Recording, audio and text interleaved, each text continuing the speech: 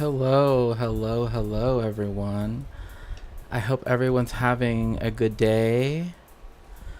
Again, like I said, since I couldn't stream on Monday because I was busy, I decided to stream on Tuesday, right, to make up for it. Hello, Holy Lazy Duck.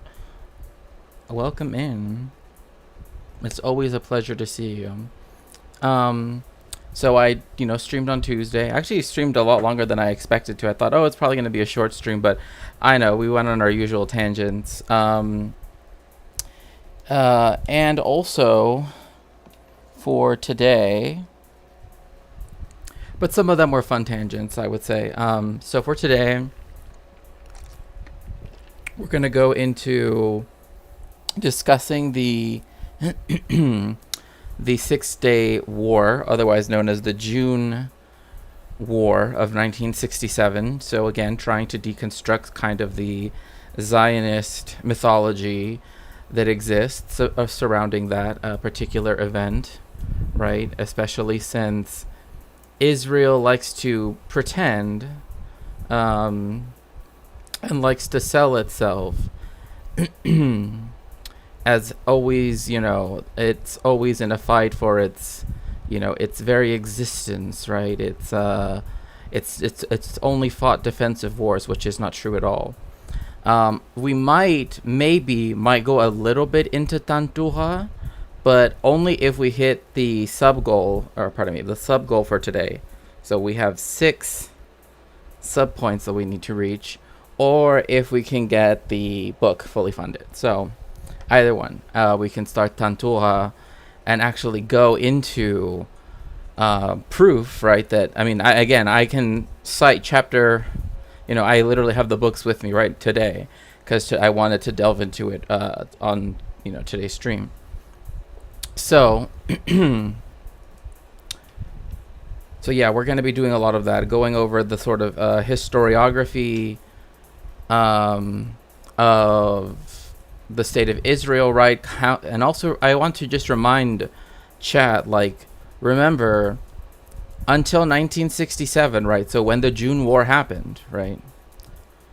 Which is why today they had Israeli Flag Day, right? And they have a holiday called Yom Yerushalayim, which literally means Jerusalem Day, right? Where they commemorate them, liberating, quote unquote, right, the city of Jerusalem from, whatever. But of course, we know that nothing was liberated, and so we're gonna dive into that to sort of discuss it, because it is something that is liberating by holding the city ransom. Hello, Moanop, welcome in. Yes, by holding the city ransom and then destroying one of the 5 quarters of the old city of Jerusalem, right? Now it's quarters, right? Technically speaking, right? It's 4 quarters, right? But before there was the Moroccan quarter, and they demolished that to build the... How are you doing, Moanope? I'm so glad to see you today. So we're gonna go over that, right? So first thing, lead up to 1967, right?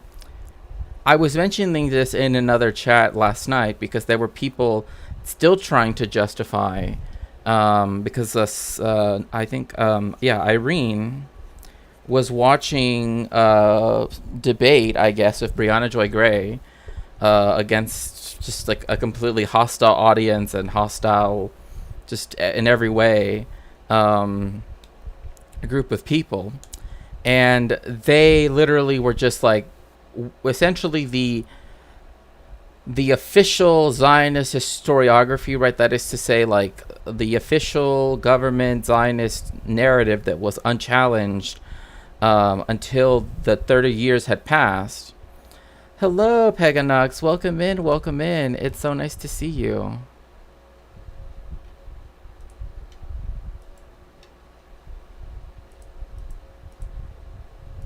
Welcome in. And so because of that, right? Hello. So because of that, right, it made me say, I was saying stuff no, we know, right, that there is this myth, right, that Zionists like to to say all the time that like Israel said yes, right, to the partition for the the partition plan, right, between Palestine and Israel, what would eventually would be Israel, right? But that actually is not true. Like I've mentioned this before, and again, the reason why I wanted to make sure I had the book with me was not so much because I was thought I could be incorrect, but rather I wanted to sort of really speak to the fact that that we need to also remember that at this time, right, when supposedly when Israel declares independence, quote unquote, right, all of the other countries surrounding it are also, are actually gaining their independence, right, from colonial rule. So, and Egypt was still bound, right? So Egypt, right, one of the countries that did invade to be against the Zionists in the 1948 war, right? They are rather, I would prefer to say respond as opposed to, because it makes it seem like they took, right, the first step into it, and it wasn't. When that happened, they were still in a semi-colonial relationship with Britain, right? This is, again, something that needs to be brought to the fore, because people think like, oh, well, Egypt was completely free, was a completely, free democracy, had no colonial sway over it. Hello, Nabil. Welcome in. Welcome in. It's so nice to see all of my friends coming in. Wonderful, wonderful. And this is a collection of essays, right? And I mentioned this book. I was mentioning it yesterday. It's called The War for Palestine, Rewriting the History of 1948, right? Edited by Eugene Rogan, who's at Oxford, right? And also Avi Schleim, who is also at Oxford and is also one of the kindest people I have ever met. And literally in terms of like mentorship, in terms of mentorship, is a wonderful person. Like if you are ever interested in, becoming a historian, right? Like I'm telling you, like the who is your mentor, right? Who you want to study under, who you want to, like, that is some of the most important. That is by far, like, those relationships are by far the most important, right? Because like some people say, oh, well, if you don't go to Oxford, or if you don't go to Cambridge, and it's like, no, I mean, like Pape, Ilan Pape, right? He's at the University of Exeter, which is a really good school, right? But it's not Oxford or Cambridge, right? But you're also working with Ilan Pape, right? Who also, I didn't bring the article with me, but because, again, we're only going to talk about Tantua if we hit the sub-goal for today. Oxturd.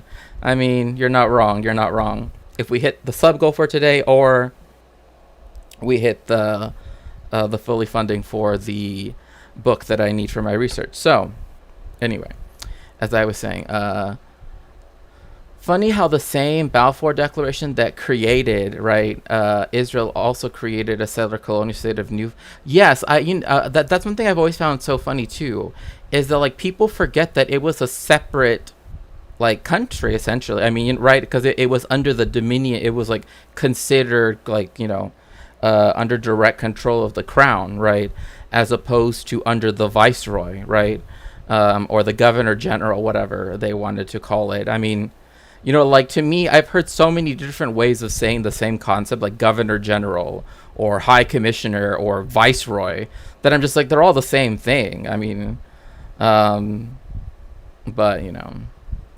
though Newfoundland no longer exists, right.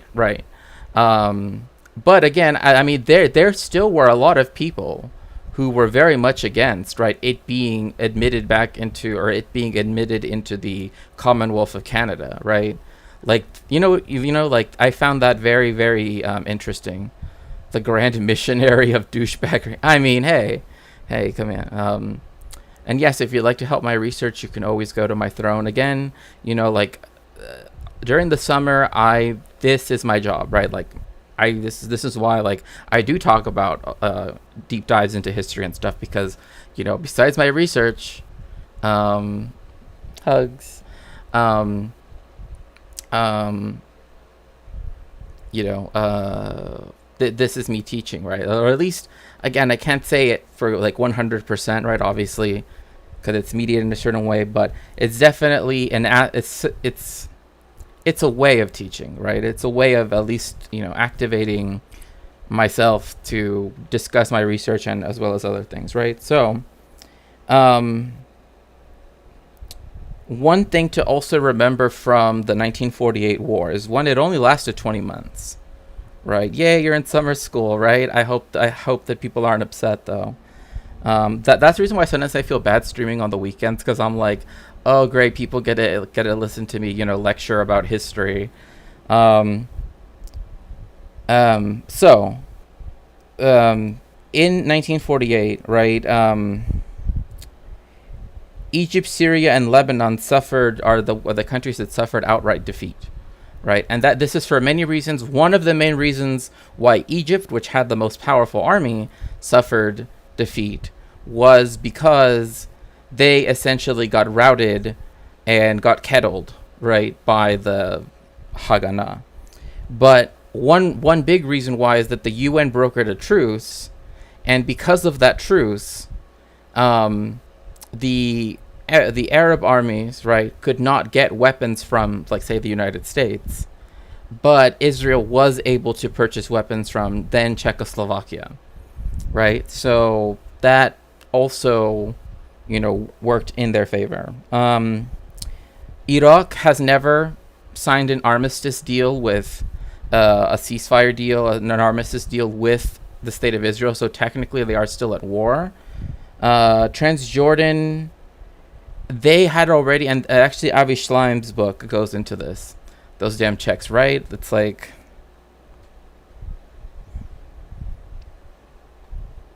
they're known for only two things, and I can't really talk about the other thing either, but but it definitely involves a lot of couches, so they like their furniture over there.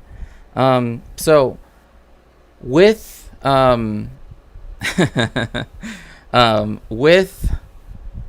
with Transjordan, Avi Schleim already has written a book about this, talking about how the king of Jordan, King Hussein, already had a deal with the Zionists that he would not send the Arab Legion that he had, which by far was the most elite trained military force of its time in that area, in that region, anywhere beyond what the land that was going to be apportioned for the Arab state. So they already had that agreement, right? And instead of having a central command, right, where all of the armies, right, together, worked in concert, instead each army pulled out at its own time, and each nation on its own, right, signed a ceasefire deal, right? So that's why, like, the idea that, like, oh, this united front of the Arab nations that actually is just not true at all. It's not true at all.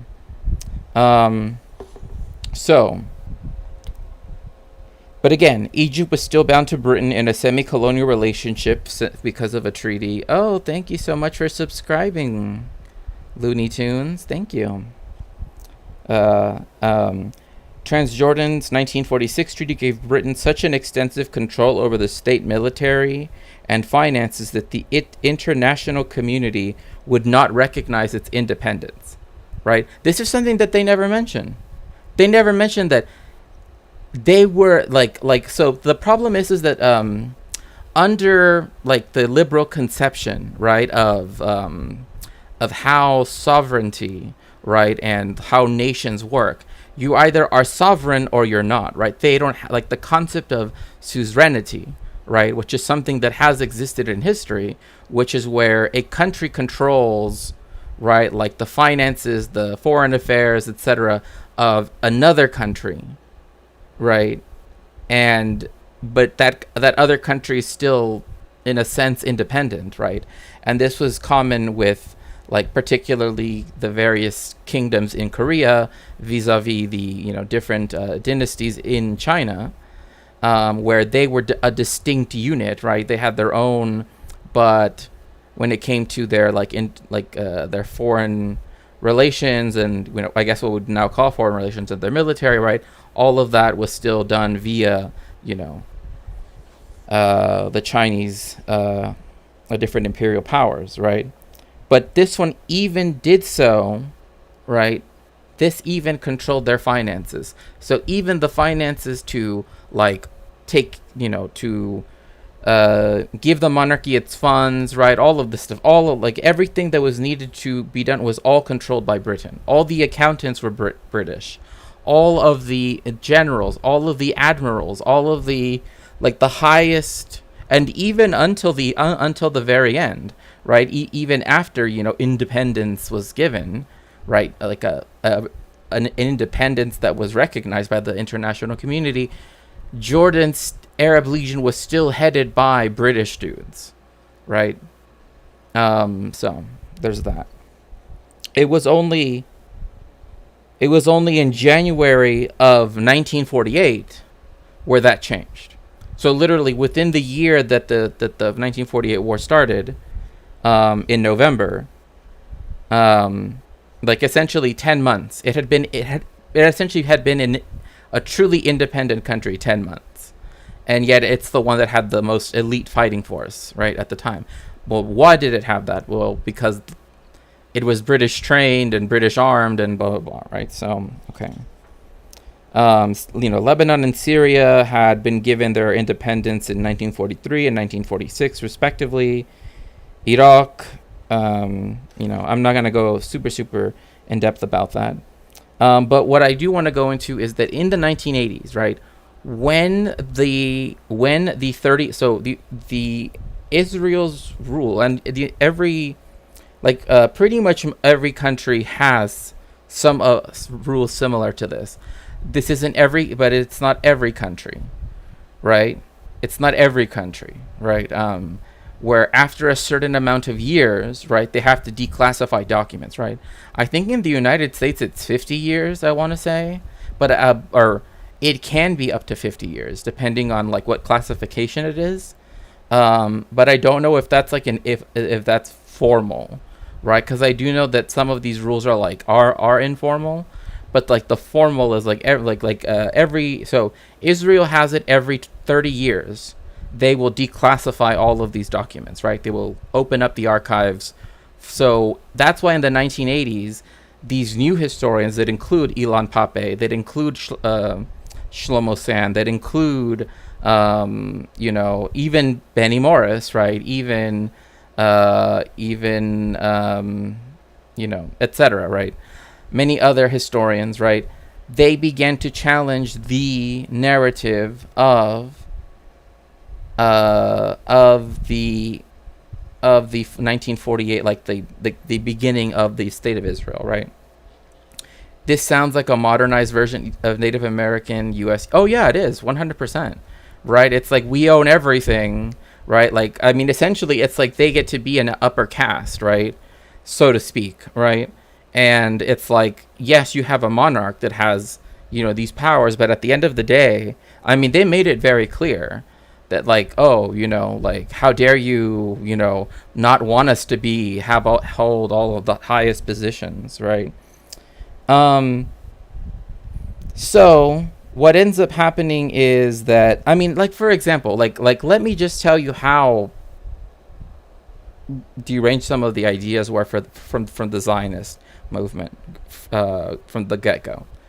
They wanted to literally split Lebanon into two countries, right? Because remember, France wanted to create Lebanon as essentially like Israel, right? Like a majority Christian state. That was the main thing, right?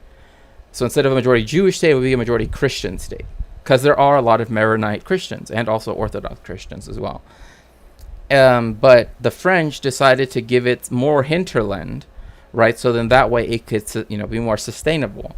The Israelis were like, let's create another country between the only Christian Mount Lebanon and then the only Jewish Israel, right? And that will be for the Shiite majority of that region, right? Or minority in the whole of Lebanon, right? But there it would be a majority, right? Like literally, like let's just create another country, right? So that it's all based on, sectarianism. They'd make peace treaties individually, so then that way they could prevent friendships, right?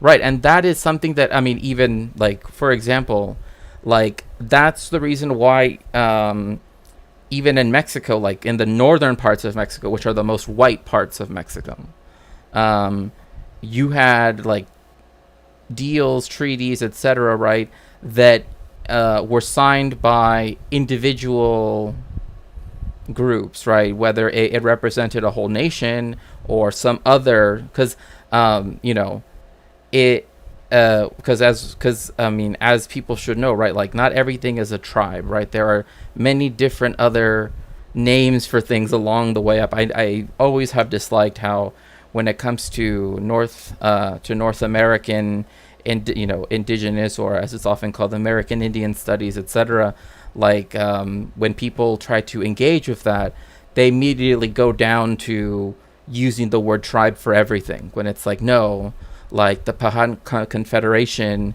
included many different nations and their subgroups, right? Subgroups within that too.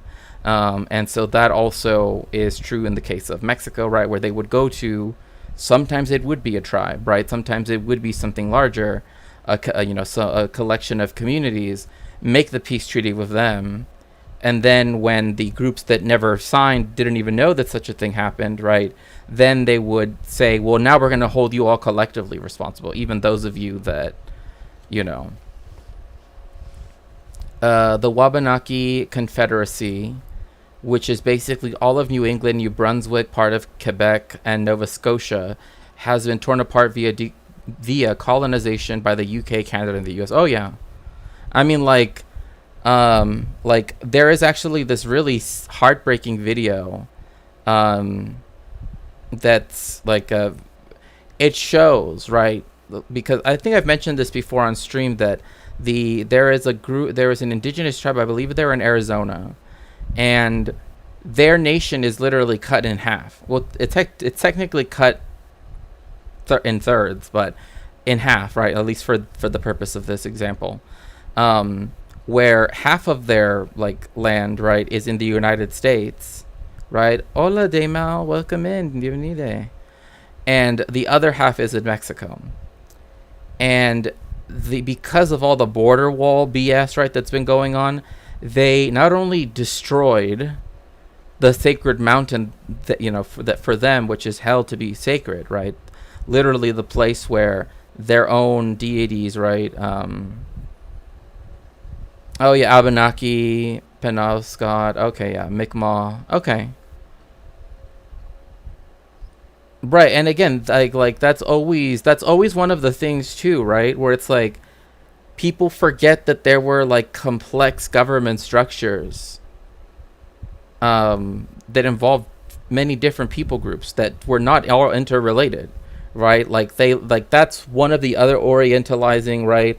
Racializing aspects when it comes to indigeneity, right?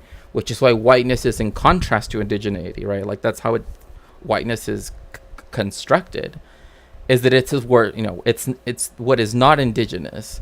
But in the same vein, it also means that indigeneity is constructed as this monolith, right? That like people that speak Nahuatl and people that speak Luiseño and people that speak, Mi'kmaq or whatever, right? Or Pequot or whatever it might be, right? Like somehow they're all related. And it's like, no, there's no, like, I mean, that's like saying that someone that happens to be from like Lisbon is related to someone that lives in, along the Ural Mountains. Like, sure, maybe numerically speaking, if you go back enough generations, but by the time you go back that far, we're all related to one another, Indigenous people in what is now Canada had trade relationships all the way to Mexico. Exactly. And that's the reason why you can find things, right, like jade, which was very important in Mesoamerican like jewelry and also in our mythology, right? That found its way to places where there's no jade to be found, right? Um, and vice versa, right? Like you find, because they're like the belief that like people were just like, I don't even know honestly sometimes what people think the indigenous people did before Europeans arrived, because it literally seems to me that they just like that they were just like ghosts, right? Like that everybody was just like sitting around doing nothing, just waiting for them to arrive, right? Because that's kind of how they frame their discovery, right? One indigenous familial connection between the kings of Tonga and the indigenous Shinnecock of Long Island. Oh, interesting. That's interesting. I haven't read on that. I mean, again, like they're like, if that would make sense to me, right? Because like, you do have these movements of people. That's why, for example, like the indigenous peoples that lived in Rapa Nui, right? In what is now Chile, right? That's why some people believe that, they went out that far, right? That eventually you have, that to say that they didn't go further than that, right, would be to say, well, that they didn't do what they have done as as a society, right, which is to sail around and to try to find more islands, especially when there are lots of. But then this is where the historiographical side kind of kicks in, right? We don't want to look just for similarities and say that the similarities therefore mean it's. But so, I mean, again, that's why I feel like the people that do all of that research, like that's why people do specialize so heavily in very specific aspects of which shows that there's so much depth with the indigenous peoples. Like the people that think that, indigenous history or indigenous culture is like really easy to learn or whatever, it just shows that, it's not that you have that like the people that actually are breaking ground are the people that are so specialized, because there's such a vast amount of stuff that we don't know, either because it's been destroyed. Yeah, it's not right, exactly, right. Yeah, it's because of they were whalers. Okay, yeah, that makes sense. Also, link shows roughly indigenous cultural locations in the world as currently documented. Okay, it's not. Yeah, I mean, again, I have nothing against Wikipedia as such, right? Like, I think it's a place people can start, because people, like, when a certain streamer is committing war crimes and also making gooning jokes about hostages, and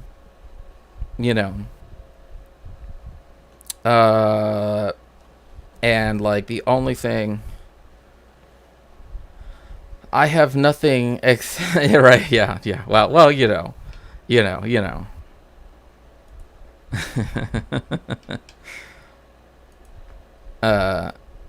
no, it's just like literally just I don't know. I just don't even know what to say with that. It goes way, way, way too much. But one of the myths, right, and this is one of the 7 myths, right, and we're gonna get into it right now, because I'm gonna start playing the video, so I'll stop.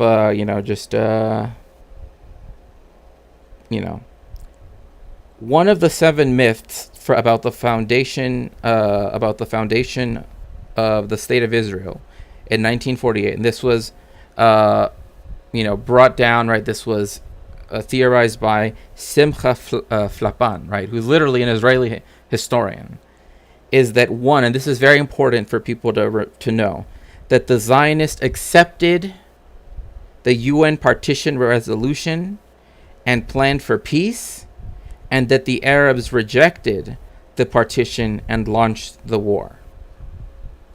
Okay, that is literally a Zionist, like that is a myth. That is a myth. The Zionists did not approve the UN resolution for the partition of Palestine, right? And the Arabs did not disapprove of it. Hello, Ghost Nest. Welcome in, welcome in. But you will hear this being said over and over and over and over, even by people who are pro-Palestinian, right? At least ostensibly, right? They will repeat this myth, right? That, oh, well, the Zionist organization said yes, as if they had the right to say yes on behalf of land that wasn't theirs in the first place, and that the Palestinians had to agree to a plan that fundamentally, right, would have taken away, right, 56% of the land, right? Like that's why every time say, oh, well, Israel's tried to give them so many peace deals. No, because from the get-go, the whole thing of like even the partition plan itself before the state was created was wrong, right? There was no right in law in any sense to partition the land, right? And there was never a need to. So, okay, so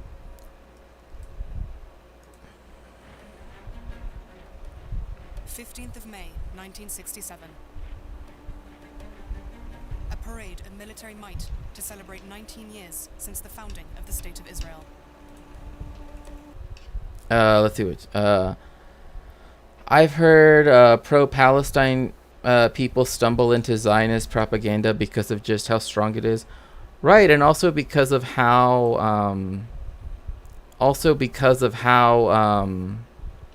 I guess easy it is in some way, right? To think, right, that, oh, well, you know, there are at least some established truths, right?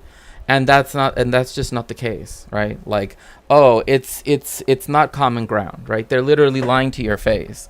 And you can ask like, you know, even Betty Morris, you know what I mean? Even a person who says, yes, the IDF committed ethnic cleansing, but, you know, in his view, they should have done it all the way, right? Like, that's his view, right? Yes, he's willing to question the official narrative, but only insofar as he's like, they should have giga chatted it, right? It's just like, oy vey vey.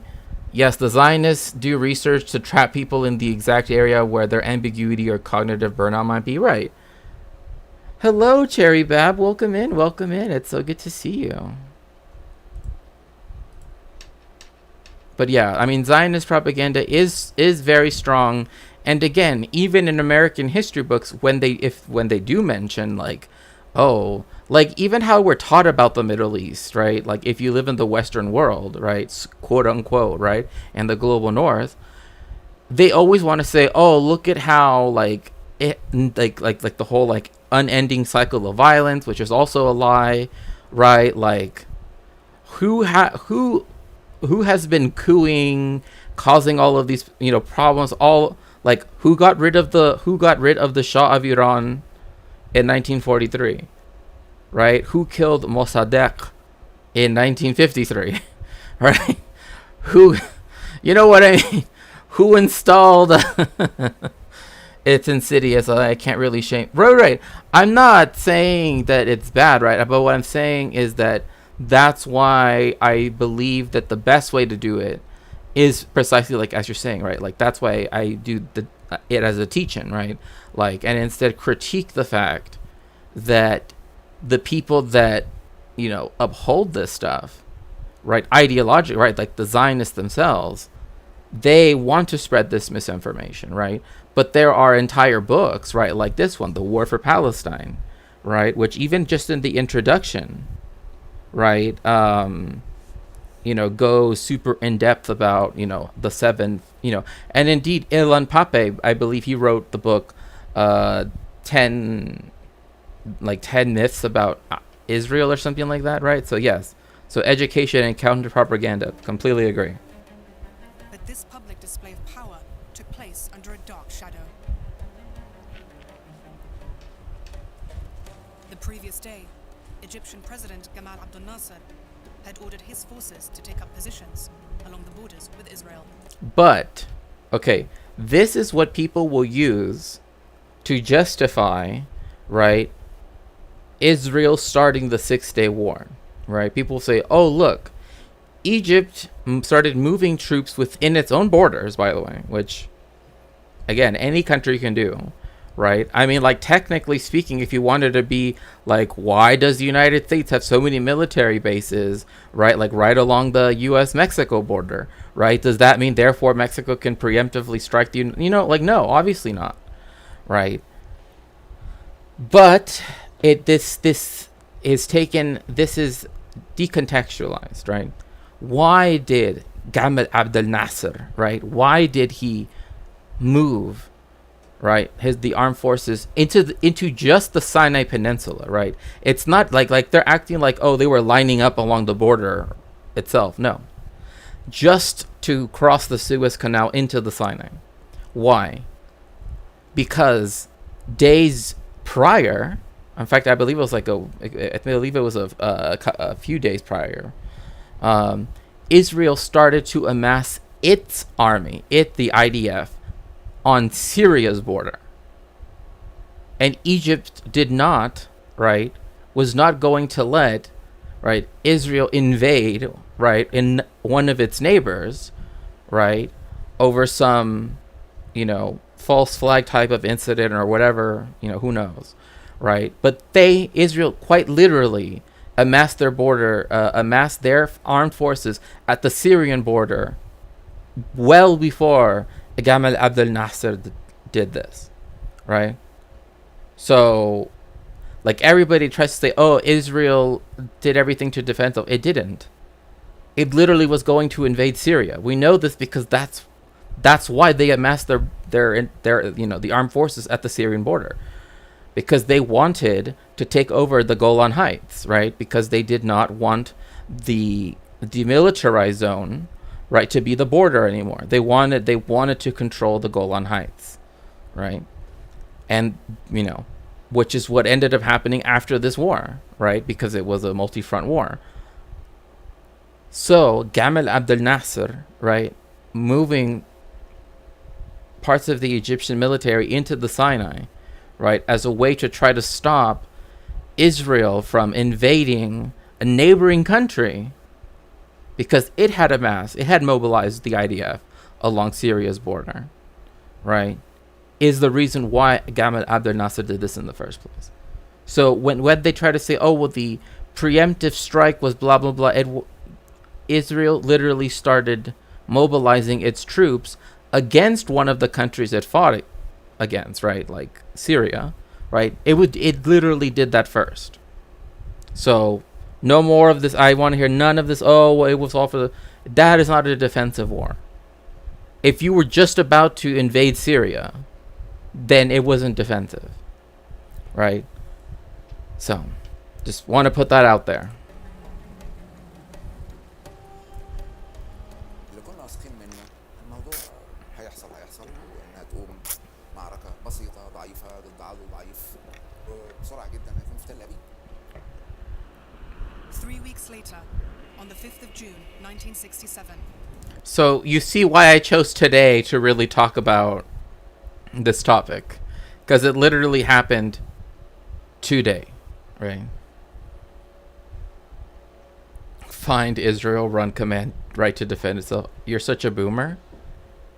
Oh, give me one quick second.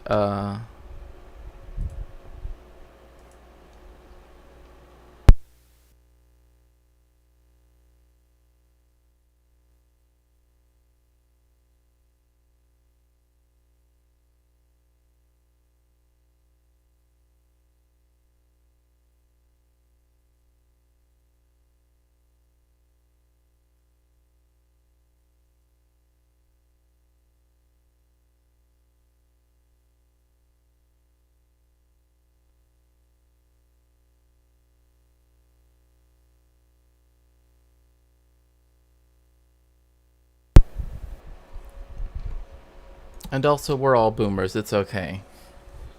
I've been trying to type at you and kept muting you, thinking I was typing in chat. Oh, no. Don't worry. No, I just, that, they, at Stater Brothers, they were having this, like, half and half iced, essentially like an Arnold Palmer, right? But it's like the Stater Brothers brand. And so my friend made me some, but I needed the ice to be made, and so I had to wait till that everything was done, and the flavoring, because it's in packets. It's not like just a drink. But as I was saying, yeah. So today, right, many years ago, right, is when this war broke out, right? And this war broke out because of supposedly a preemptive strike that somehow doesn't count as attacking first. Like, it's always given that title, right? Oh, yeah, some vodka. Yeah, you know, it's funny. I think because I grew up Hasidic, and a lot of Hasidim tend to be from, like, the former Russian Empire. A lot of them. Not all of them. A lot of them. When they do, like, tishes, which is where, like, you, like, sit around, there's, like, food, and, you know, but every time that you do a l'chaim, right, just, like, you know, a toast, like, everybody does vodka shots. You know what I mean? And, like, I don't know why, but I guess, like, that just got me so like vodka to me is like, that's okay. You know, it's like other stuff, it's fine. But, like, I got so used to vodka. Israel launched an all-out war against its Arab neighbors. So again, yes, this is the correct framing. Israel launched a war against its neighbors, and it was planning to do so before Egypt moved even a single troop across the Suez Canal. Right? Literally. It already was there. It already had its guns pointed towards Damascus, right? The state of Israel did. The IDF did, right? Then it did the preemptive strike to attack to destroy all of the airfields of Egypt and everything. So today, back in 1967, Israel started an offensive war of conquest. So that makes every inch of land that was taken, regardless of whatever Trump says, regardless of whatever Biden says, regardless of whatever, I'm actually a leftist Zionist, which is just not even true. Like what are you even talking about? No. Like, all of it has to be given back. And the fact that they knew that they left a loophole in UN Resolution 242 is just, I don't care for just straight vodka. Oh, no, I would always mix it with stuff. Well, like they would do, well, like sometimes I would do shots, but usually I would either vodka cranberry, right? Because there were like other drinks too, right? But I wouldn't just do shots. I mean, that would just be too much. I'm a Oh yeah, whiskey. Have you ever had Belate? I think that's how you pronounce it. Belate. I've heard it's good. After only 6 days of fighting, it achieved total victory, defeating the armies of Egypt, Jordan, and Syria. וכך מלחמת ששת הימים, שנחשבת לאיזה מין אירוע צבאי חשוב בהיסטוריה הצבאית, בעצם לא הייתה מלחמה. זה היה מרדף באש חיה מול אויב בורח ולא נלחם. So again, here we have someone, Israeli, who is saying Israel loves to make this war seem like it was an existential war, right? That, it was being threatened and everything. No. Otherwise, it doesn't make sense that, that it didn't turn into a war of attrition or other things. Like, if it truly was what they say it was, then it wouldn't have been so miraculous, right, in what happened. Because that's not how that works, right? But yeah, I don't know, Raven, if you've ever had Belate, or this other one, I forget what it's called. I've only seen it around like Christmas time, right? Or like Hanukkah, Christmas time, I guess. And it, like, they always sell it in like a little box. I think it's called Outlaw. I want to say it's called Outlaw. I don't know. Outlaw, and it's like it. They always set. It always comes in a little set with like a bottle, right? Like the bottle of the whiskey and a flask, and like every year the flask changes. I mean, I don't really drink at all, so no, never heard of it. I honestly don't drink much. Actually, went to a drag show on Monday night, and my friends and I got absolutely locked. I'm good on alcohol for probably another year. Yeah, no, I totally get that. Jameson is my choice. Okay. Oh, have you ever gotten into like old-fashioned like jugs of Jameson before? Because once I got that for one of my ex's moms, she like loved Jameson, and like then I found out that you could actually order like the old-fashioned like the jugs that they used to sell them in back in the day. But anyway. Known to Israelis as the Six-Day War, Israel's territorial gains would change the map of... Like, look at this, right? So first, up here, if you can see my cursor by this is Hakineret, otherwise known as the Sea of Galilee. Literally, where Jesus performed all of his miracles, where he walked on water, where he stopped the storm, where he gave all the people all of the fish and the bread, right? That's this area, right? And there's Tiberias, and then there's, other places, right? This is the area that Israel, right here, in the part that isn't flat, they had amassed their armed forces here. So Egypt found out that they were going to try to take the Golan Heights, right? Which literally, they did take the Golan Heights, right? They stole it and then put in settlers there. And when they did this, right, they always used this thing that, the Syrians would always... Like, this area right here was demilitarized. Completely.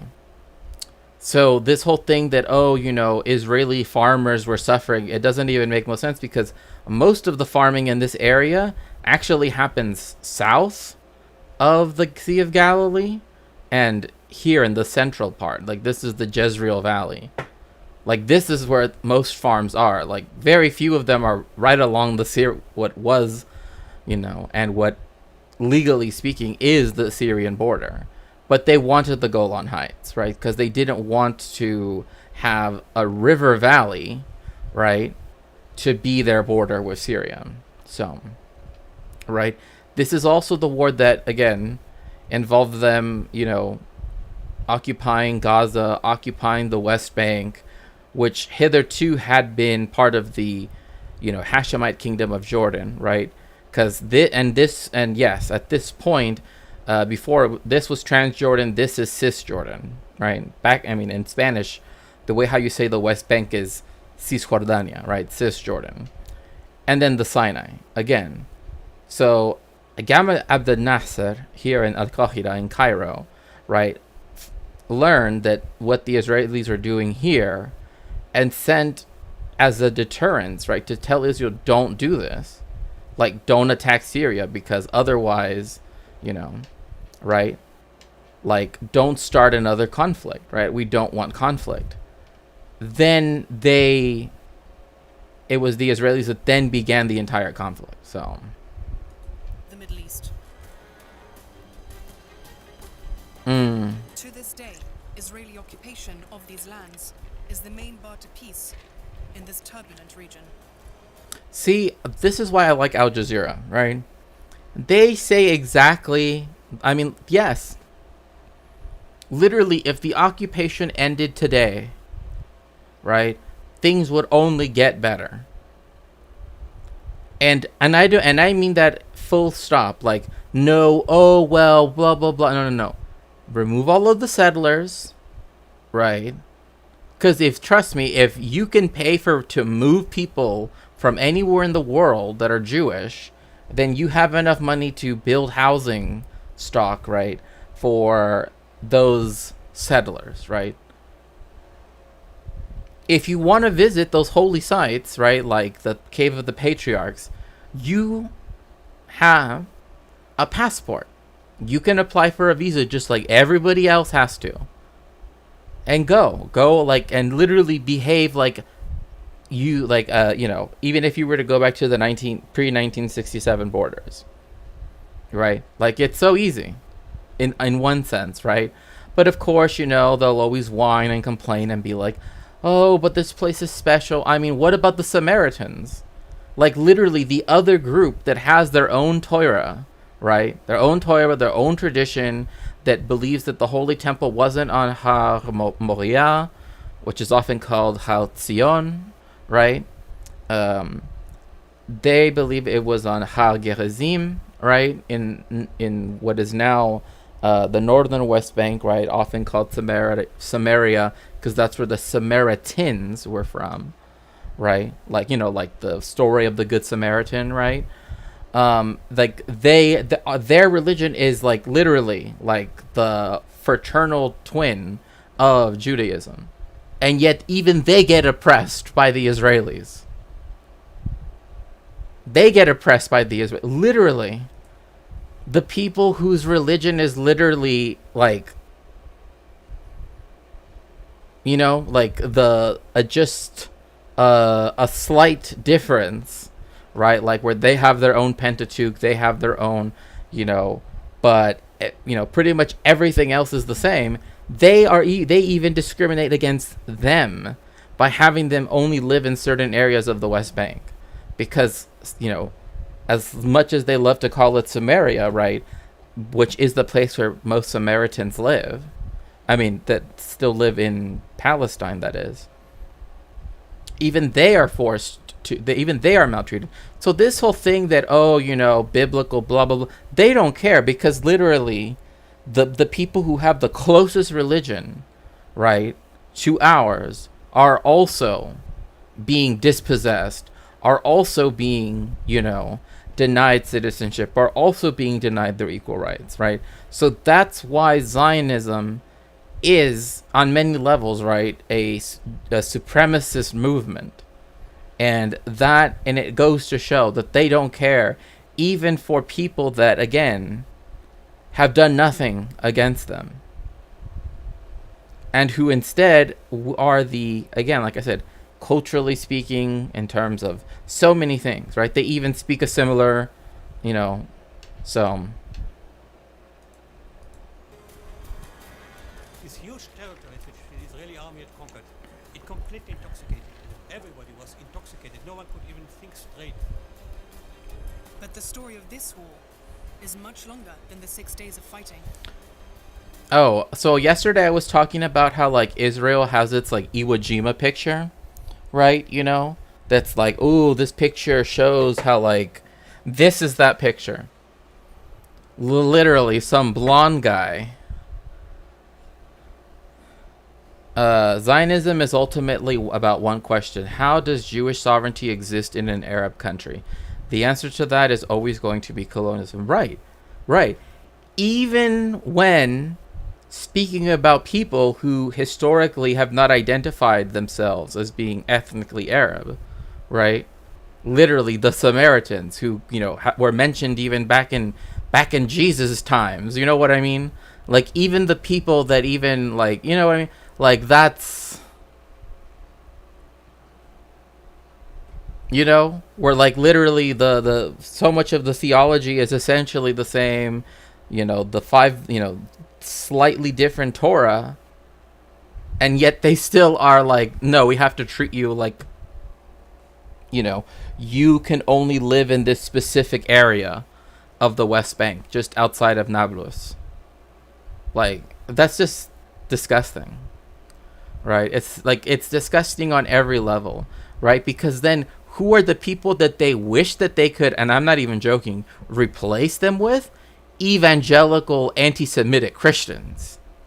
Like, right? And I qualified that. Anti-Semitic Christians, right? So nobody be like, oh, I'm drawing broad generalizations. No.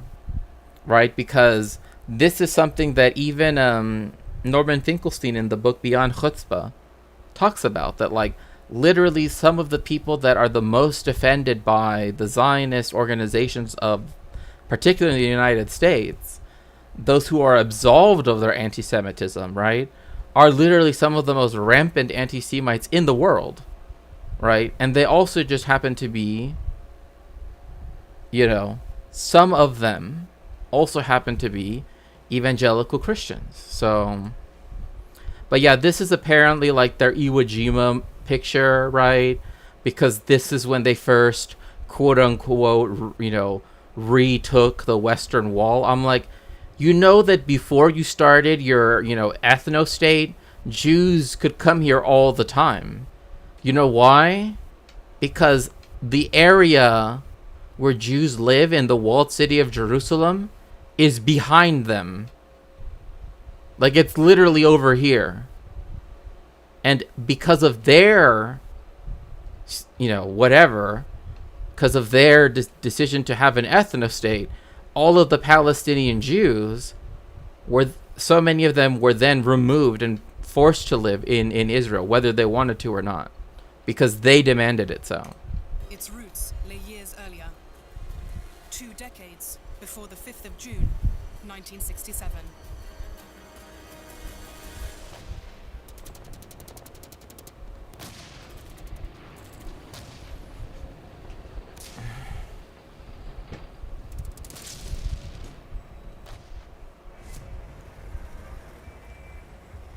Tel Aviv, the 14th of May, 1948. The day that Zionist leader David Ben-Gurion declared the establishment of the State of Israel. Okay, so here is another thing I want to dispel, another one of the Zionist myths, right? And that is that everything that the Zionists did was peaceful, that there were never any expulsions, and none of that ever happened until after, I guess, after they decided to declare independence on the 15th of May, right, 1948, right, that's when you actually have all of these atrocities begin to happen, right? That's not true. We know that there was Plan Eshkol Dalet, right? Or Plan Dalet, or Plan D, I guess, because Dalet is just, is just D. Anyway, it's just the letter D anyway. And there were specific battalions of the Haganah, which was the paramilitary force that, along with the other smaller paramilitary forces like Halechi and Ha'irgun, right, later came to form the IDF, right? But the Haganah was the largest of these, right? In March 1948, so at least 2 months before they even declared independence, they already had a plan that was to be taken on from that day, right, called, like I said, Eshkol Dalet, right, where different battalions and different, whatever, were given instructions to ethnically cleanse and wipe, destroy, like not just empty out, but also destroy, right, Palestinian settlements, right? By this day that they're talking about here, May 15th, right, and we're just talking about one brigade, one. They were given 64 villages to destroy and to ethnically cleanse, and who knows. By the 15th, so before Israel even declared itself a state, right, and was recognized by the United States 11 minutes later, 58 out of the 64 villages they were to have, literally, and I'm quoting Avi Shleim here, to have erased off the face of the earth, right, had been. So this disproves this whole, that the Zionists were completely peaceful, that they never did anything, the Arabs started everything. No.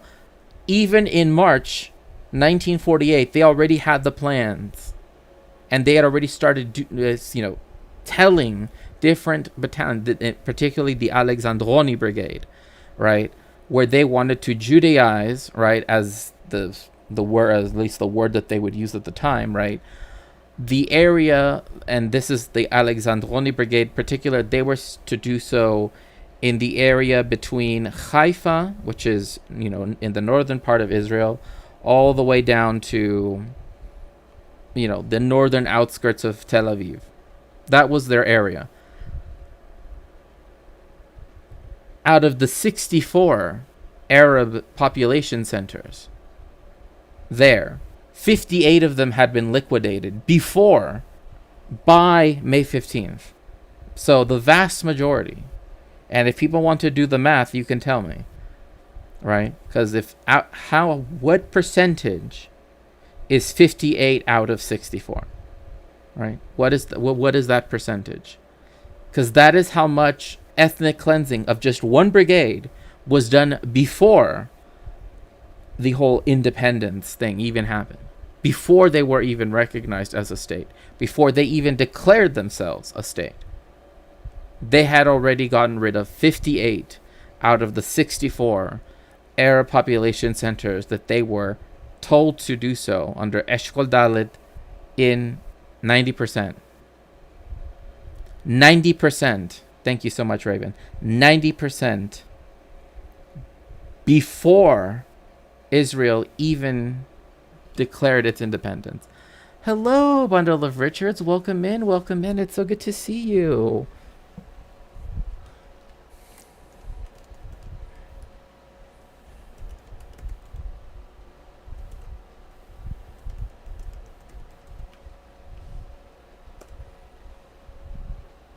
It's so good to see you. I hope you're doing well. So, again, 90% was already complete of just one brigade.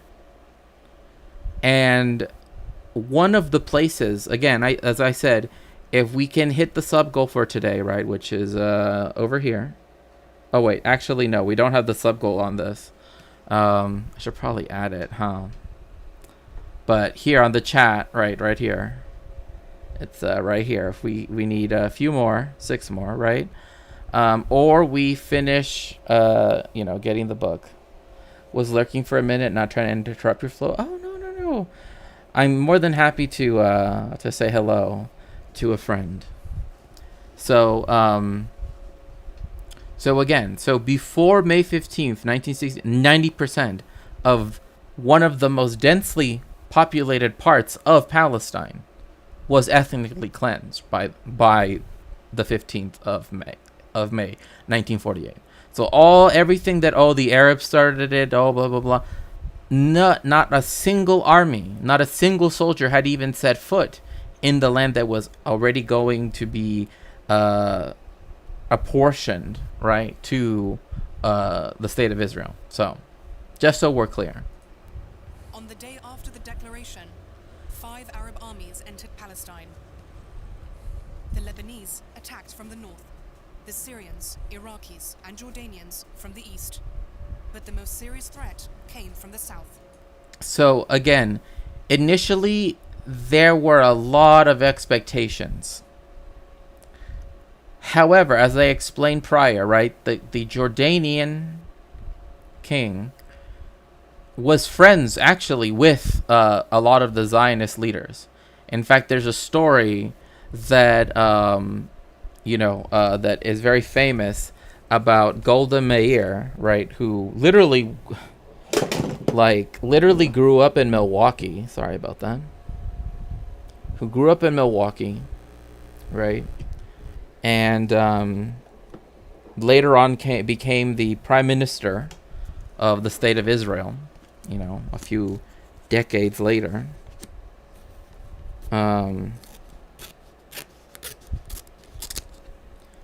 Which I find so weird to me that someone can come from just a completely separate country and then just become the leader of said country like it's nothing, But anyway.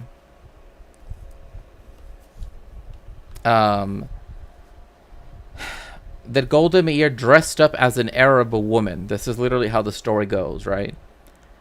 And so if you ever go to I think it's called Chedecha Tzamut or something like that.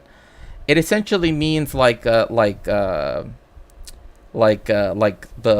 museum, HaMuzeon HaAtzamut, right? Like the Museum of Independence, right? Which is this weird like when they declared independence, they declared it in a basement, right? Because they knew that the Arabs were gonna be upset, right, quote unquote, right? That they were going to possibly invade or attack or whatever, right?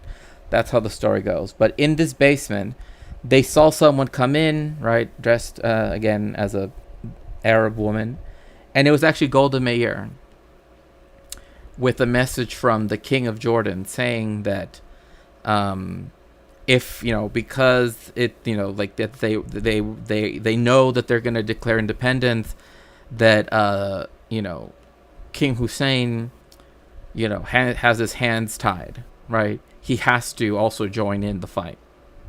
So again, you already had collusion with the Kingdom of Jordan from the get-go, right? Because he was friends with the Zionists well beforehand. And again, they had the most well-equipped and the best taught, right, armed forces, right? The Arab Legion. The Lebanese, really, it's really weird to hear it say like the Lebanese invaded, because technically they did, but also it wasn't as big of a thing as people like to make it out to be.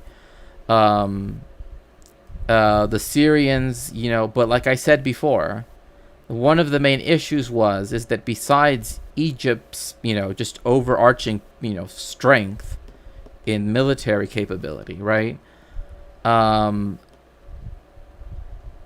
of the countries fought together, right?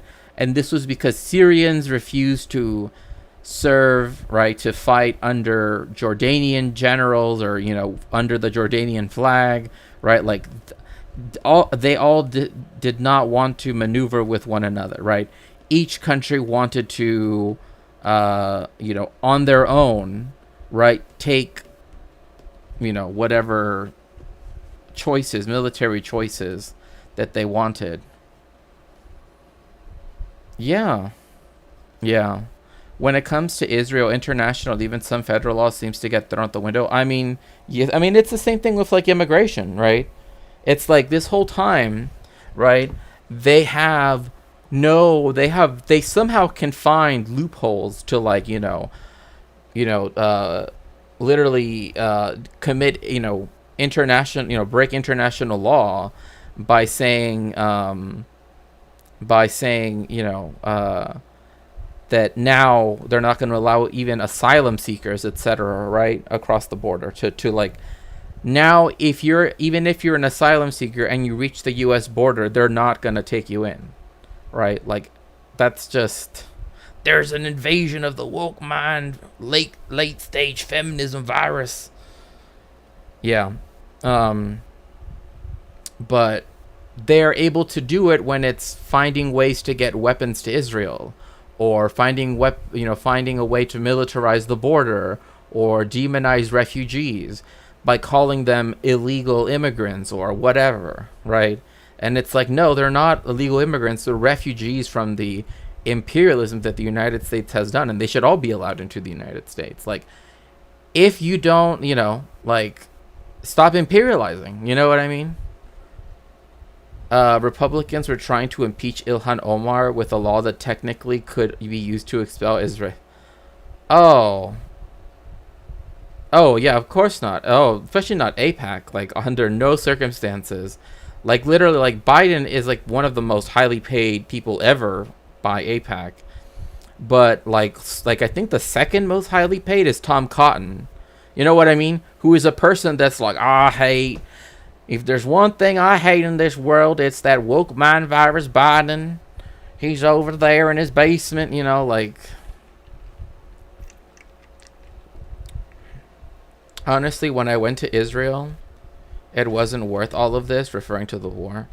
they also weren't that nice to me till they found out I was American. Oh wow, you've been to Israel. That's it. That's, I mean, hey, look, my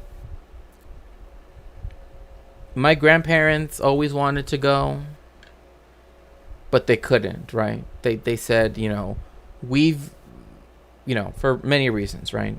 I don't want to get into them because, but, I hope that, it was an illuminating experience for you, especially because, again, I know that now you're pro-Palestine, right? And I'm not saying you weren't back then, but, so there are some people I know who have gone, and some people who have even done research, right, that, is kind of, it wasn't on my dime. My grandma worked for Lockheed Martin.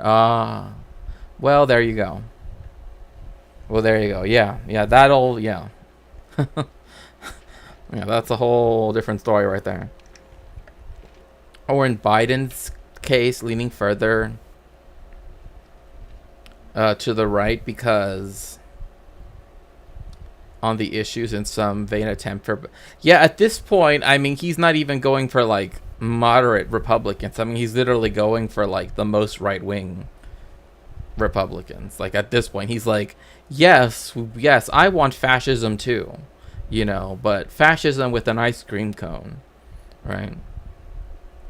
Like, personally, like, my personal view is I could not visit until Palestine is liberated, right? Like, I would feel remiss, especially being Jewish myself, to, be in a country that, just, I can't, it's just one of those things. My mom works for an Israeli company, lols. I give her shit for it all the time, but she clawed tooth and nail to get to a point in her life where she wasn't dirt poor, taking care of me and my brothers, right? I mean, again, this is why, like, that guy that we watched last night that was like, making fun of, calling the people that, actually care about Palestinians, and saying that they're just whining and that they're ungrateful. It's like, you do realize that, like, yeah, you're only pointing out the reason why people do want to boycott, right? You're only making people, want to be more aware of where their money goes, right? And that's something that is, I mean, there was a poll released just last night or this morning. I think it was this morning on BBC Breakfast that they talked about it, where like 54% or something like that, maybe it was higher, of young British people, right, don't want the state of Israel to exist. Like, that just to me is like, wow. Like, if the vast majority of the youth, of the youngest age polled is like, it shouldn't exist, that's a lot.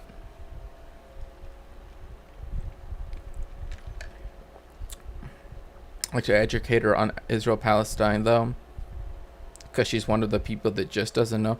Right, and again, like, I also understand that for me, it was different, right? Because, like, my family,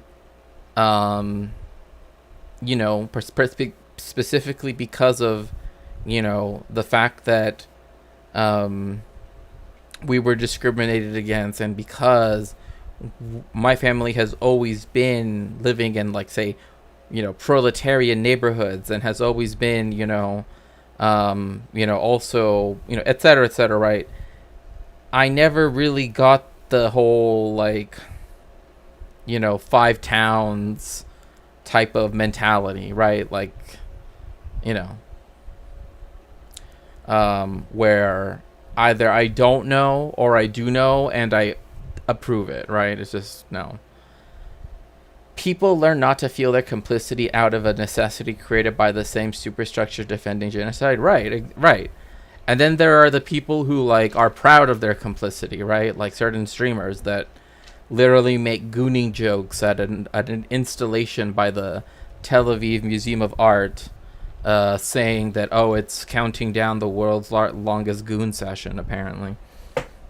It's like, no. Like, you're literally making fun of hostages, Like, regardless of anything, the relation is still a, people. Anyway, the media is good at suppressing the activist voices. There's been celebrities and others screaming about this for years. And I never knew until October. That's what made me hate the home country. Oh, yeah. Yeah. I mean, like, for me, again, like I said, like, Mexico has never really been high up on the, like, for Zionists, it never really mattered, right? They always focus much more on Argentina and Brazil and, and of course, the United States and Canada. But like Mexico, they didn't really, and in fact, like, they would often be very racist because, like, not everybody would be like Ashkenazi, right? Nor would they be necessarily like, oh, I'm all into Zion. You know what I mean? Like, Zionism doesn't have as much sway at all, really, in Mexico in the way how it hasn't. Like, in the United States, it's everywhere. Like, I'm not even joking. Today, I went to the grocery store. Right, I went to Stater Brothers. I just mentioned the Stater Brothers Arnold Palmer thing, right? And I kid you not, I saw a white dude. And, like, I've seen this dude a lot, right? A lot of, these people, like, over and over again. So I know that this dude isn't Jewish, right? Like, I know he's, like, some evangelical guy, whatever. You know what he was wearing today? I kid you not. He was wearing an IDF shirt. I'm like, that's what cringe, like, teenagers that go to on their birthright trip, right? That's what. Hello, Patricia. Welcome in. Right? It's like, why are you wearing that? Like, you know what? Like, that's what I find so weird. It's like, who wears clothing, especially because, like, Americans are so weird about their own armed forces, right? And then also they passed that bill too, where now, like, IDF veterans are going to be able to receive U.S. veteran benefits. Like, that's just like, what? But again, it just goes to show that Israel is a colony of the United States. Being black in America is literally experiencing myself how displacement. Oh, I'm 100% serious. Yeah, I'm 100% serious. They want to make it so that if you served in the IDF and you come to the United States, that you can get all of the same benefits that a veteran in the United States could get. Granted, the VA isn't exactly known for being very, helpful, but I don't know what that's going to entail. I know, and it's like, what other country in the world is literally going to be like, hey, we're totally not going to be full mask off about the fact that this is our, like, little, like, eternal aircraft carrier in the Middle East colony, right? Except by literally saying there are veterans too now, right? Like,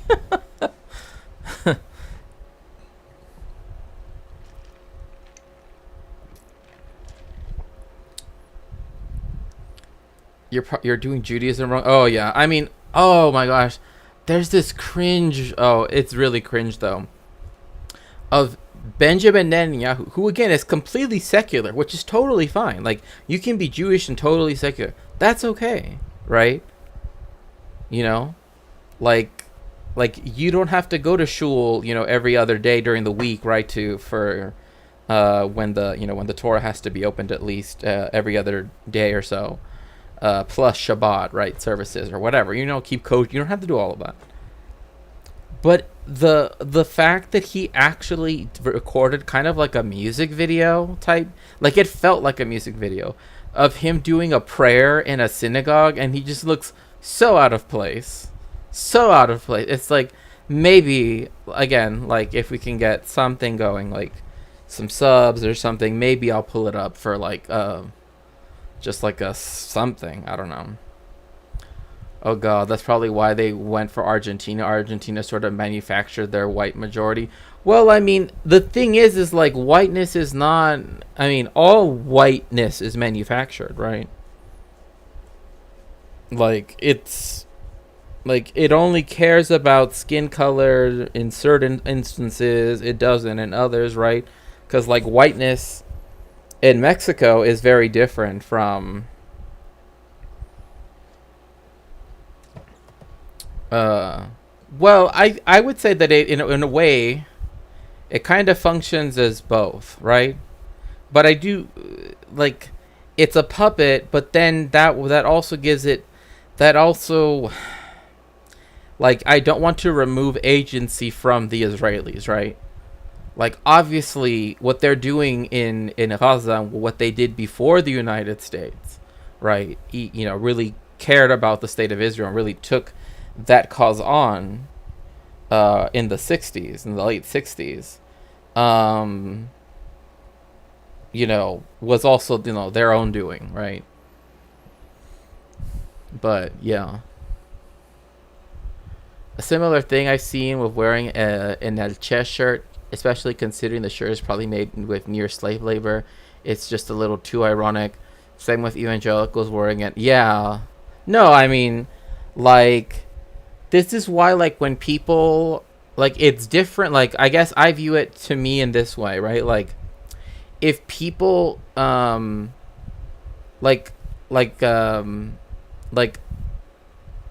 if you have a shirt that you already have, right, and you go and you pay an artist, right, that will like embroider it or whatever it might be, right, put it on like that or put like patches on it, right, that are like, I don't know, to me that's like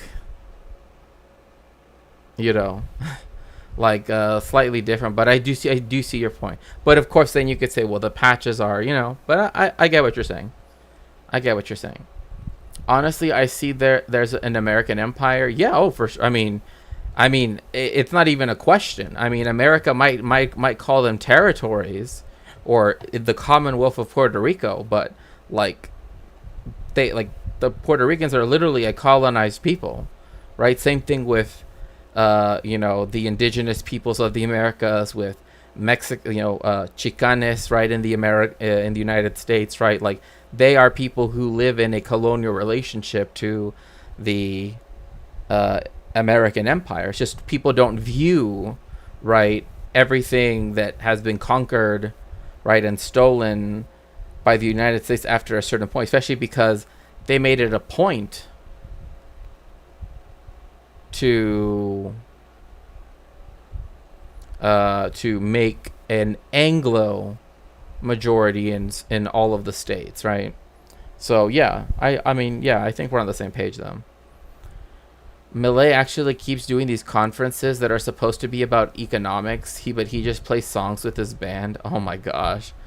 I couldn't. I'm sorry. Like I tried to like dive into like the whole Millet thing, right? Like going into like, oh, let's look at what Millet's doing.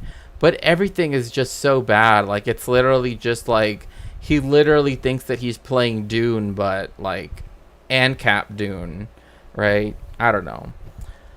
Right, but apparently Argentina was like, call yourself white and we'll treat you like you're white because we need to show. Hello, Igloo, welcome in, welcome in.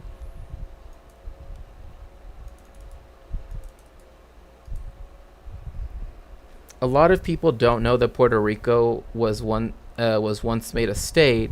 Then they were drafted into war, and then the war ended, and the racists revoked their state. I mean, it is also a question of the fact. Well,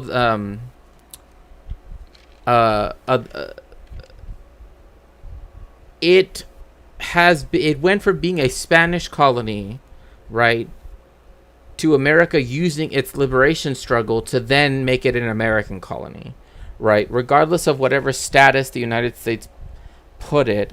And I don't know. I from my own recollection, I don't believe Puerto Rico's ever been a state. I could be wrong though, but I have, I'm more than willing to stand corrected. Trust me, because of the insular cases, right? That's the case law that deals with like Guam, like because Guam used to be part of the Spanish Empire, right? that remained after the independence movements in the Americas, right? Because Cuba and Puerto Rico and Vieques were the three places in the Caribbean that still were part of Spain's empire, its global empire, up until 1898, right? Like leading up to that point, right? And then you have like, oh my goodness, thank you so much for the resubscription, Raven. Thank you so much. Oh, for 4 months. Thank you so much. I appreciate that. Argentina's having a water and fuel shortage, and Javier went to Lula, that damn communist, to get some gas. What? It's funny, like, I had mentioned that, like, before, because I actually brought the book with me today, that talks about the whole, like, quarrel, right, about women, right, that they had, the pamphlet wars. It's somewhere around here. But essentially, I know it's somewhere around here. I just think it's somewhere over here. But like I want to read some of it because I feel like when I'm describing it, it's like it kind of resembles our current moment in some ways because like literally like one of the worst things that like you could call a dude, right, was like a cuck, right? Like that was like literally that was like the worst thing, you know. Oh yeah, I mean, Millet would probably, say that Benjamin Netanyahu's a communist at this point. Who knows? A lot of people. Well, I'm only saying it. I'm not. I'm not saying that that's that. I'm saying It could be wrong, but usually once you're accepted into the union, you cannot be devolved back. Right, like that isn't something that can be done constitutionally. So, but again, I could be wrong. But like again, I just from what I remember, because like there is a journal that represents the three colonized diasporas, right, in the United States, right, which is Chiricu, which is the Chicano, Puerto Riqueño, and Cubano. Um, colonized diasporas, right? So The Egyptian army advanced to the village of Yibna, which is 22 kilometers from Tel Aviv. We were a very thin line of soldiers who were defending what was practically the last line of defense of Tel Aviv. But the pressure on the Israelis was relieved when a UN brokered truce came into effect. So again, the Egyptian army, which was coming in from the south, reached the southern suburbs of Tel Aviv, right, which is literally smack dab in the center of the coastal plain, right, and was also like the city where they had declared independence just less than a month before, right. It was during this UN brokered truce that a lot of historians, war historians, right, but also politicians and etc., right, will often say like had this truce not been put in place, Israel would not have received the weapons shipments and the aid that otherwise the Zionists would have been defeated in essentially in June, literally like a month into the war, as opposed to it lasting until 1949, right?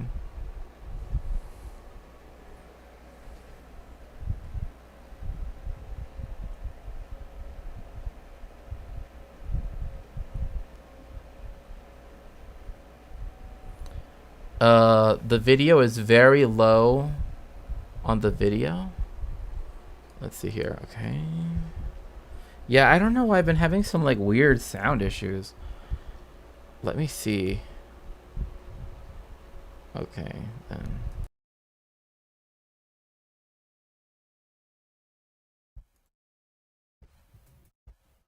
Zionist and black markets. The Arab armies, of course, in states.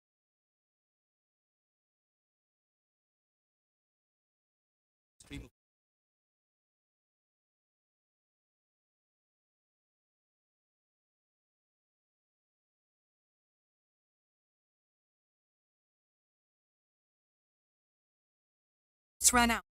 Israelis set out to expel the Palestine.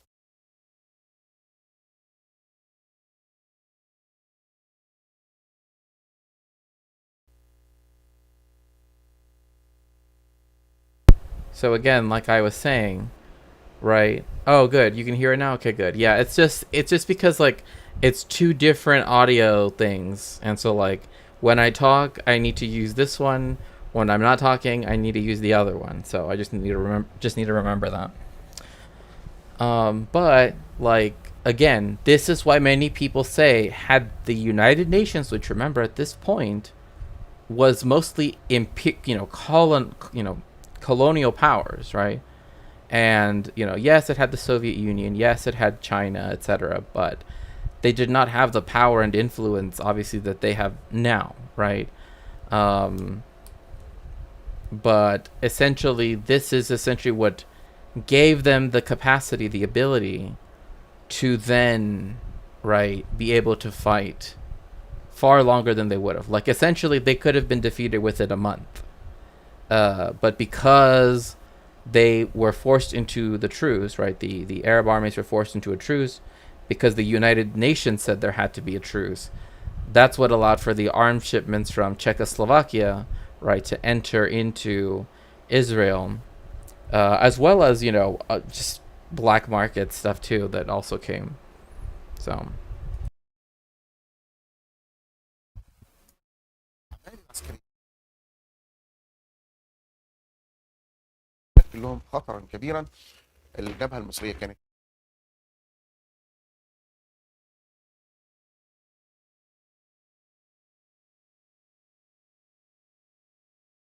As Israeli troops advanced, encircled.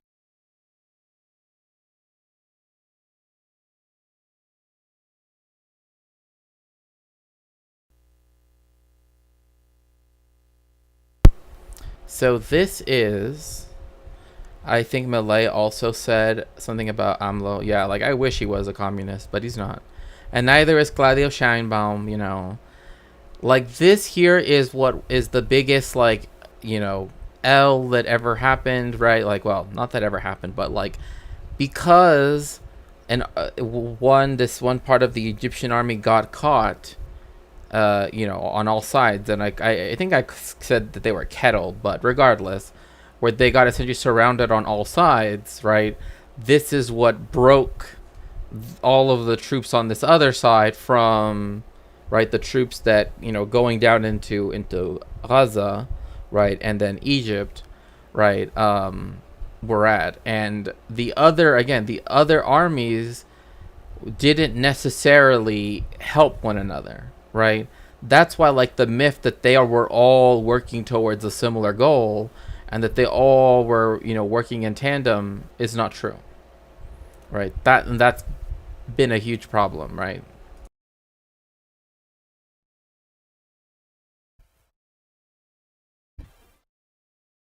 Is trapped in his pocket.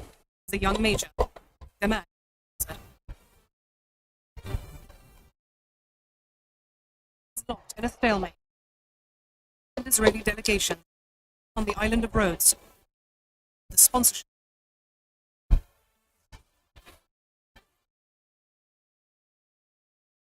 Agreement. Well, first of all, they have to the fighting to get out of there as much as Israel. It's mostly about creating. So it was relatively much a ceasefire. By the summer of 9. So I just want to say, like, Moshe Dayan, which you can't really see here, but let me see if I can kind of quickly. This dude here with the eye patch, Moshe Dayan. Oh, let's just say that people say like how the people with eye patches are usually thought of as being like extra scary, right? Yeah, that kind of tracks with him. He was head of the Irgun, and was also part of the Stern Gang, if I remember correctly. Which, if you want to know what that is, you can look it up, and trust me, they were declared terrorist organizations back in their own day, right? But one thing I did find funny is, like, you go back to this here, right? Like, you go back to, you know what, Soul Life? Maybe it's because could it be possibly because the Steam Elements bot isn't a mod, right? Hello. Oh, yeah. I'm glad that you like. Yes, I like Sanrio stuff so much. I used to put stuff like more like, stuff that wasn't just research based on my throne, but like, again, my research is something that, literally just like just the introduction to a chapter had like 2 pages single spaced of citations, and that's so far. That's not even it being 100% done, right? So I use these books. That's why I always tell people, like I don't want people to think like, I don't ever, like, trust me, every book that I have received, every book that I have ever gotten off throne, which I am always very thankful for. And for those of you that can, donate something, even if it's just $1 or $5 or whatever, you don't have to sponsor the whole thing. They're all crowdfunded. They all help me, finish the project that I'm currently working on, as well as begin the research for the next project that I'm working on, right? And that's why, like, I always encourage people, like, if you really want to, help me, you could either do it by going to my link tree, right? And there you can find ways to directly, right? Or you could always join my Patreon, right? So that way I can have more of a regular income, right? Some more certainty as well. But in particular, if you would like to support my research, you can always do so by, paying something towards sponsoring a book, right? Because it doesn't have to be the full amount.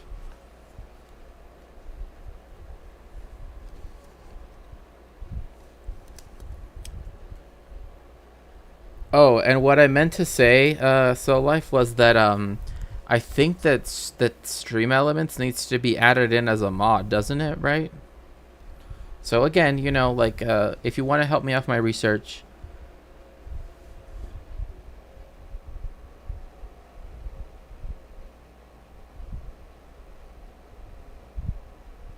do you know how to do that, Soul Life? I don't know how to do that off the top of my head. Like, I would have to stop, and I don't. And one thing I do like about, like, this time period, right? Earlier post, whiteness was much later in human evolution. Everyone had brown eyes and dark skin. Actually, oh, sorry, no, I'm misreading what you're saying. In the beginning, blue eyes and light skin are, well, that is if you equate whiteness with skin color, right? Whiteness does not necessarily have anything to do. Oh my goodness. Yay. Oh my goodness. Thank you so much. Lazy Duck, thank you so much for the $5 contribution towards Figurative Inquisitions. Thank you so much. Again, if we do reach the full amount, we will start talking about Tantuha, right, which is a specific example of what we're going to be talking about, right? White colonizer farmers are still white even if they are tanned, right? Like, whiteness is, is a construct, right? Hello, FLFNF. I'm glad to see you here. That is why, like, there are people who are not racialized as white in the United States, but they are racialized, right, as white, for example, in Mexico, right? But because the weird relationship. And yes, if you'd like to help my research, like I said, you can always go to my throne. Anything you can donate helps. And this, the closer we get to it, the closer we can get to talking about Tantura, where it has live testimony of IDF soldiers admitting to what they did in 1948. Like that's how historical we're gonna get here. Okay. Oh yeah. Well, I mean, colonizers can be of any race, right? Technically speaking, right? But they do so by upholding white supremacy, right? That's the thing, right? Like the very worldview, the Weltanschauung, right? The apparatus of capitalism, right? The everything, right? Hey, I'm really sorry to be well, actually, but it would be more accurate to say that lack of melanin was an adaptation. Technically, all adaptations are mutations, but the word carries some negative stigma. Oh, okay, and that's Ghost Nest replying to Patricia. Again, like if you focus on the idea that it's skin color, right? Then something like Benjamin Franklin saying that Swedish people aren't white, or the German people aren't white, might sound ridiculous to some people. But then I've also heard people say that Italians aren't white. You know what I mean? Like, and so that's the reason why it's like, it's not just a question of, how much, like the lack of melanin, right? Or how blue, because technically speaking, all eyes are blue, right? Like this, like we just have melanocytes on top of, right? Like if you were to scrape, in fact, there is an eye surgery you can get, but it's actually really bad because it can cause you to lose your sight because your eye, the melanin, like the platelets of melanin don't drain very well, so you can lose your sight. But you can have it done where they scrape off the melanin and then your eyes will be blue, because behind the thin layer of melanin that's there for protection reasons, right? To protect you from the sun, right? And like light, certain light related issues, right? Technically you have blue eyes, I suppose. That is a really stupid reason to get blue eyes. Well, I mean, again, like some people, look, I have blue eyes. I can't go out in the fucking sun without sunglasses. I mean, again, like I also know people who this can happen to anybody, right? And this is why I've said, like, one reason why I do put books on Throne, right? When, yes, I know that I could possibly, is I just can't stare right at the screen, right? That's why you'll often see me, like, kind of staring slightly away, right? Because otherwise, like, just so much light just starts to mess with my eyes. And not necessarily because of the same thing what happens with people with blue eyes, but, like, something similar, right? I think I found it. I'll use Discord. Okay. I'm gonna open to being wrong. Yeah, I am more than willing to, for people, if they can showcase. But again, when we're talking about whiteness, we're not talking about how light skinned someone is, right? Like, whiteness is a social construct, right? Before whiteness, right? Like, in its more primordial stages it was something that was anti-Jewish, right? And it wasn't because the Jewish people racially look different, quote unquote, right, in terms of melanin. In fact, we actually have it from the Pope himself, right, when he made the first sumptuary laws in Rome, right? The problem was that you couldn't tell Jews and Christians apart, which is why they had to racialize Jewishness, and which is why they said that, oh, it comes from the blood, blah, blah, blah, blah, blah, blah, right? And then you also get, like, anti-blackness and then anti-Muslimness, right, also bearing on those things. Because also, like, the concept of blackness is something that, like in Spain in the earlier Middle Ages, like, the name, even to this day, right, like someone who has dark hair, right, people can say, right, that is what they meant when they said moreno, right? But now that word can be used in a racialized context, right? And some people identify with that word, right, because of that.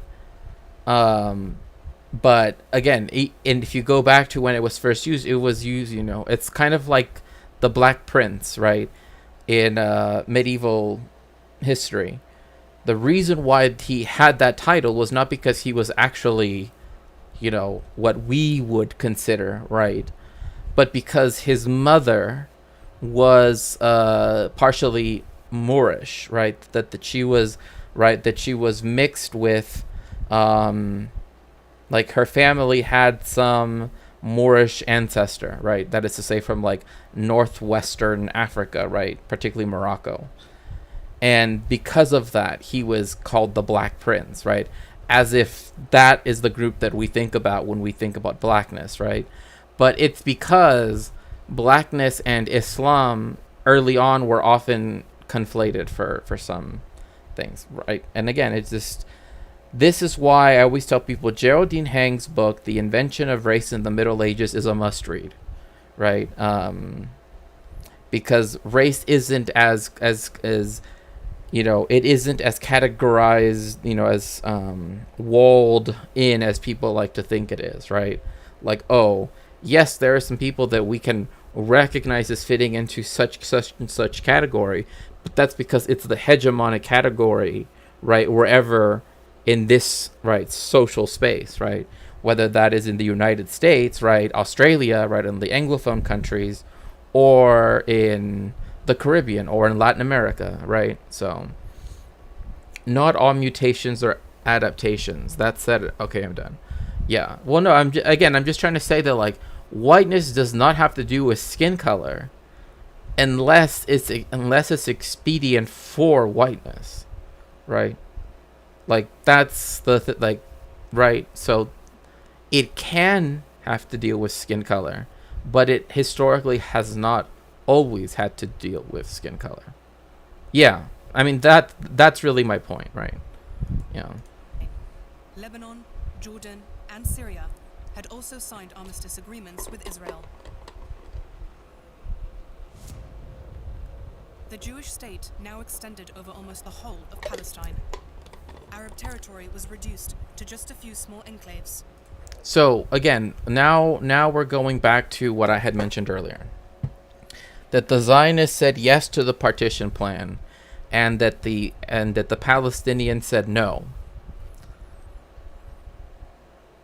They did not say yes, right? Like, they always want to say, oh yes, that they were willing to approve it and that they were willing to get 56% of the land, right, where they would have made a 51% majority, Jewish people, Israelis, right, and then Arabs would have gotten 44% of the land, and they would have made a 60, a far larger majority, right?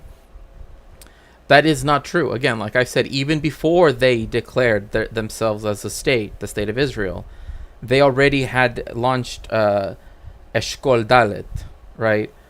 Or Plan D, as one might say, right? That literally resulted in this part right here, right? Like, if people can see my cursor, right? From Tel Aviv up to Haifa, which is this little, like, nub thing up here, right? That is where 90% of all of the villages and all of the Arab settlements from this area, which again, this is the coastal plain. This is where, like, this is the most urbanized part of the current, right, state of Israel now, and it was so even then, right? Its biggest coastal cities being, Haifa, Acre,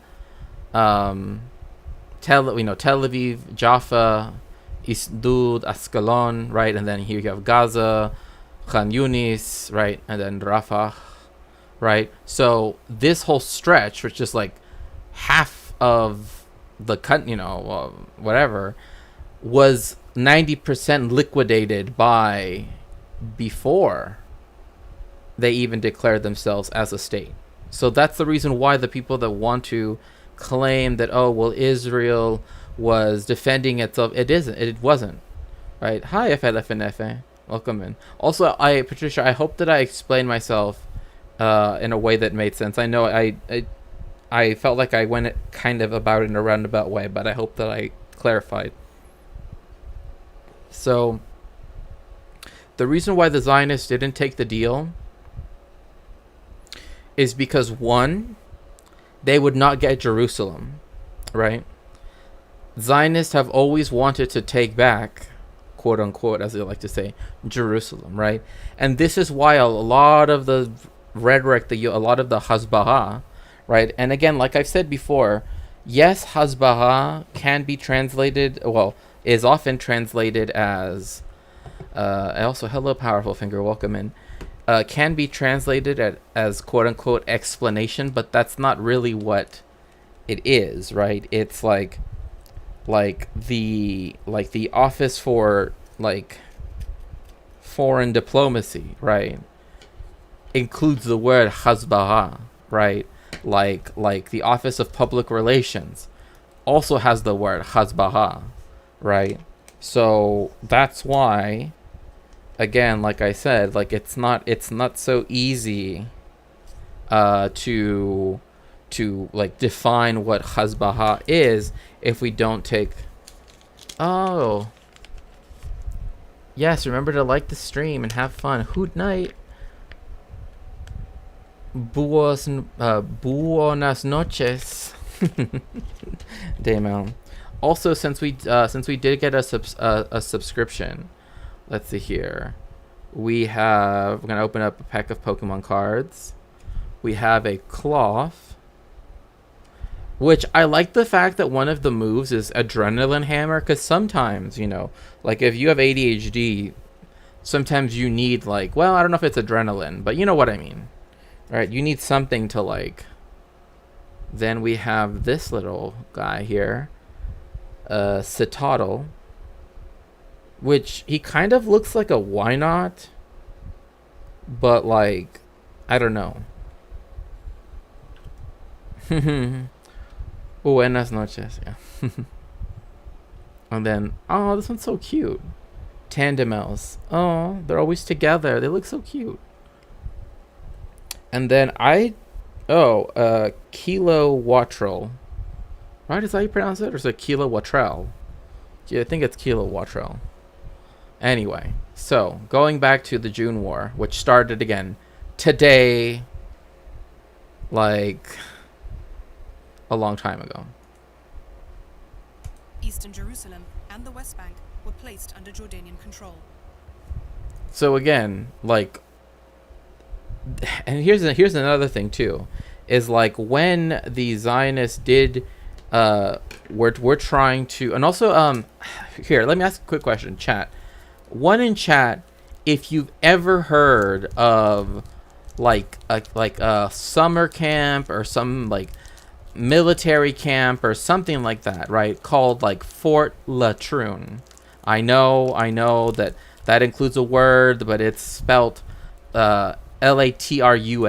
Okay, but if people have ever heard of that place, so one in chat if you've ever heard it. It's okay if you haven't. It's cool, but it's because I have. You don't think so? I once heard it on some. Yeah. Like I heard it on some movie once, like some American movie, but I don't remember which one it is. Like, one of those 80s movies. Weird, never heard of it. Okay, then never mind then. It's fine. It doesn't matter, but it's essentially you see this like little like giblet right here that is out in the West Bank, right? That is where that fort was, and a lot of American like sometimes they will name in American media. I've only seen one example of this, so I don't know how, and I've only read an article that talked about it, so again, I cannot say that it is 100% the case, right? But I've only read an article or two that talked about like, oh, why people have used this name before in American media, like not knowing what it is, because actually it was the site of a horrific massacre. But anyway, they also the Israelis also created the Burma Road because one of their primary objectives was to have Jerusalem, right? So that is why they did not actually agree to the partition of Palestine, right? Because it literally would not have given them any of this. Like it would have given them nothing up here up north. It wouldn't have given them Acre, right? It would have given them part of the Jezreel Valley, just the lowest part, and Gaza and the West Bank would have essentially had like a road going across that would be theirs, and then Israel would own like the Negev, right? Also, hello, Looney. Welcome in. Gotta go to bed. Oh, yeah. So, again, from the beginning, they were always going to break that. Right? So, anyway, I was just wondering. The Gaza Strip was to be administered by Egypt. Also, another thing you'll also hear are, like, disingenuous people saying, like, how come nobody ever complains about, like, Egyptian, like, as if one could compare, right? Okay, I posted on Discord how to fix throwing commands. Okay, thank you. One, it's just dishonest framing, because one, it's acting as though, the Palestinians that live there didn't have to live in refugee camps, which they did, that they were given, full access to the rest of Egypt, right? Like it was just administered by Egypt, right? But also another thing too is that there's no comparison to what Israel is doing in Gaza and to anything that Egypt ever did for the brief period from 1950 to 1967, right? So those 17 years that it was under Egyptian administration, right? Can compare to everything that's happened since 1967. Like there's literally nothing. There's no way to compare. Like, in the midst of defeat, Gamal Abdel Nasser conceived a plan that would change. Also, well, if I see people are putting the throne thing in chat, but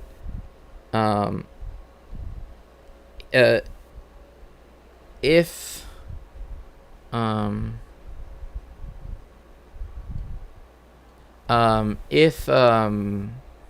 people, however, on YouTube or on Twitch would like to again help with the throne, you can always do so.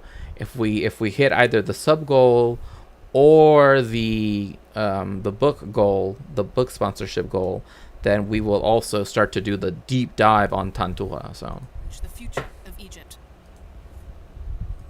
a movement that would be known as the Free Officers. Yeah, Gamal Abdel Nasser. Like, I literally have an uncle that looks just like this. Like, literally. Like, my family looks... Yeah, oh well. Yes. The only cool... Yeah, Gamal Abdel Nasser was also the only person that was able to, like...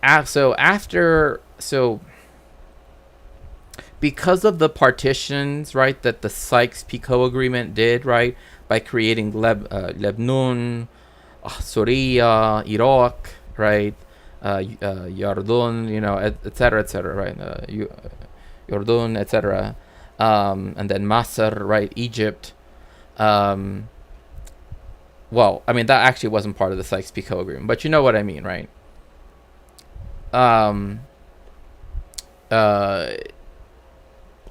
Petty nationalism, right? That is to say, the nationalism that is like a bourgeois nationalism, right, began to arise in opposition to the pan-Arabism that had existed prior, right? Because remember, Hussein al-Malik initially, right, prior to this, right, was promised a huge pan-Arab state, right? And it was going to be, like I said, a pan-Arab state. But instead, then the British and the French decided to create, well, both Britain and France try to create two, like, I don't want to say ethno-states because it's different. Like, obviously Israel is an ethno-state.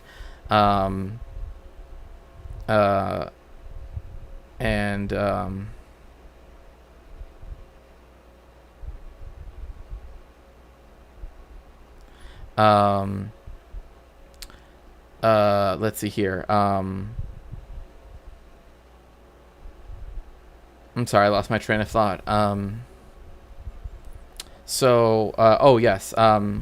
So up until Gamal Abdel Nasser, who, remember, was part of that of those troops that were, again, surrounded by the Israeli forces, right? The Haganah, etc., right? This was before they all became one. Which, it's one thing that's funny, right? Is like, you have people that are very specific when it comes to Ukraine, right? That will say, and again, I'm just trying to kind of draw some kind of analogy, right? But it might not necessarily be the best analogy, right? Like the fact that the Ukrainian military took in Azov, right? The Azov battalion, as well as other, groups that have a dubious history, right? Particularly their love of red and black, and Bandera.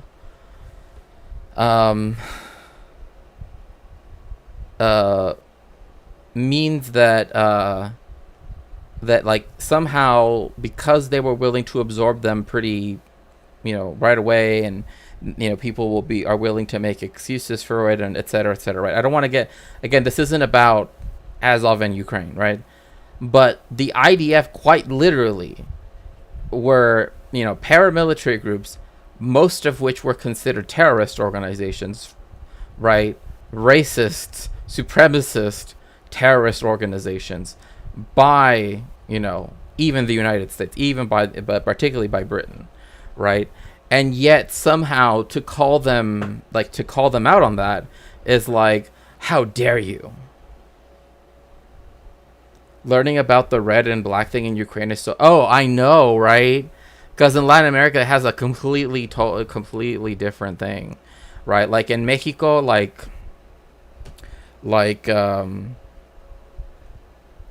if you go into, like, even the state I'm from, right, which is very arid, right?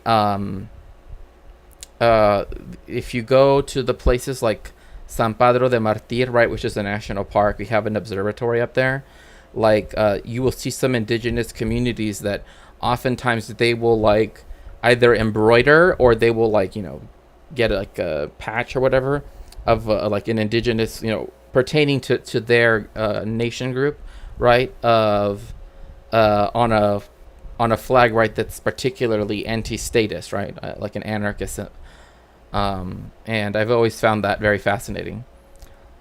If Ukraine didn't get a lot of Nazis in their military ranking, I would have been more sympathetic. Oh yeah, and Guevara's, right, which, again, like, literally, like, my mom sent me a picture just the other day that she was doing some art, right? And what is the art of? I kid you not, it's literally Che Guevara. Like, I kid you not. Like even growing up, like, before I was even,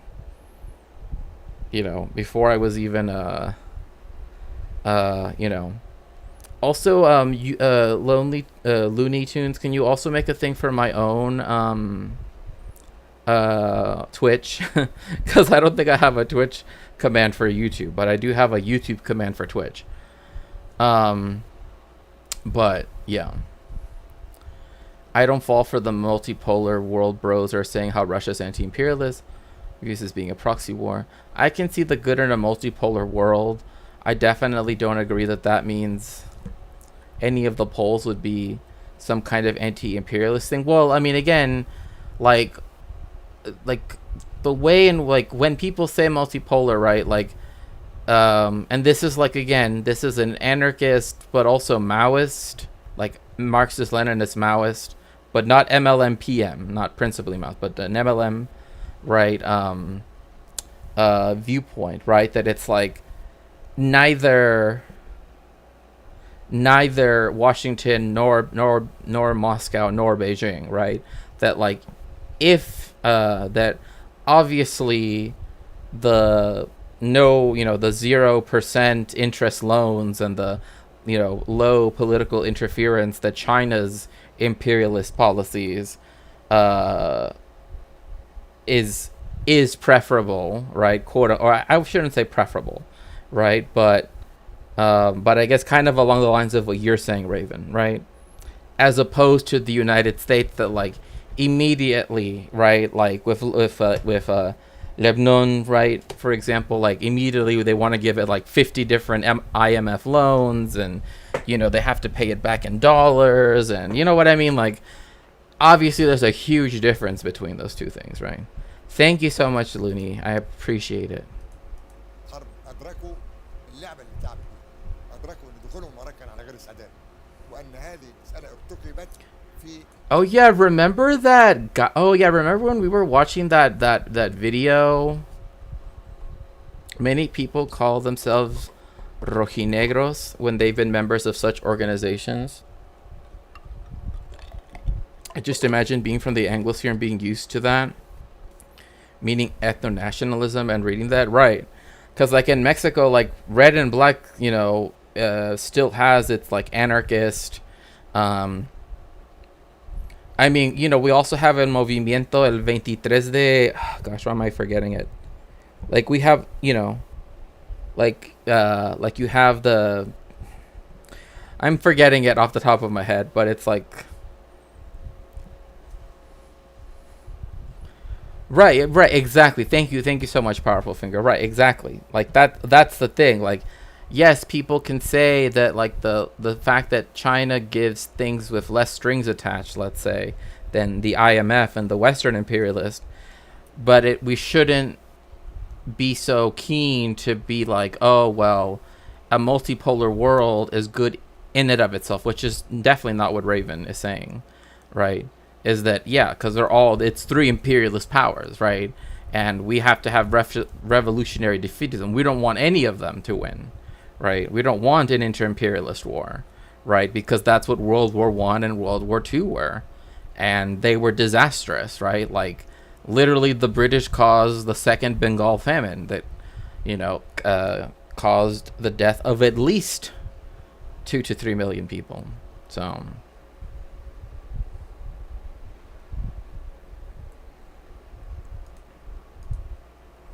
Oh yeah, we were watching that video that was talking about the resurrection or whatever. I don't know what they call it. Oh yeah, the like revival of the Hebrew language.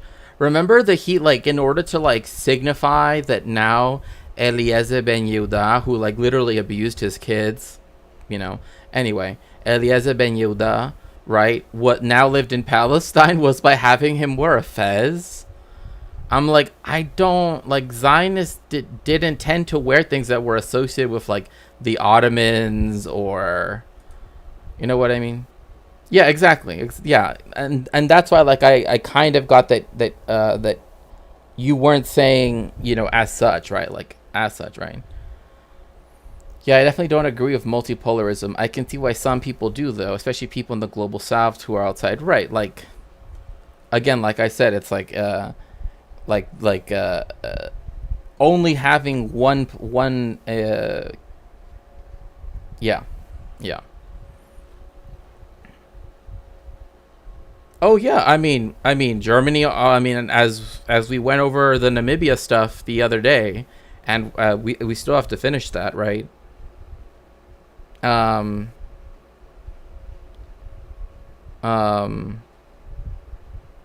uh, uh, in its colonies, right? And again, and yes, if you'd like to help my research, you can always check out my throne at throne. Well, actually, I think now it's throne.com/Shakespeare. But anyway, you know, like you already had the like Namibia stuff that already happened. The genocide of the Herero and the Name people. It's, you know, so like genocide by colonialist powers was common. You know, I mean, it would. I mean, that's the reason why there's a book called Late Victorian Holocaust, right? Because again, there were multiple genocides that happened that literally are that the same people that are, you know, committing war crimes right now, being in the West Bank and making money off of the oppression of those who are compelled to live and never be able to leave their towns that they and the refugee camps that they have been raised in, and instead decides to make jokes about, oh, the IDF came to take me out of this place, like anyway. But yeah, like I do understand what you're saying, right? Like more up the fact that now there's another option besides just the Western imperialists, at least in some ways, right, means that the Western imperialists don't have as much control as they used to. If I do need to do it on the Stream Element side, I can do it after stream, then, because yeah, I just need someone to talk me through it, and I'll do it right away. Yeah, the British in World War One also did a genocide when they put oh yeah.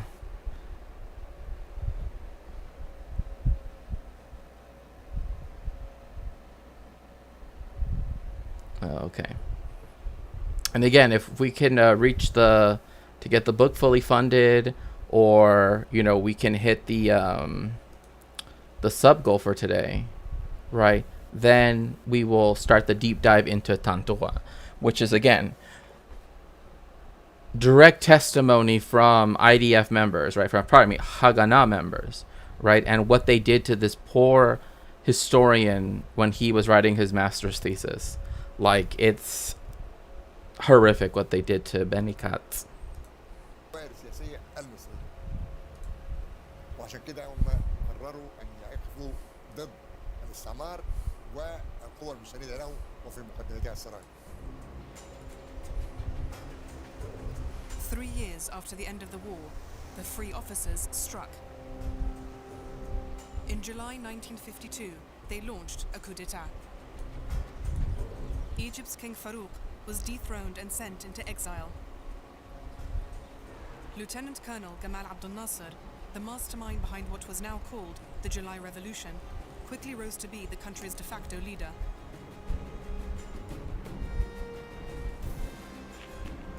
In Israel, this news aroused deep-rooted fears in Kibbutz de Boker, retirement home of Israel's founding.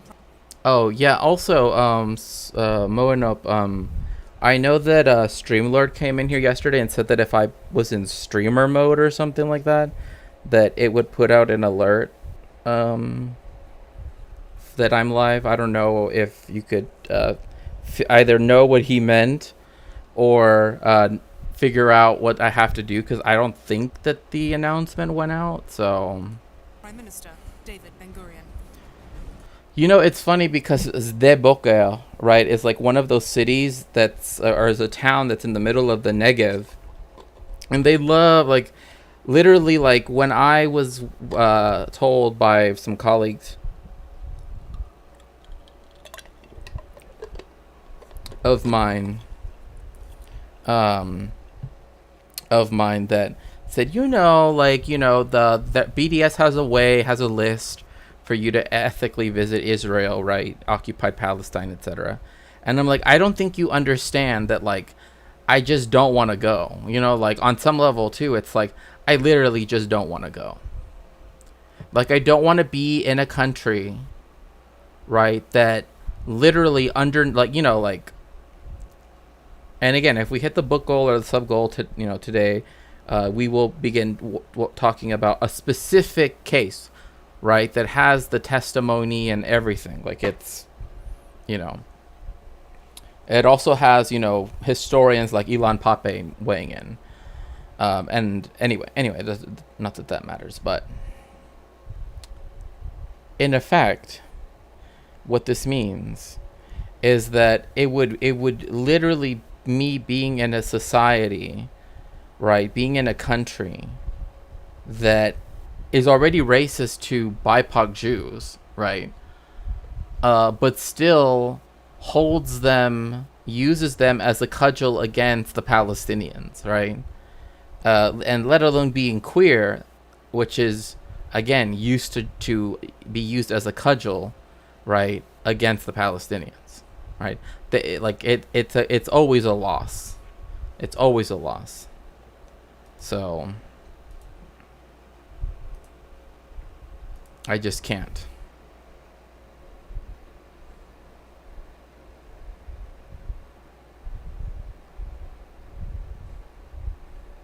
Oh, that's weird.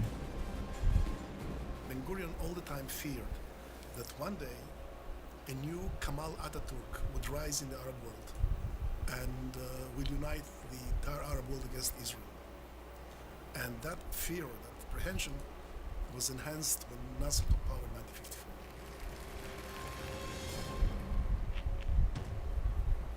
1954. In February 1955, Ben Gurion returned to political life, this time as defense minister.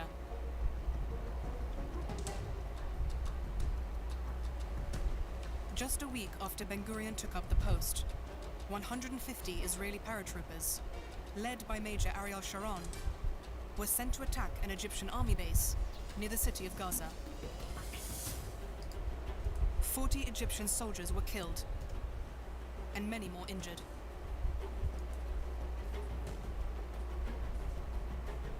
When Ben Gurion came back, he decided immediately to show that Israel is not going to give in.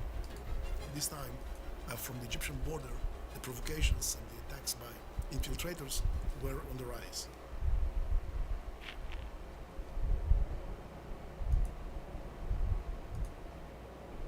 أتى عبد الناصر بعد أيام، وبالتحديد في أوائل مارس 1955، واجتمع بكبار رجال المدينة ورؤسائها، وأقسم بأن هذا الاعتداء لن ينساه، وأن هذا الاعتداء لابد من الرد عليه. Claiming they were Egyptian territorial waters, Nasser closed the Tiran Strait at the entrance to the Gulf of Aqaba to ships sailing to and from the Israeli port of Eilat.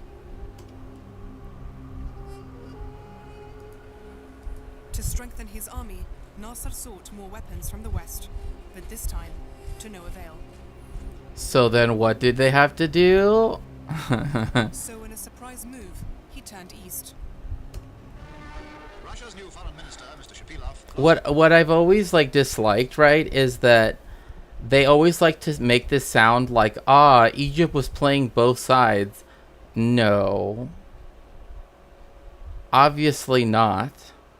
It's because the West, which would have otherwise have been more than happy to sell weapons, right, didn't let them buy, right, things that they viewed. And again, I'm not trying to they need, but they did that on purpose, right? This is something that was done in stages to make sure that Israel, even to this day, has military superiority, right? It's still done to this day. So No time in taking a personal part in Middle East affairs, and he was soon engaged in talks with President Nasser. Egypt signed this huge arms deal with Czechoslovakia, which is actually with the Soviet Union. which again is kind of funny because Supply Egypt with 200 aircraft, tanks, 1,000 cannon. It was something fabulous.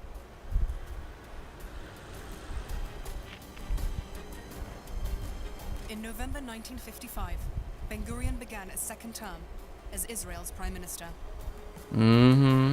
At the top of his agenda was how to respond to the growing strength of Egypt, now armed to the teeth.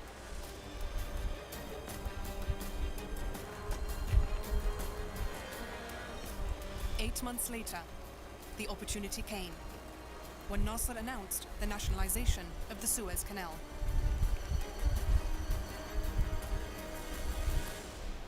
a decision that outraged the British and French, the owners of the International Canal Company. Yes. So again, let's see here. Lots of Maronites in Lebanon died from famine when the Entente put the Ottoman Empire under a blockade. It's wild that they later trusted the French when they promised them the ethno-state. Well, again, we have to remember that the Maronites of the region of the gosh, now I'm forgetting what it used to be called. Not Hurriyet, Dulmayet. Anyway, the region. We'll just say the region of Mount Lebanon, right? Yeah, of Mount Lebanon. Yeah, exactly. It was put under, like, the Maronites were put under the protection of France, right? In the 19th century. And this was because of the fact that when Shia Muslims in southern Lebanon sort of rose up against their landlords, they were successful in, upsetting, the relations and essentially getting the land, right? But when the Maronites did it, it actually ended up causing a massacre, right? One might even say possibly even a genocide. But, that's not, Lebanon is not my area of expertise. I mean, I have read the various histories of Lebanon. I can recommend histories of Lebanon, but like that particular time period is one that it's like, the numbers, we don't know the numbers, right? We don't know, but like we know the general gist of what happened, right? And that is, again, that thousands of people were murdered, and that anyway, because they had that special connection with France, which also gave them a kind of like another voice via the church, right? Via the French Catholic Church, right? To get more money, to get more, right? The elite Maronites, right? The ones that were open, the ones that became the bourgeoisie, right? They were the ones that had no problem, right? They're the ones that trusted the French with the ethno-state, right? That's why they trusted them, right? Because the people that didn't suffer, right, the worst, right? Because like the people that suffered the massacres that happened tended to be farmers, right? Tended to be tenant farmers, in fact. So the peasantry suffered, but the bourgeoisie had no problem with the peasantry. Yeah, I heard that avoiding certain BDS businesses, it's not hard to not go to Israel. Right. I mean, exactly. Like, I mean, again, it's just from my personal perspective, like kind of like I said, because it's an ideology, right? That I, just Zionists are not, they're not going to come to my carne asada. They're not going to come into my home. That's it. Right? I will not debate them. I will not, answer any of their questions. Nothing. Like there's no point. They are wrong. They are wrong. The historical, documentary record shows that they're wrong. Again, I've even quoted you stuff from this book, which came out in The War for Palestine. Let's see, one of this 2001 already disproved like the whole, and I even went in detail on this documentary, right, where I added in the context that like the whole 6-day war thing where Israel tries to make it seem like, oh, it was on the brink of being attacked by Egypt, is completely false. It's because Egypt was trying to deter Israel from invading Syria, because they want the Israelis have always wanted to control the Golan Heights. Particularly after independence, right? Which is why when they couldn't go past the Jordan River, they created a demilitarized zone with Syria. And then when they took it over,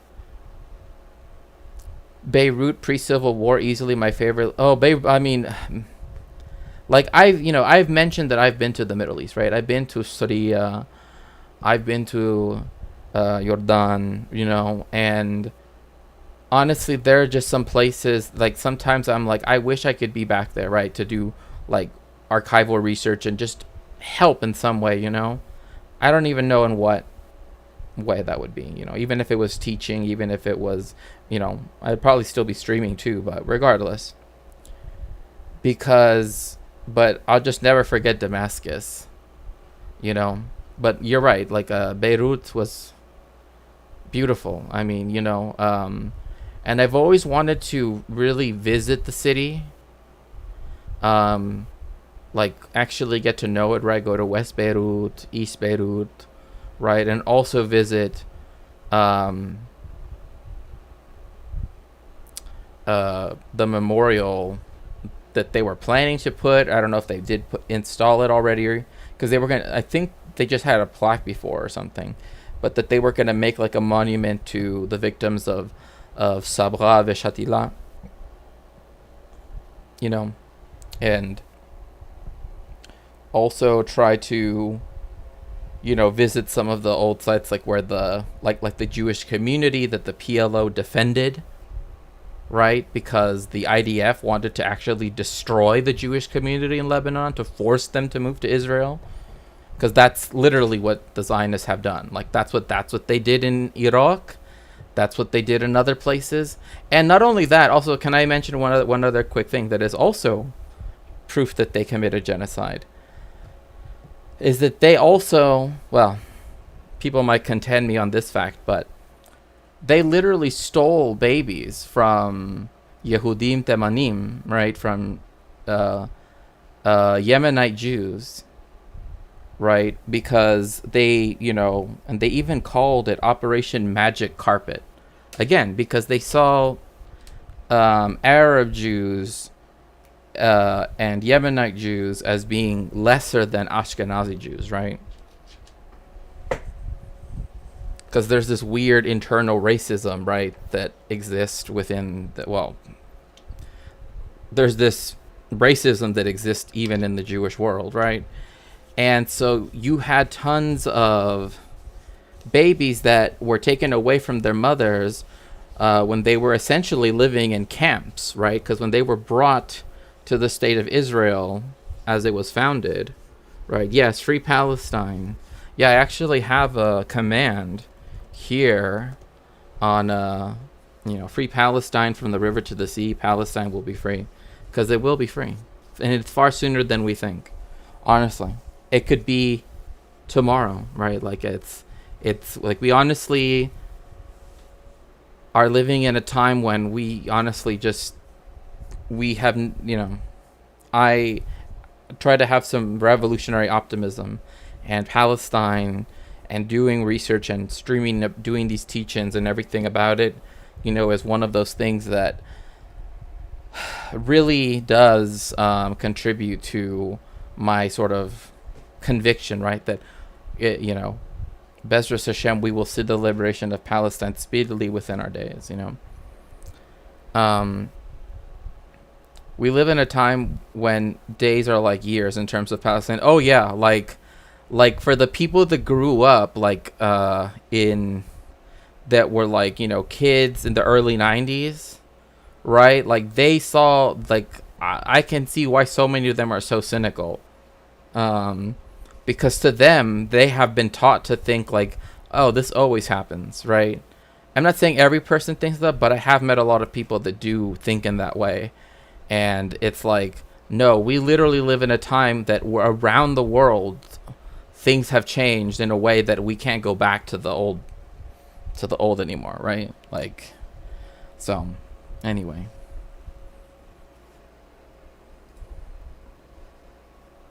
Last year, Israel was on top with the propaganda. Yeah, they bought everything. And then last night in Irene's chat, there was some dude that was like, oh, hey, I was like saying like, oh, where's the article that says that the CNN denies, you know, what the IDF says? I'm like, well, CNN, that's not really what the news does, right? Especially not the, you know, the bourgeois media, right? Like that's not what they do.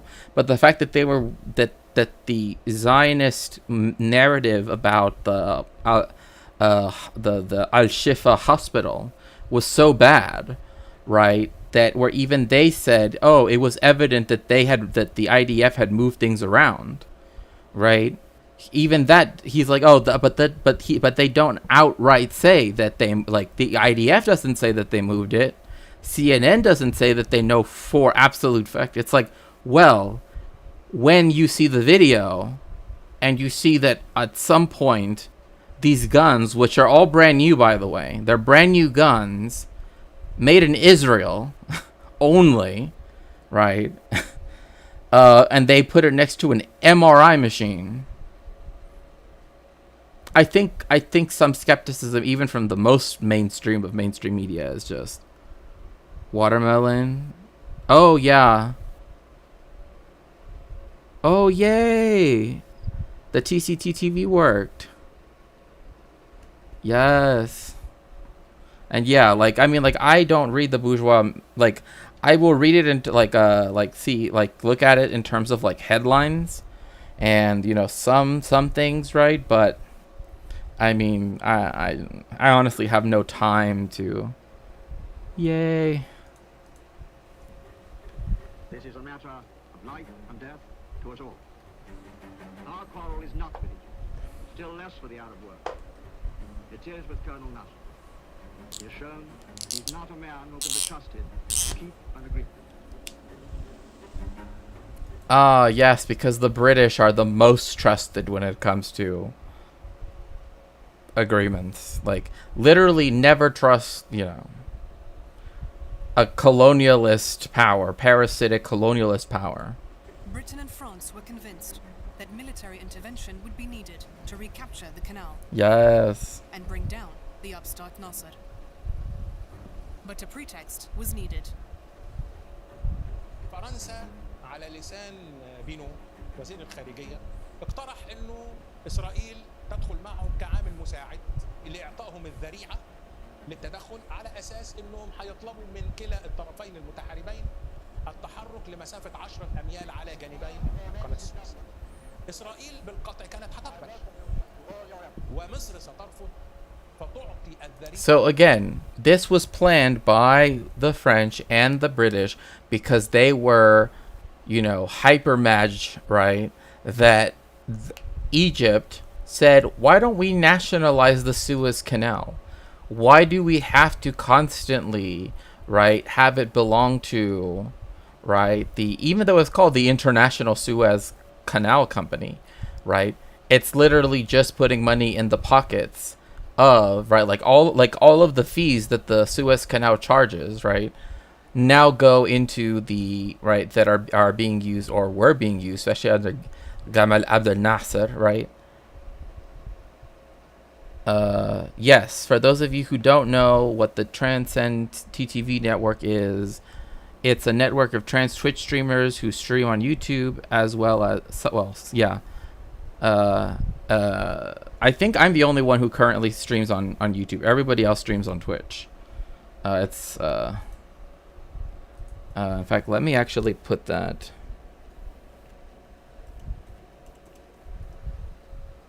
And yes, you can check out the rest of the Transcend TTV streaming crew there. So again, the Israelis. Yeah, Adrian, they are in charge of it. So the Israelis, literally from the jump, again, they declared independence, quote unquote, in 48. Okay, this is not even 10 years later. This is 8 years later. They're already like, okay, we will legit do this false flag, you know, operation, right, to give the British and the French pretext to invade a sovereign country, Egypt, which, remember what I mentioned, Egypt was still subjected to a colonial-like relationship to Britain because of a treaty in 1936, right? That was not rehashed until the 40s. So like this whole thing of like, oh well, you know, the evil Egyptians. No. Literally, this country had essentially been ruled in a colonial manner up until, again, within, most people's living memory, right? لانجلترا وفرنسا انهم يعلنوا الحرب عليها. According to this tripartite secret agreement, on the 29th of October, 1956, You know what's so weird? I know people might but every time I hear the tripartite secret agreement, it literally makes me think of the tripart agreement, right? That was done by like the Nazis. Like and it doesn't help that it's like a country that, one collaborated with actually two, because the Zionists collaborated with the Nazis, right? With the Ha'avaha agreement, right? And also inviting Eichmann to Palestine, and also literally, the Ha'avaha agreement specifically actually gave Nazi Germany, at a time when it was being boycotted by various countries, right? Embargoed, right? It actually gave them money. So the Zionists even gave the Nazis money because of that agreement. So Israeli forces crossed the border into Egypt. Even though the Israelis were still some distance from the canal, Britain and France called for both sides to withdraw. When Nasser rejected the ultimatum, British and French troops began landing in Port Said, at the Mediterranean end of the canal. like, like the video up to this part, like it almost like they literally tried to redo Normandy, right? Like if you look at the footage, that's literally looks what they're trying to do, right? Like the whole amphibious landing. It's like, bruh, you came from Cyprus, another place that Britain was colonizing, right? Like, this is why Cyprus as an island, oh gosh, where is the correct eraser? Now that I finally have the whiteboard, now I need the eraser for the whiteboard. I guess this will just have to do for now.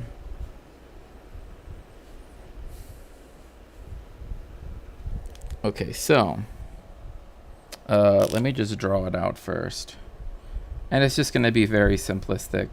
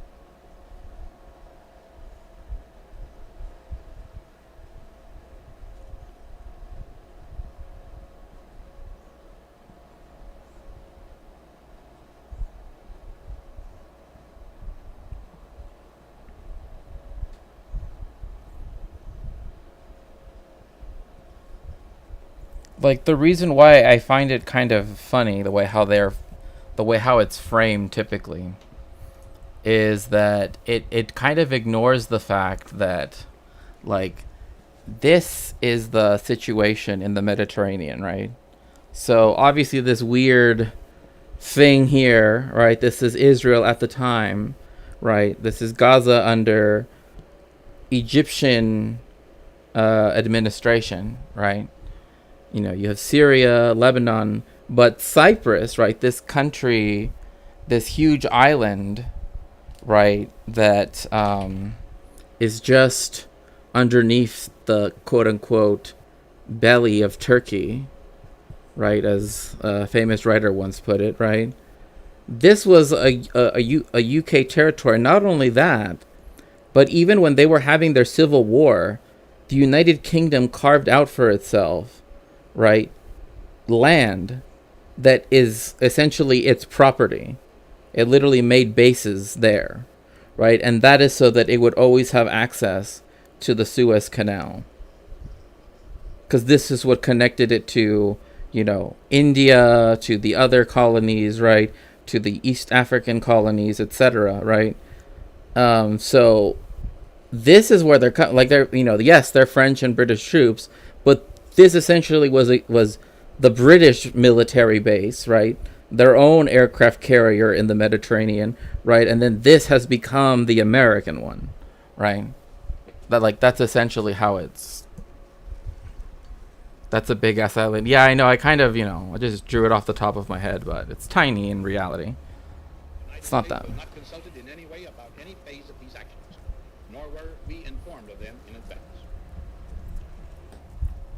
It is our hope and intent this matter will be brought before the United Nations General Assembly. There, with no veto operating, the opinion of the world can be brought to bear in our quest for a just end to this tormenting problem. Also, this is important. I'm so glad that Eisenhower said this. It's a weird sentence I thought I would never say.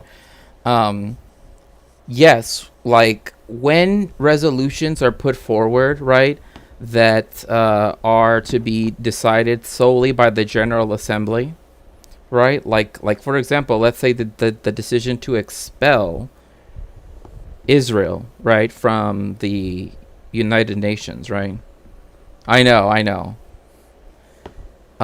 If that was to be put forward in the General Assembly, then the it's funny because here he's talking about the veto of the French and the British, right? But now that would be against the United States veto, right? That's why there is recourse, right? Like the fact that they've passed these resolutions, right, in the General Assembly, right, that have already essentially given Palestinian statehood as close to full statehood full statehood status in the United Nations, right, speaks to the fact that, oh my goodness, thank you so much, Patricia. Thank you so much for the tier 1 sub. Oh my gosh, to City of Doors. Congratulations, City of Doors. Thank you again, Patricia. And yeah, we must be almost reaching a hype train. Which if we do, if we do reach a hype train, we are going to listen to the funny Ben Shapiro song again. Because that song is iconic. So, pardon me. What I was trying to get at was the following, right? I'm definitely not defending Eisenhower, but what I do want to stress though is that he, right, what he just said is true, right? If it's done through the General Assembly. Oh yeah. If we get a hype train going, right?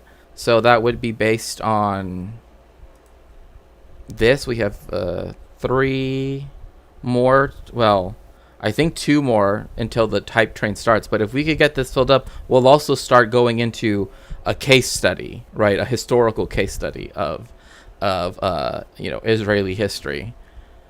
Free Palestine. Yes, free Palestine. From the river to the sea, Palestine will be free. And no, look, Mr. Finkelstein, I only deal in facts. And we have a mutual friend.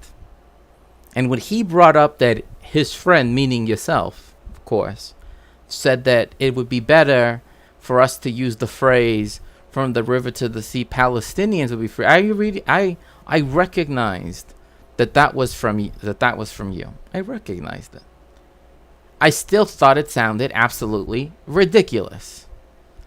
Because the slogan says what should be the case. Yes, and also Patricia, you thankfully, and I appreciate gifting the 2. Oh, you also gifted a sub to Lil Dragon. Yes, that's two. Yeah, so we should need one more person, right, Vitingale? Also, again, if you can, don't forget to subscribe yourself, because that would be, you know. Oh, yes, if two other unique gifters cheer over 100 bits or activate a sub-event of any kind, a hype stream will begin for our lovely host. And then we will also get to hear the Ben Shapiro song. Trust me, it's iconic. It's really good. By the end of December, under heavy international pressure, the British and French were forced into a humiliating withdrawal from Port Said. Was it really humiliating, though? Like, that's what I never got, right? Like, come on. Like, you thought that you were gonna, like, using, again, well, and see, this also proves, again, Israel is not the state that controls, quote unquote, the imperialist powers, right? It is, as Mao would have said, right, like the running dogs of, you know, of capitalism, right, like of reaction, etc. Blah, blah. And again, I'm just quoting Chairman Mao, so don't get, you know, upsetty spaghetti, right? The point being that they use Israel as they used Israel as a way to justify, right, their colonial actions, right, in the defense of capital. Remember that this is all about capital. That's why this is also imperialism, right? So Israel demonstrates in 1956 perfectly how it functions, right? What its function is, right? It is there to aid in Western imperialism. Yeah, the tail does not wag the dog. Exactly. So hopefully we can get a hype train, so that way Looney can hear the Ben Shapiro song. Oh yeah, this dude Moshe Dayan, like, he's a horrific person. Like, literally just butcher of a person. Still occupying the whole of the Sinai and the Gaza Strip. Oh, wait a second, huh? Wait, you're telling me that Israel occupied the Gaza Strip in 1956? Yes, they did. And you know what? The United States told them, get out, back then, in 56. They're like, stop, what are you doing? Right? If only that could happen now. Right? But now, the United States is like, you know, neocolonialism. Wow, you know. So, you know. So, you know, there's all of that. But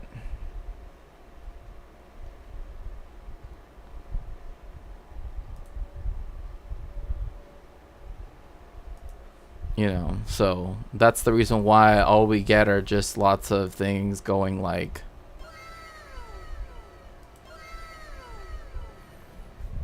and why can't our government do the same thing today? I mean, literally, like, imagine if Biden were to say, let's put the issue of, like, Israel and Palestine right now, let's put it to the General Assembly, so that way the veto power is gone, right?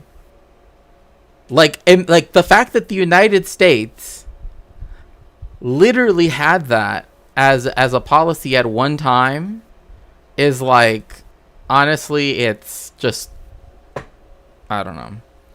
It's also funny how Eisenhower screwed up the French and British after they tried to occupy Egypt. France was just posting L after L in the 50s. Oh yeah, there's this book. Oh my gosh, I know, me and books. I know, I mean, my life has always been about books, right? Like, I've always, like, in fact, like, to me, the idea of, like, working in, like, an archival library, right, and doing research and stuff like that, that would make me happy, you know, for me personally, right? And streaming on the side. Well, streaming not on the side, but actually streaming co-equally, right? As if it was my, you know, if I could stream full time, I would, trust me. Because, again, I get to do research And also, yeah, there's this book, right? Shocking Shakespeare, you know. You know.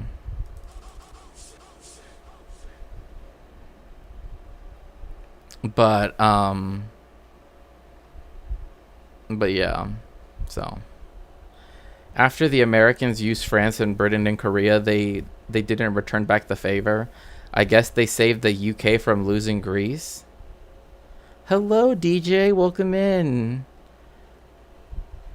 Welcome in.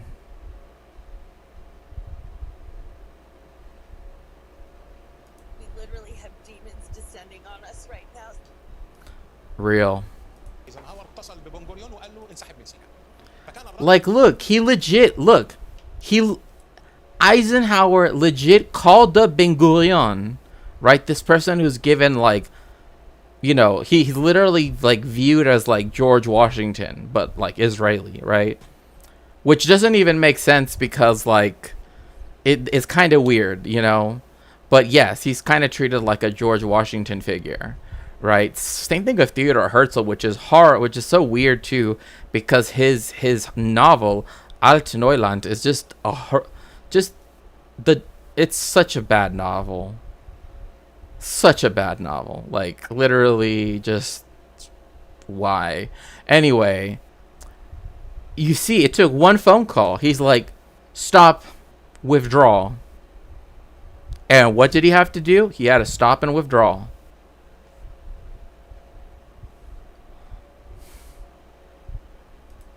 يا سيد الرئيس لو أعلنت في الكنيست صباحا إن أنا قررت الانسحاب فسوف تسقط الوزارة. Like, this is literally, like, right now, what Ben-Gurion did right here is literally what Benjamin Netanyahu is doing right now.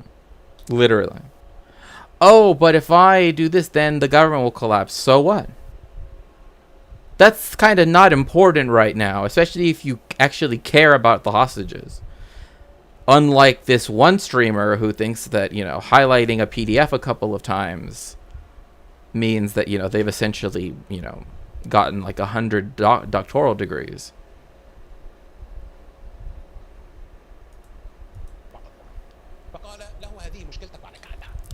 See?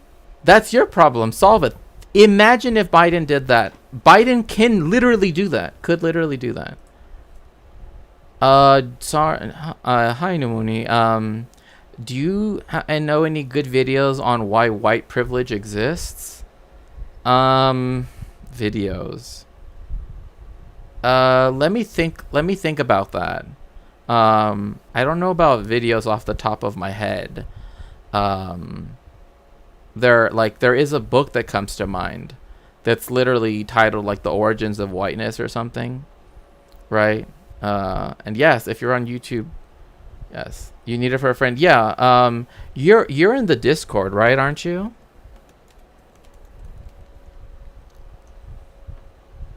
Because if not, I mean, I can just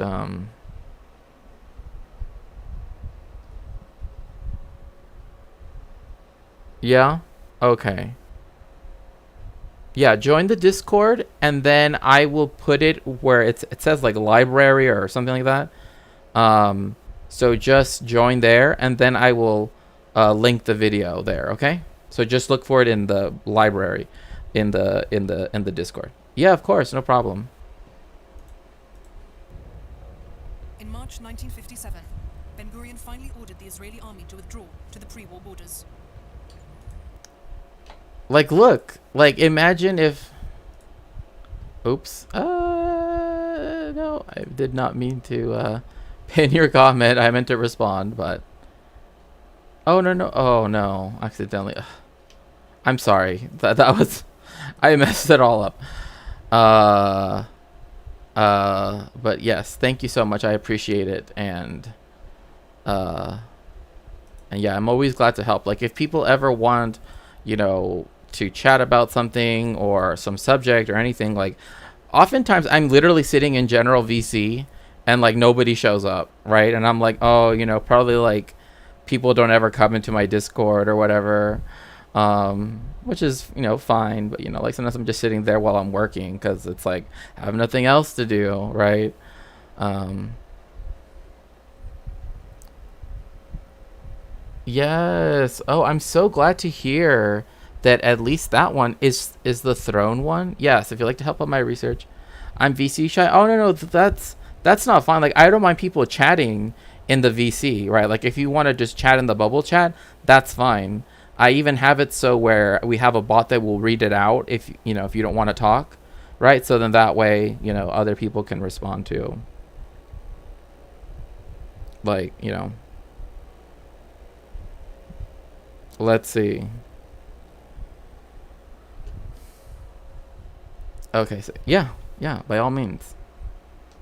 Again, I put that there just because one, sometimes I'm literally like, going, going through documents or, cleaning or something, whatever, but I still want to talk to people, right? So I have it there where it reads your chats.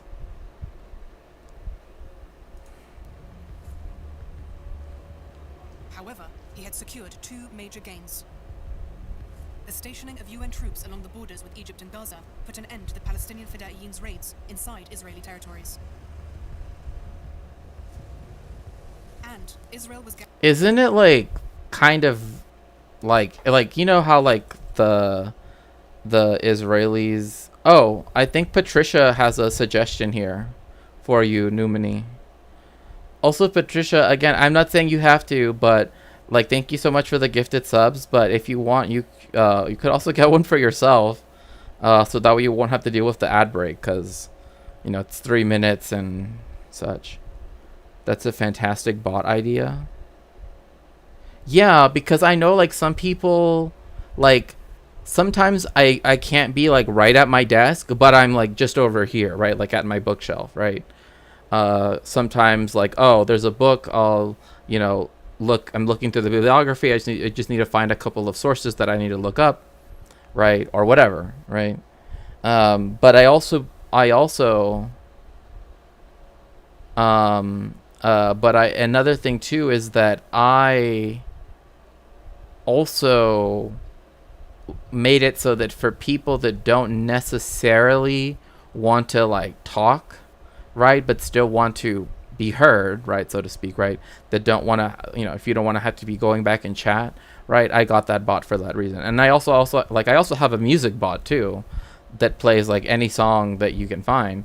It's not a good thing to have them at the same time, but regardless, yeah, I put the voice to the text to voice bot there because I get that sometimes people are busy, people are shy, and again, as I always said, please, like when it comes to my community, when it comes to the Discord, everything, right, I want you to feel comfortable. Like that's what's most important for me, right? Like if people don't feel comfortable, if they don't feel like that they're learning, if people are frustrated by like right, like I don't want it to be a negative experience, right? So that's why I try to be as accommodating as I can, because again, I understand,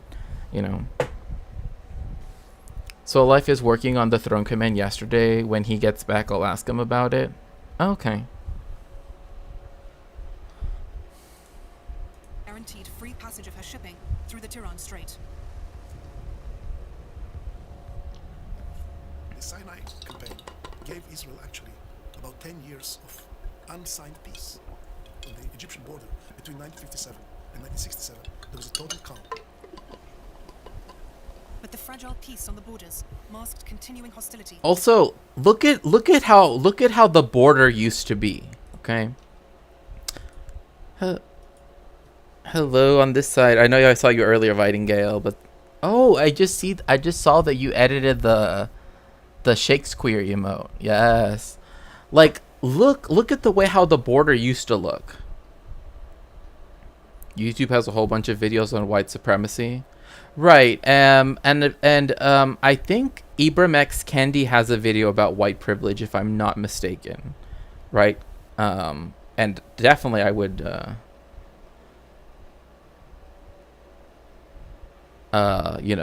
would recommend something like that.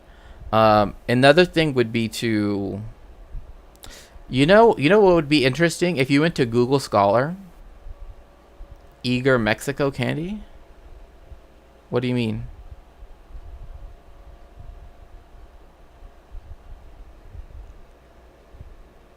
Oh, hey, it works. But yeah, like I said, like before when you said Mex, what you said, Mex. No, Ibram X Kendi. Like his middle initial is X.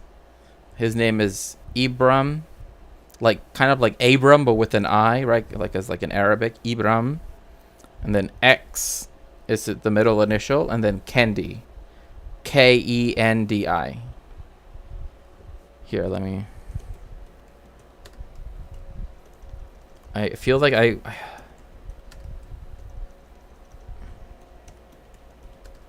Yeah, Ibrahim X Kendi, right. I'm a master. I've created commands with Nightbot before. Awesome. But like look at the way how the border used to be, right? Like if borders even with the United States were still like this is how they also used to be between the United States and Mexico. The wall, again, the border fence, the border wall, whatever you want to call it. It only came into existence. Excuse me. Under under the Clinton administration in his second term. So it it was in his first term. Yeah, in his first term. But towards the end of it, right? So like cuz it was 1995. Like that's when they first began to build it. Before, none of the problems that people say about the border existed. Why? Because you went up to the border post, right? They asked you, what do you plan to do? Right? What citizenship do you have? What is your business in San Diego or whatever? In my case, being from Tijuana. And if you said, oh, we're going to go shopping. Okay. Or, oh, I'm going to go to work. Okay. Imagine how different just everything would be if like the people that want to quote unquote return to tradition, right? How come it's never this, right? How come it's always like 1933 to 1945 Germany? Like that's what they think tradition is when it's not. Between Cairo and Tel Aviv. Like look at that. Literally, they just lifted up the little thing for the car and that was it. Like, kind of like when you're at like at a toll booth.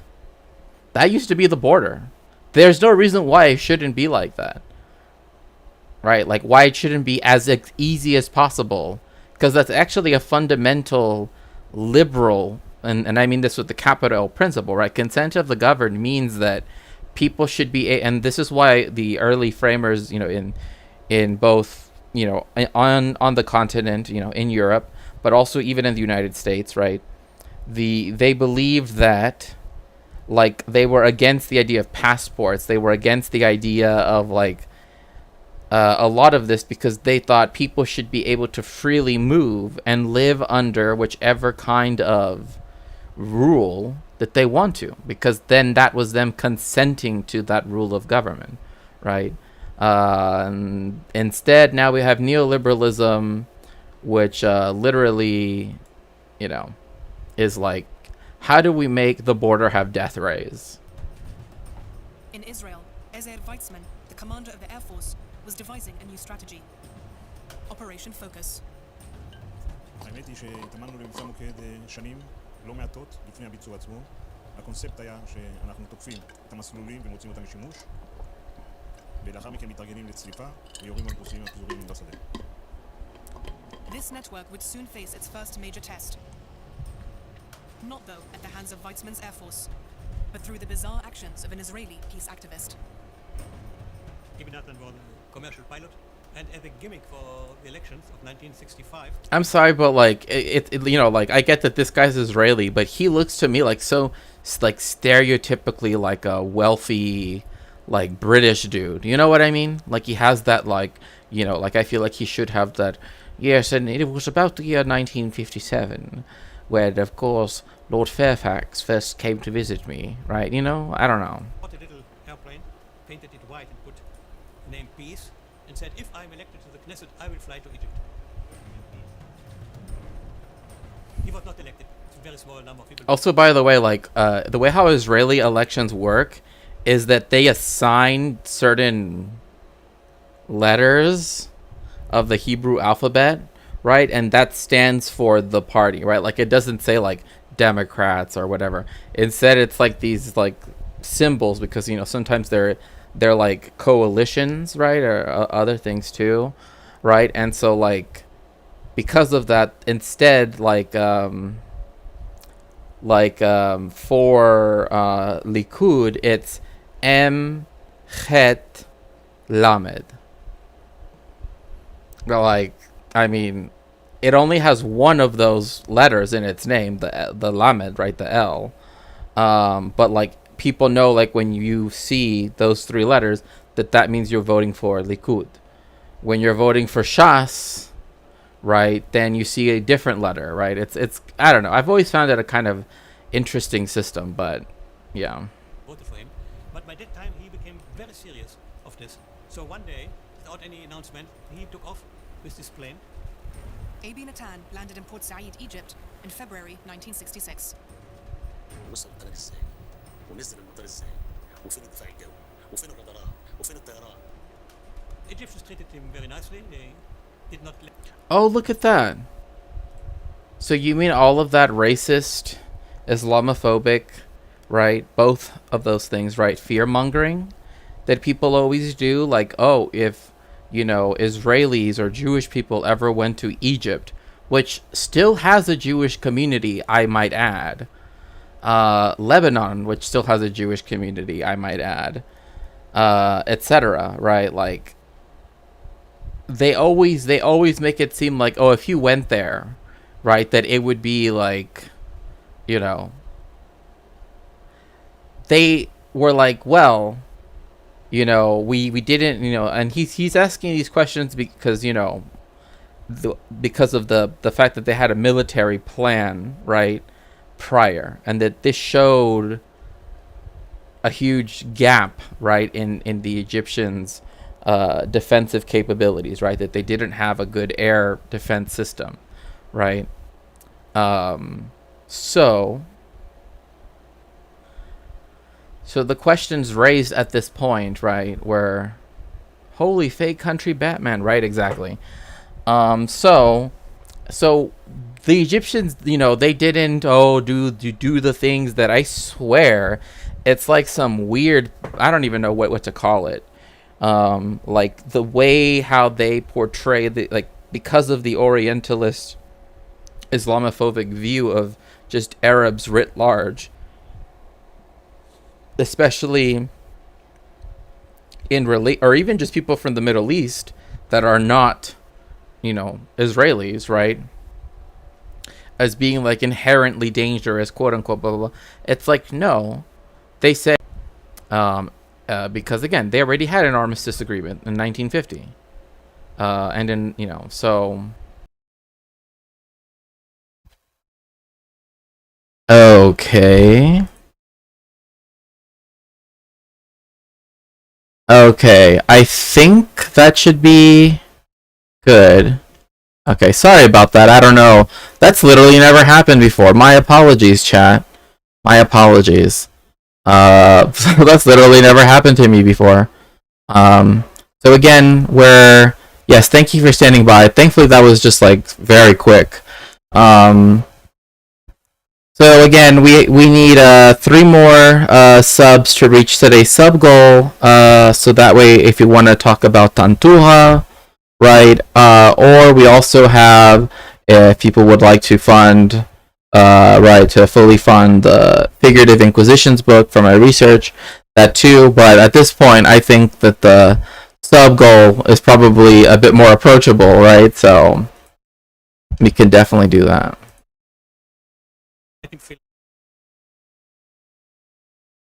And again, like, the most important thing to remember is that what happened was not so much that that he was Jewish or whatever, right? It literally was that he came into the country illegally, right? And yes, there were, people who were, in the armed forces that were kind of freaked out, yes, because it showed, right, that Egypt didn't have air defenses on par with what they should have had, right? But they didn't mistreat him, right? They treated him how they would have treated anybody, right? How all, undercurrent, because he wasn't seeking refuge, right? He was just there to visit, I guess, right? And he lost the election. I mean, because his only gimmick was, oh, I'm going to fly to Egypt. And he did. Air defenses. Exactly. Israel still had a concern. A MiG. Supersonic. The Arab Air Forces. 2. Soon give up. I have a question, and I don't know if people have returned from, because we kind of. Oh, okay. Thank you so much, Vidingale. I appreciate that. Thank you. Have a nice time at work. Thank you for lurking. So I don't know if some of the people ended up having to leave. Totally fine. I get it. The stream crashed. But what I wanted to know, right, was particularly powerful finger and people that are actually from Eastern Europe and Southeastern Europe, right? But also people from if I remember correctly, right, and again I could be completely wrong. Also Sundry Clown Car. If I remember correctly, right, this actually was a very, very good jet to have, right? It was something that, was top end type of stuff, right, that the Soviets had developed, so. Secrets. 1966. Israel.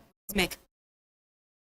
Yes, you heard that right. An Iraqi pilot in 1966 was paid, I forget how much it was, but it was it was a lot of money, right? It was a good amount.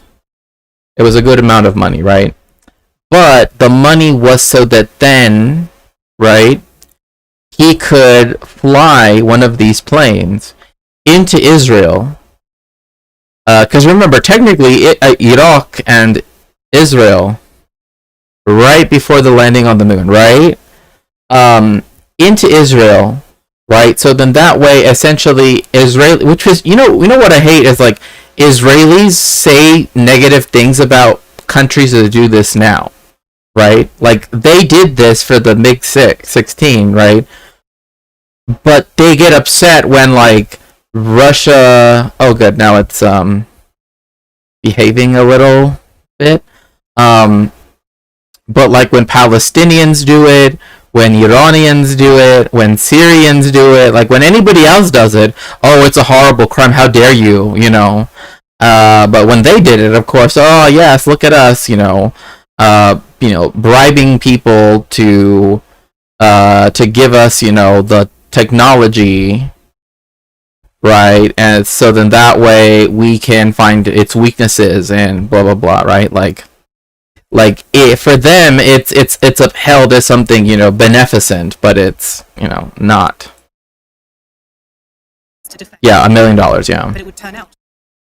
Which again, back then,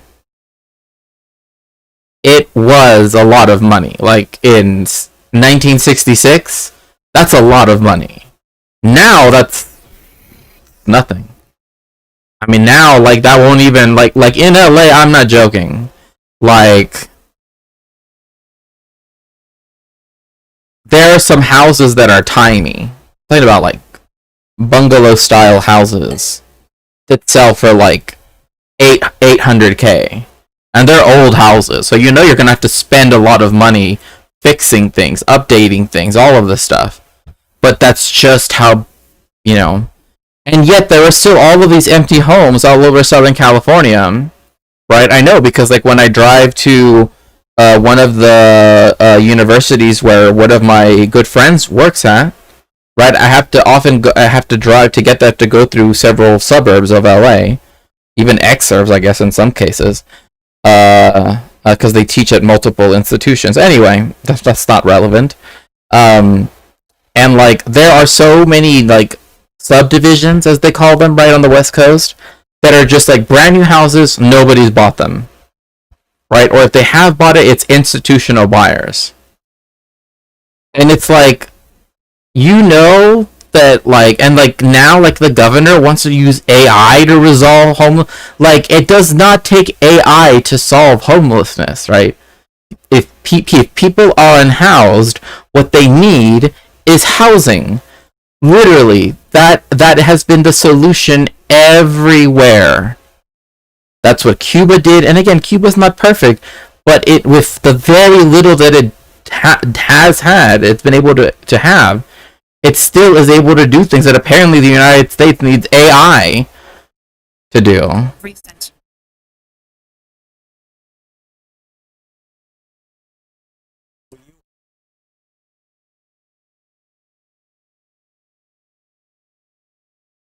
Not long to put in action. 67. Skirmishes in Syria escalated into a full-scale area. So,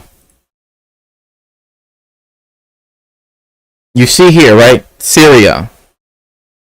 They were having border skirmishes. The Israelis wanted to test, right? Wanted to test their new knowledge of the MiG-16, right? So what does this mean? It means that they wanted to start these things, right? They wanted to put it to the test. And there's only one...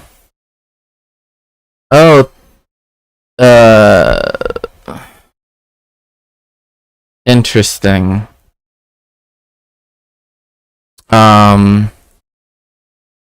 Oh god, you've got to be kidding me.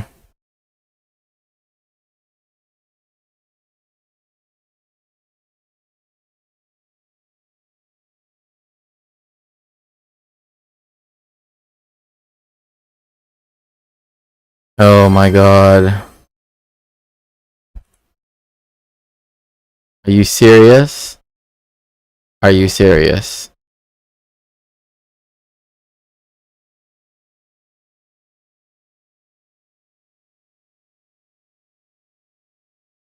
Can you just go, please? Like, why? Just leave me alone. Goodness gracious, like, why? Why? Just go home. Anyway. So dumb.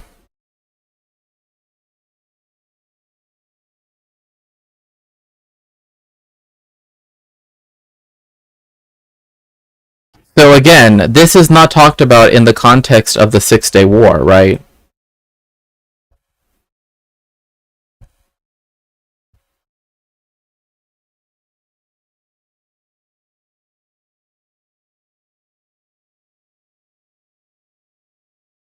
Right, this is never brought up in the context of the Six-Day War, right? That, in fact, right, I honestly, I've had weird trolls that, one, either, I mean, apparently, just yesterday, there was some troll in US A-Holes chat that was talking about me, and then in Miss Anita Bump's chat that was, like, calling me, like, essentially literally what they say about Claudia Scheinbaum, which this troll has it as their, it has it in their username. Like, literally, yes, we're going to attack a Mexican Jew with another Mexican Jew. Like, yeah, literally, conspiracy theorists and Jews, right, do it to another Jewish person who's literally here teaching, like, I just talk about history, like, I don't even understand, but whatever, fine. But again, going back to the 1967, right, is the fact that this is not brought up. Yeah, I know, but a lot of it is like, oh, they're not, they're like, just like the same thing they said about Claudia Sheinbaum, she's like a fake Jew or whatever. Like, same stuff. I'm like, that literally shows you literally do not know who I am, because I literally have had like multiple hour streams talking about Jewish theology, right? Bringing out my Tanakh, right? Bringing out my Chumash, bringing out books of the tractates of the Talmud to talk about Jewish theology, and me describing things in extreme detail because I am a rabbi. I even helped someone recently convert. I was one of their rabbis. So, I don't know, like, it just ridiculous to me. Like, that people would, like, just so dumb. But anyway, whatever.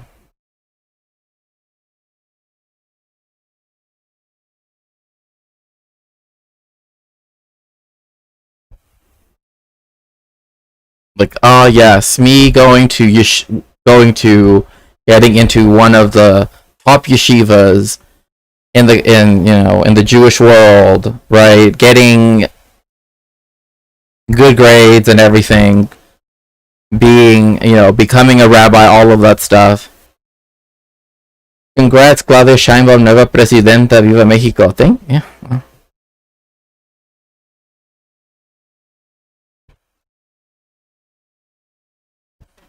So again, the Israelis started the skirmishes with the Syrians, right? Because the land that was between, oh gosh, do I have to draw it on the whiteboard again? I feel like now that I have a whiteboard again, now I have to use it, right? Like, otherwise, it's like I could be talking about anything, right? No, but.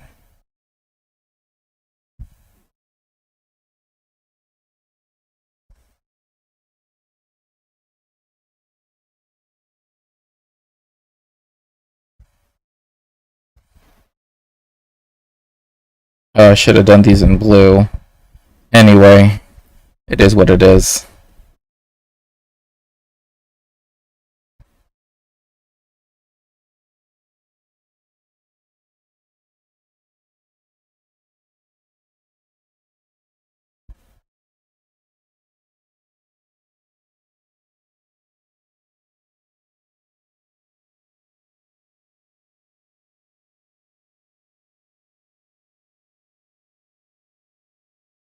Okay, so this might be a little bit difficult to see, but it's okay. It's okay. It's all good. So what we're talking about here is Syria, right? Which is way up here, right? This border here, which was along the Jordan River and the rivers that flow into it, right? That go up into Lebanon, etc. Right? This was a demilitarized zone after their armistice agreement, right?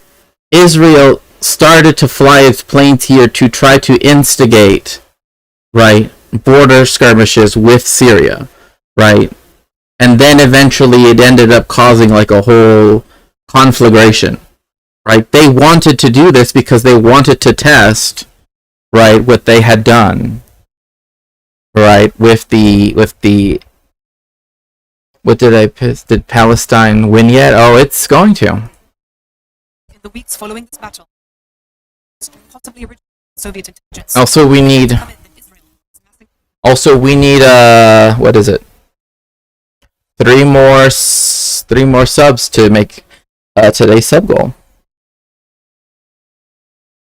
That way, I can start talking about Tantua, like an actual historical case study, I guess one could say, of what happened during 1948. So. Its army, Syrian border. So wait, sorry. Let's go. Following this battle, reports possibly Soviet intelligence. Israel is massing its army, Syrian border. Okay, so this is the part that I had mentioned before, right? Oh, I apologize. I did not have that on. Palestine will always win. Following possibly original Soviet intelligence, Israel is amassing its army. Syrian. Okay, so like, yes, it was Soviet intelligence. It was different, whatever. They said that Israel was massing its army on the Syrian border, right? So before the June War, right, which started today, June 6th, 5th, I should say, June 5th, right? Back in back in 1967, right? So all those years ago, right?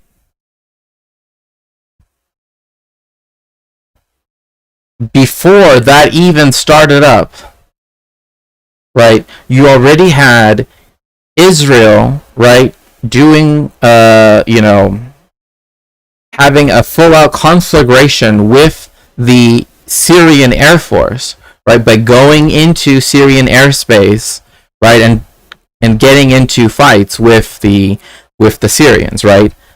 Then, because it was able to, was able to effectively, defeat or to bring down a lot of the planes that they had, right? That essentially meant that, right, that their desire to invade Syria, right, since they had just finished destroying, so much of their, available fleet of jets, right, meant that then they started to mass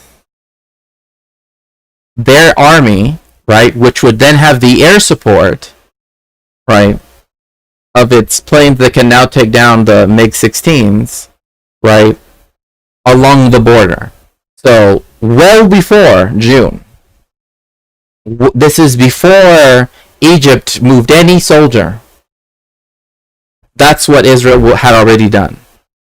It purposefully started, right, dogfights with the Syrians, right, until it became a full-on, like, skirmish conflict, right, and then it massed its army on the Syrian border because it wanted to take over the Golan Heights, right, because essentially, if you have the Golan Heights, you have full access to the Jordan River, right, as it enters Hakineret, or the Sea of Galilee, right, and where the Yarmouk River, which forms which is one of the main tributaries, right, that flows into the River Jordan, right, they control they would then control all of that. So essentially, they would own the highlands, right? I mean, hence the Golan Heights, right? And that would also mean that Damascus would then be in eyesight, in eyeshot, essentially, right? That, like, on a clear day, if you were to stand atop the Golan Heights, you could see so far into Syria, because everything is lower in Syria after that, right? That where you could see the city of Damascus, where it begins to get mountainous again. But the city of Damascus is like in the valley, and next to it are the mountains, right? That then go up into Lebanon, etc. So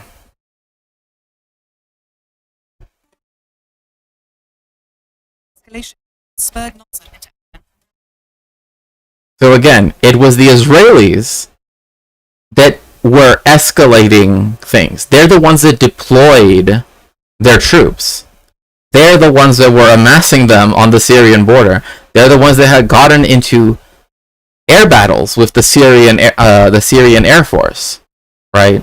So none of the narrative of the Six-Day War, where, again, this is when the Israelis occupied the West Bank and Rafah, right? Gaza, I should say, right? This is always thought of as somehow it's a defensive war, but again, Chad, like, and you can disagree with me, please. If again, I've quoted the books here, The War for Palestine, right, which again has essays even by Benny Morris in it, as well as others, right, and we've seen through this documentary as well, which has its own sources, right? Most of whom so far have been Israeli, right? Well, actually, no. Most of them have been actually Egyptian, regardless. But we know, again, that Israel was doing these things well before June 5th, 1967. Then, once Gamal Abdel Nasser, right, moved troops around the country, right, which, again, the United States does this, right? It deploys and redeploys people, right, to different parts of the world, really, but also within the country all the time. But the fact that he did decide to put a larger number of troops than per usual in the Sinai Peninsula was to try to tell Israel, right, because at this time they didn't have communication, right, at least direct communication, right, that they should not go through with their invasion of Syria, right, like, no, right, and this is the thing, Israel literally is just a spoiled child, right, they cannot be told no. Oh, but we want the Golan Heights. It's ours. It's ours. You know what I mean? Like that's literally how it comes across, right?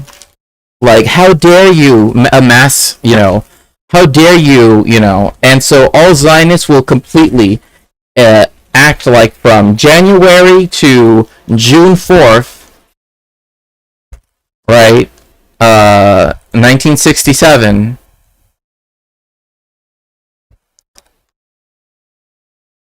right, only Egypt did bad things, right? Israel was just having, peace parties.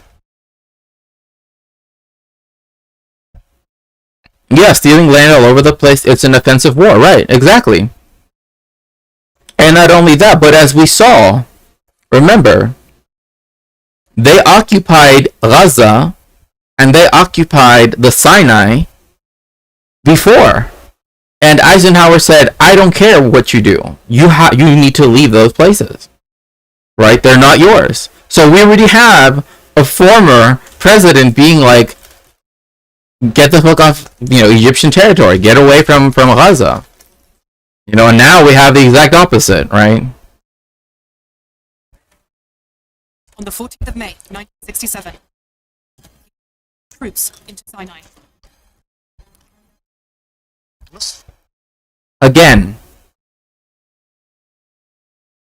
the Sinai Peninsula is huge, right? It's.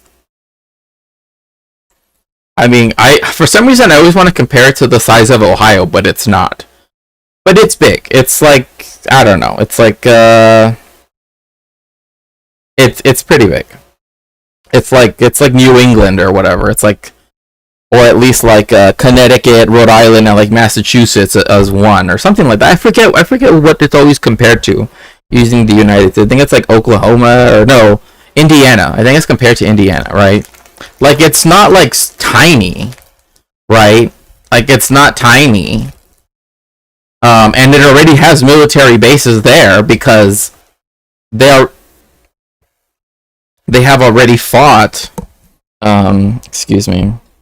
They have already fought the Zionists before, right? When they did a war of conquest in 1948.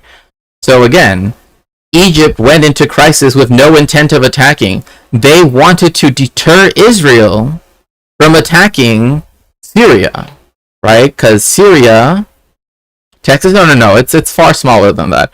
Like, I don't know, I always want to compare it to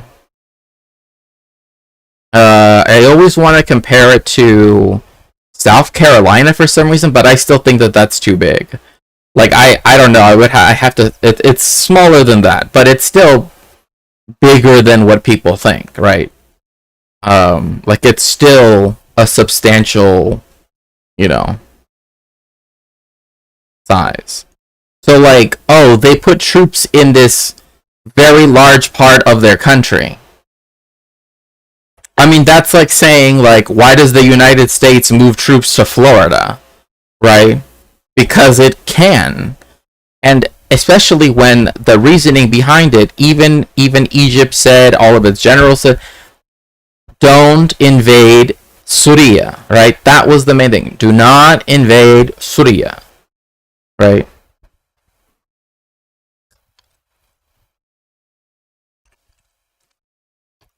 Wait. So like that's weird because Stream Elements does do links on Twitch, so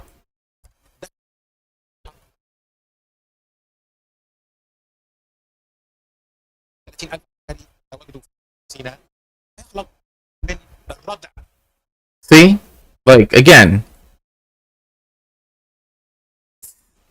Israel had already destroyed a good portion of the Syrian Air Force, right? Which meant that if they were going to fight, regular users can post on. Yeah, I don't think it's modded yet. I don't think it's modded yet, and I don't like I don't know how to do that like right now where I could do it quickly. You know what I mean? But again,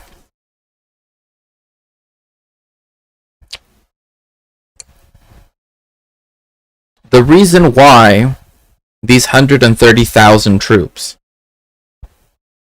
were even put in just on the Sinai Peninsula, not even along the border, just in the Sinai Peninsula, right? Which again, be that as it may, that still, let me see here.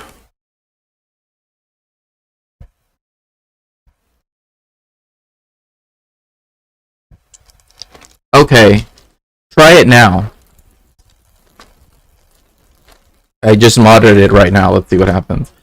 They were doing it for the explicit purpose, and there were other channels like, again, because of the Soviets, right, trying to stop something like this from happening.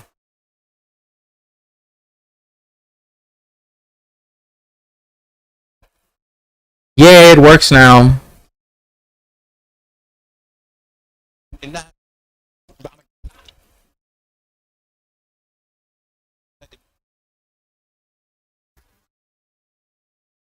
It also saw an opportunity to try to roll back Israel had secured its wall. 16th of May, the UN peacekeeping troops from Sinai. And again, this is an important thing too, right? Yes, Egypt wanted to also not only deter Israel, but to also, right, undo the gains that they had since 56 when they invaded the Sinai Peninsula. So in that way, the British and the French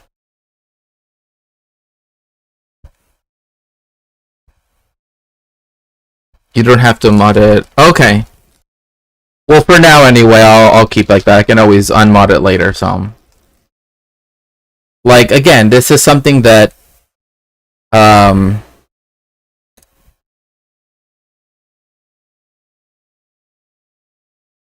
you know, obviously can't be avoided in the historiography either, so.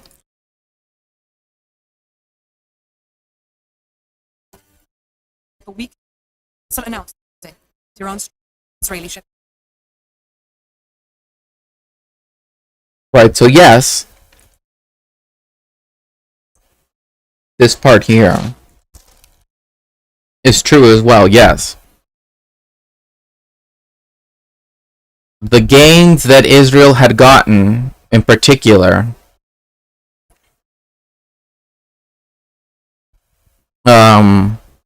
was also, gosh, I really hope that I can get more subscribers on YouTube, because like once I get to 500, then I can finally do super chats and stuff, and then once I reach 1,000 subscribers, that feels like it's so far away, then I can finally start raiding into like NCC or other people, because I know there are other streamers that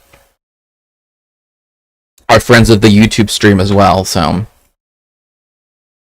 so again, like the wording of it, I'm a little bit like, you know, like, because it makes it seem like, oh, Egypt wanted revenge, but again, Like letter hack, yeah, like letter hack. Uh,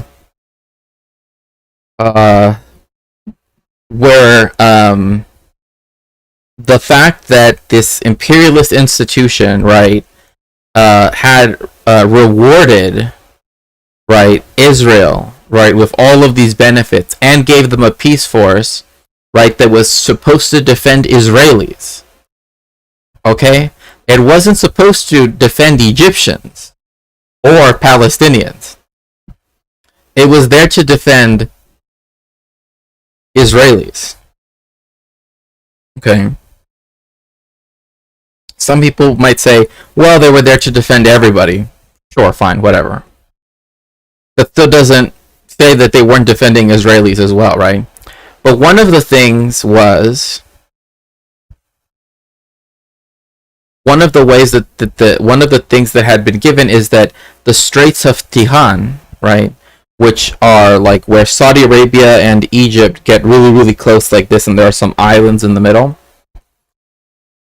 are technically within Egyptian territorial waters, right? They belong to, they are sovereign territory of Egypt.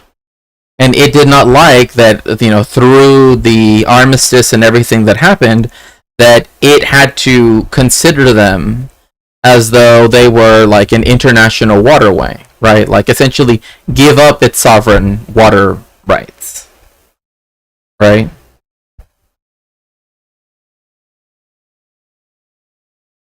And so when they decided to close it, it was seen as a reclamation of Egyptian sovereignty, right? Well, are these not according to the law of the sea, right? Aren't these technically Egyptian waters?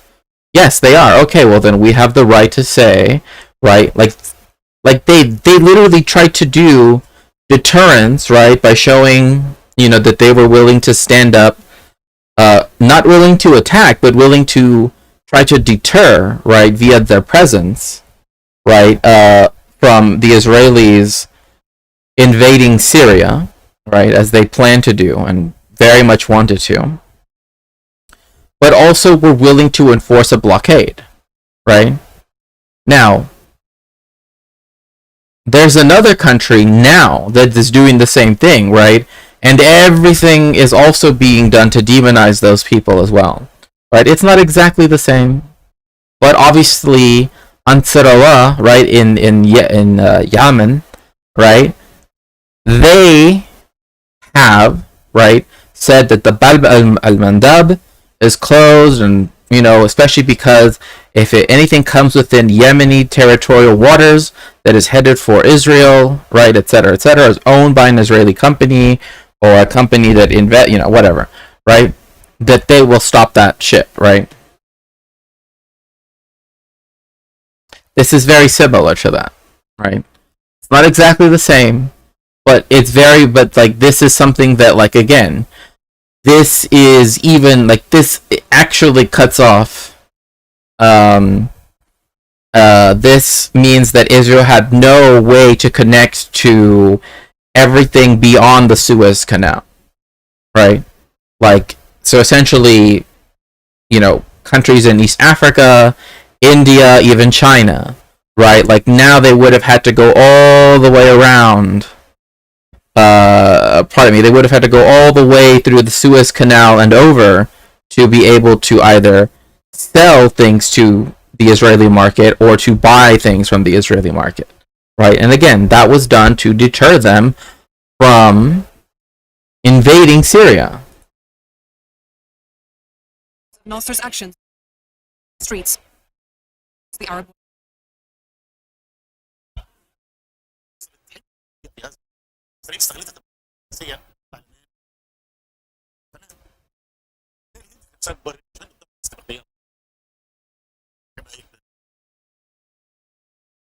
Israel's new war capital took the decision to open hostilities on the 5th of June, 1967. Was given the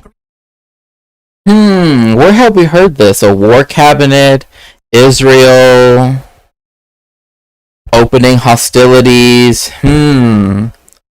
literally nothing contemporaneous to our times. Attack had been rehearsing for years. The Israelis had rolled the dice. Oh, look at that. They had been preparing for this for years. This is what they wanted to do. Again, that's the main thing to keep in mind. This is what they wanted to do from the get-go. Like, above all else, right, this is what they wanted to do. So, Would determine their state.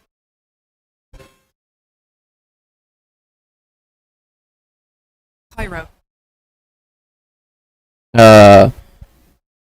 Boy Meets Mini says there's also a ton of Israeli money in international sports such as motorsports, tech. Yeah, no, that's true.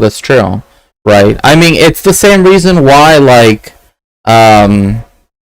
there are certain chess organizations that are not as prestigious as say FIDE or whatever, but are known to,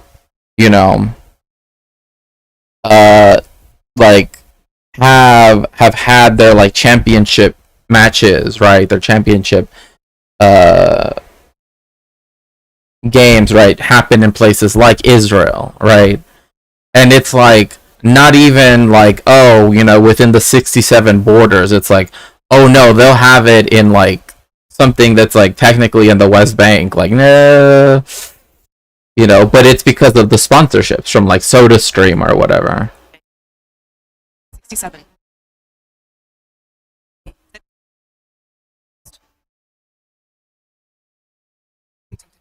Sinai. Came out.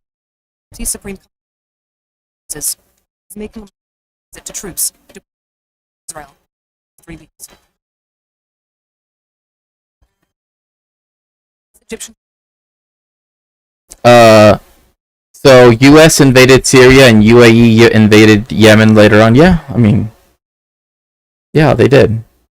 I mean, again, an unstable Middle East, North Africa, right, Southwest Asia, however you would like to term it, right,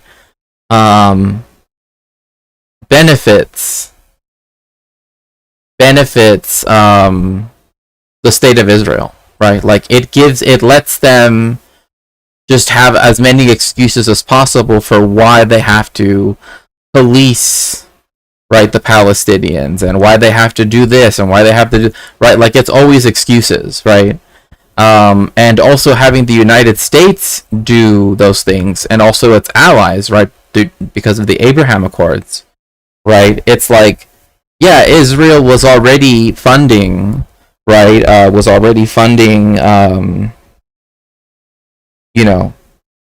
yeah, Zionists have a lot of investments, right? Exactly. I mean, and a lot of them happen to be in high tech things, and but one of the things that is important to remember is that their what's it called, military industrial complex, right, is so much even more entwined with their private sector than the United States is.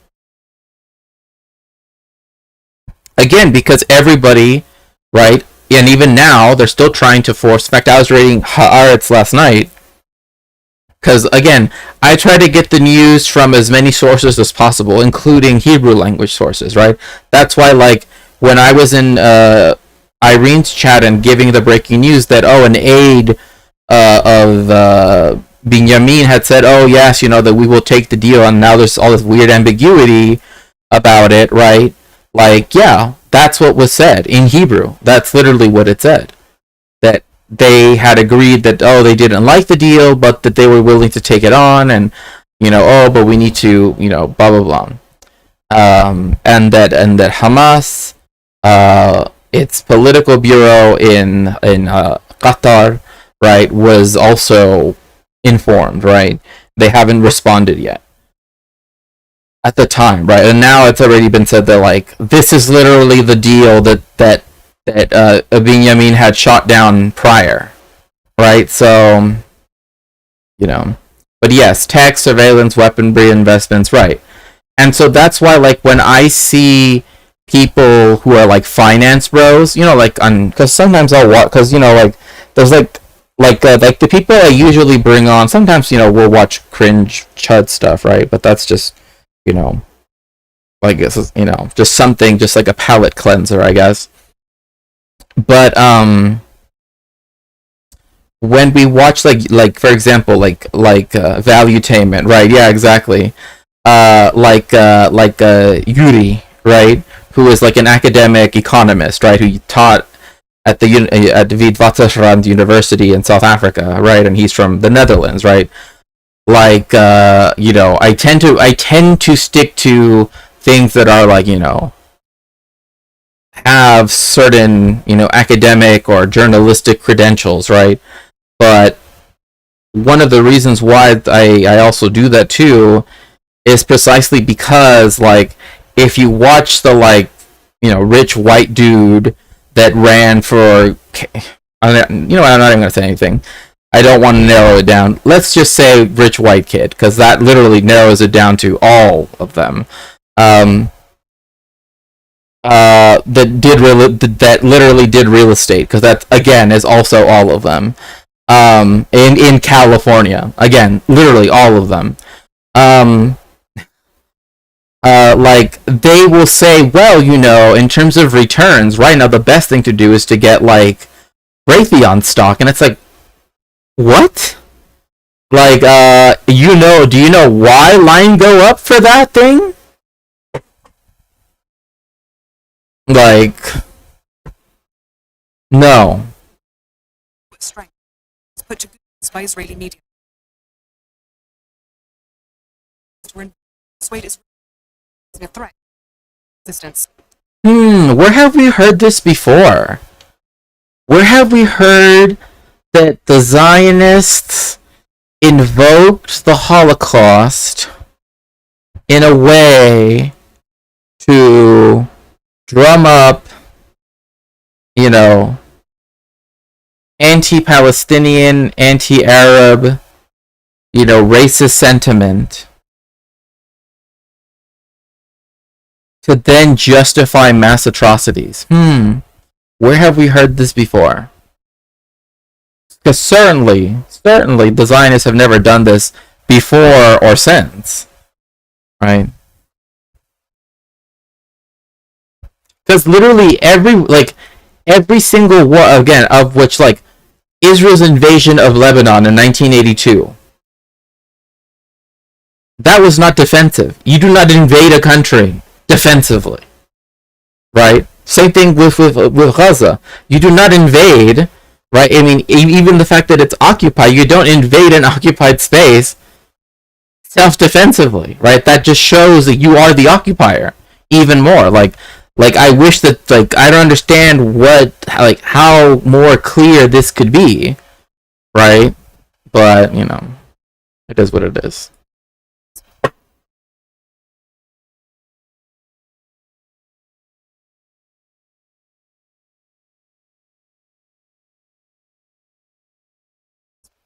Like, again, like, just that dehumanization. Like, oh, we won't even say his name. President Lyndon B.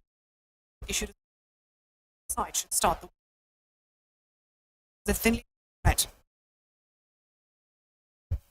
Yeah, Johnson is the president that completely changed the dynamic. Like I said, prior to 1967, and you can read Norman's book, The Holocaust Industry, if you so wish, because he has all of his citations, and they're all still, especially, they're all still accurate. Some have been updated, but like the information is still pretty accurate. That there was no public memorial, there was no museum, there was no tribute, nothing to the victims of the Holocaust until after the June War, which started again June 5th, today, but in 1967, right? So when he said whichever side begins, it was only directed at, because again, Truman is the president that changed this. This is where you get And Truman was a Democrat, right? Am I right in that, or am I misremembering? Remember, he was a Democrat. Anyway, it doesn't matter. But it was a threat at Gamal Abdel Nasser, right? That's what it was. It was never a threat against the Israeli leadership. It was always against like this is when U.S. foreign policy in the Middle East starts to become kind of more what we know now, right? Because up until 1971, right, the main investor and guarantor of Saudi Arabia's like oil production was the British, right? After this, it becomes the United States. It takes its place because by then the British Empire is already gone, right, as a thing for the most part, and also because Britain just cannot do the type of things that the United States can do.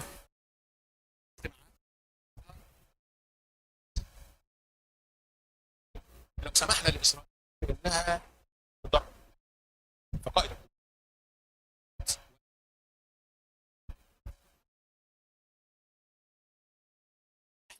بالضربه الاولى حارب امريكا واسرائيل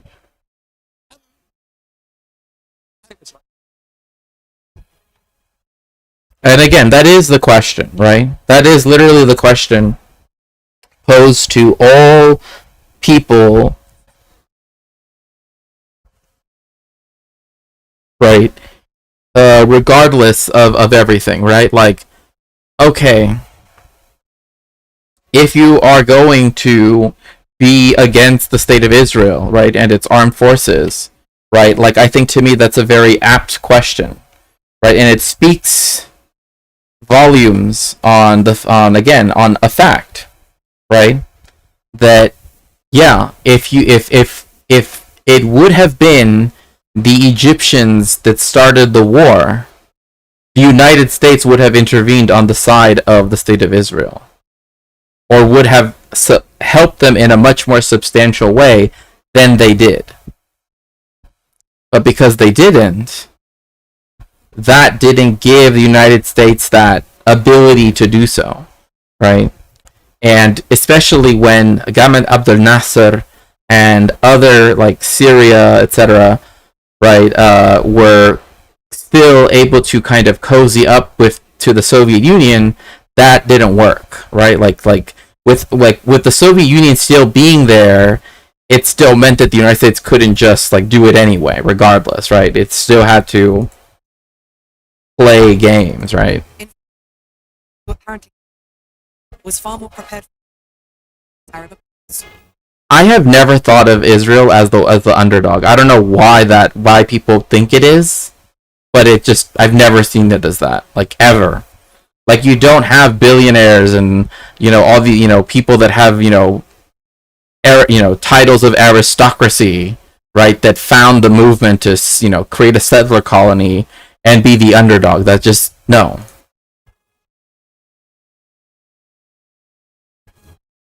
Israeli chief of staff, Yitzhak Rabin, waiting for a green light. And yes, you heard that correctly. Yitzhak Rabin, the person that would famously shake the hand with Yasser Arafat and everything, right? The one that, in 1994, in what is now called Rabin Square, right, was, Robloxed, right? And then after which is when the Likud party essentially comes into power after that. He was the one that was like running this war, right? So that's why like the people that want to see him as this right, 1995. Thank you so much, Katie. I appreciate that. Also,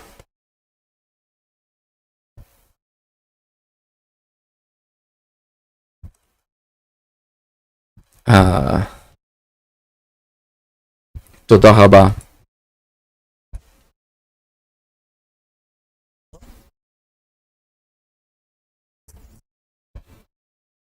Also,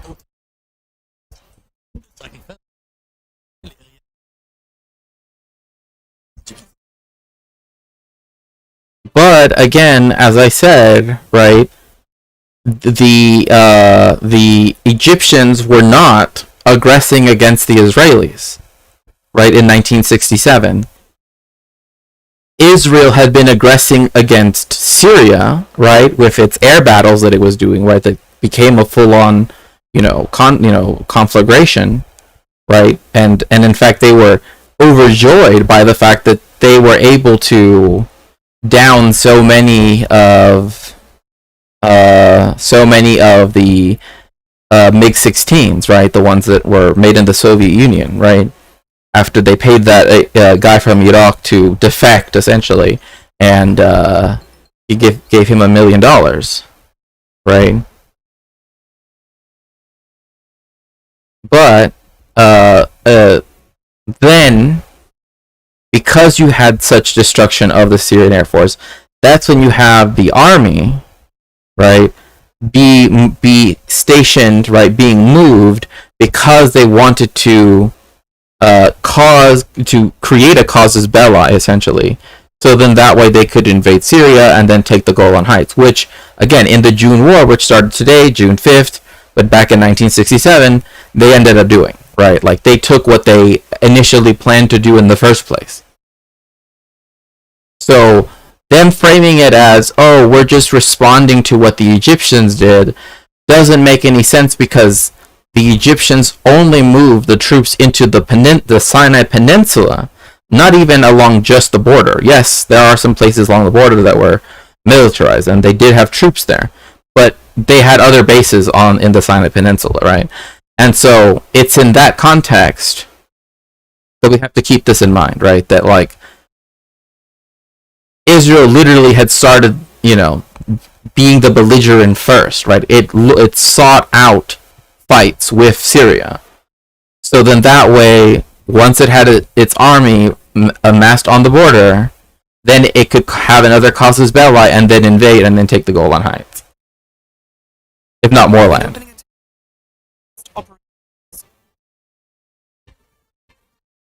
Aerial destroy the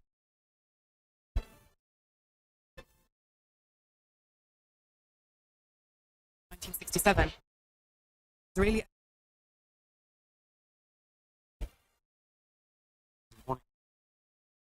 Like, see, and you know what's funny, because right now a lot of the Zionists are like, oh, the fact that well, there's this one, like, Zionist guy that he has a YouTube channel. I don't even know what it's called. Whatever, it doesn't even matter. He has like tons and hundreds of thousands of subscribers, right? And it's just him being, just ugh. But, like, you know what one of his biggest grievances was? He's like, one of his biggest grievances was the fact that October 7th, right, happened early in the morning. Like, oh, they were sleeping. That's the worst thing you could possibly do. I'm like, what? I don't know. To me, that's a little bit, meshugas, but whatever.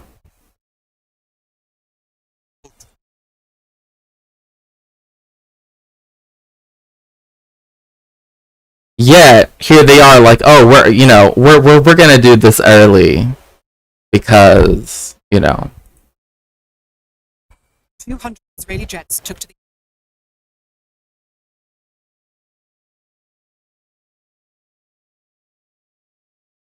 exactly 7 p.m. Radar detection flew first south, came in from the north. The Egyptians anticipated.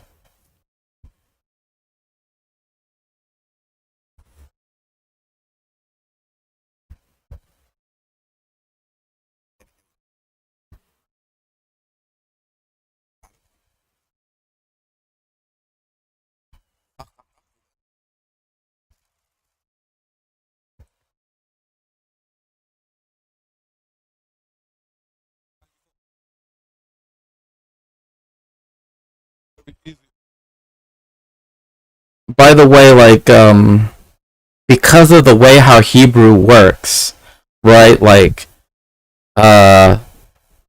this is why you'll often say his, right? Like like not theirs, right? Because that what it's like his, as in Egypt, right? As if it were personified. That's just a grammatical thing. I mean, English used to do that.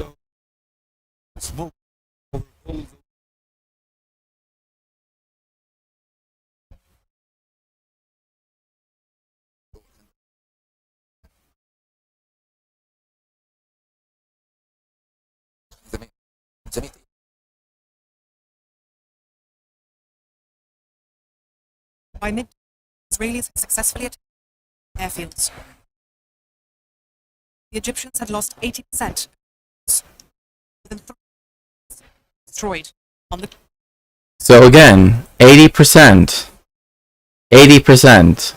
which is again something similar to what they wanted to do. A big number of what they wanted to do in Syria as well, right? Hence why they began thinking that if they could just focus on Syria, right? Especially because, remember, at this time, right, there was a struggle between the Maronite Christians, right, who later, some of them became phalangists, right, because they became reactionary, and also the Syrians, right, like under Al-Assad, not Bashir, but his father, right?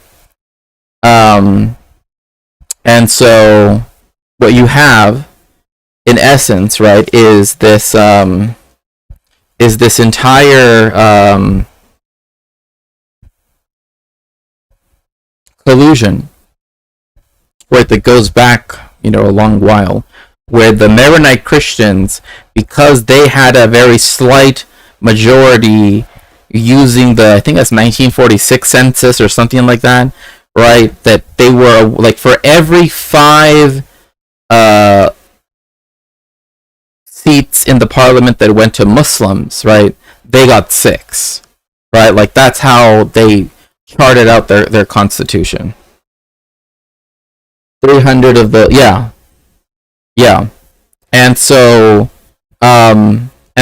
because of this, right, they were under the impression, right, that the Christian government, right, the Maronite government, right, which was it under Shemun, or was it already under the, anyway, it doesn't really matter who, but they were collaborationists for a very long time, right? Because again, Lebanon is essentially, or was thought of essentially as being like France's version of Israel, right? Like, let's carve out a country where Christians are the majority, right?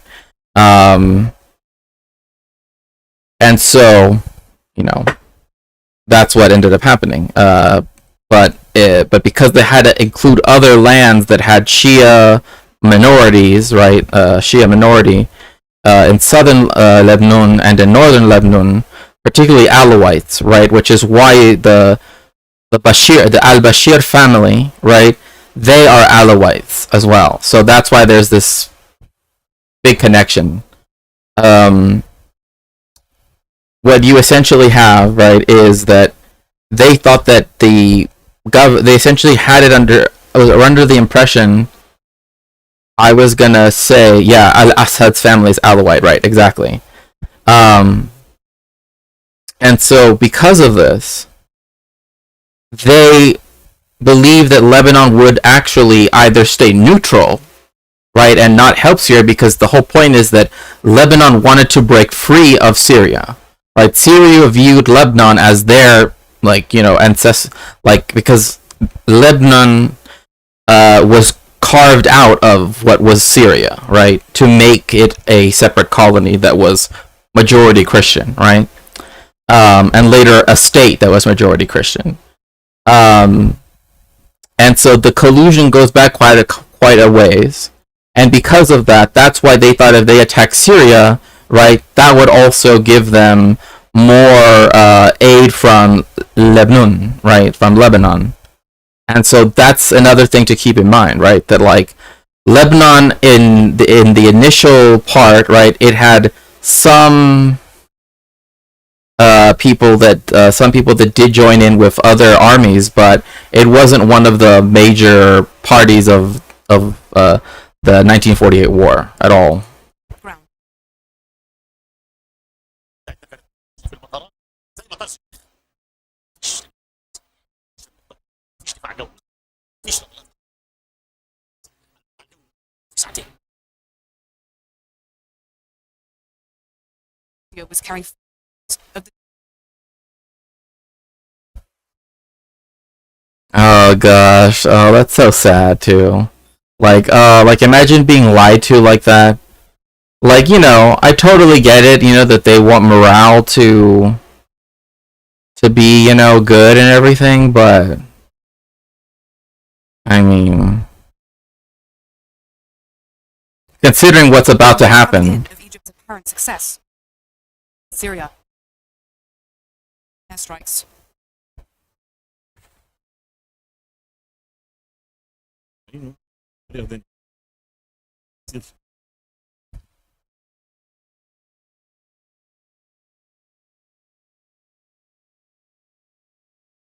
Attacks gave the Israelis scope of the this was extended to airfields in Syria, key base in Iraq. So again, you can see how they're going well beyond, right, this idea of, as a Christian, I'm going to say it, Christianity is the institutionally antithetical to Christ's teachings and rabbinical teaching. I mean,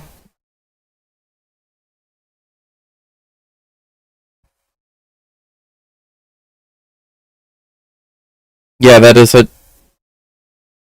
Wow, I don't even know what to say to that. I'm honestly just...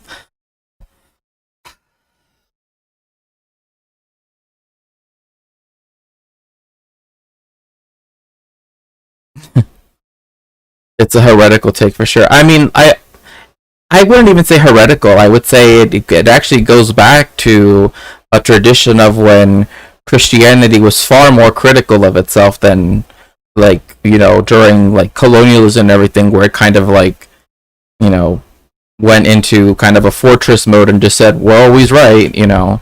Not that they didn't think that, you know. Yeah, pre-Constantine, exactly. Like Marcion, for example, etc.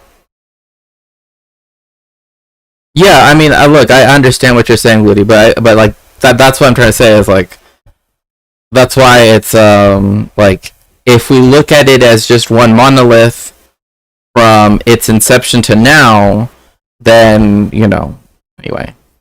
But I guess for me, going back to this, right, this shows us this is not defensive, right? Like, they don't, like, Israel doesn't even have a border with Iraq, right? Yes, Iraq joined in because of what they did to Egypt, right? So that is the reason why they were willing to join, because again, Iraq never signed a peace treaty or an armistice with Israel ever. Still to this day, it's never signed one.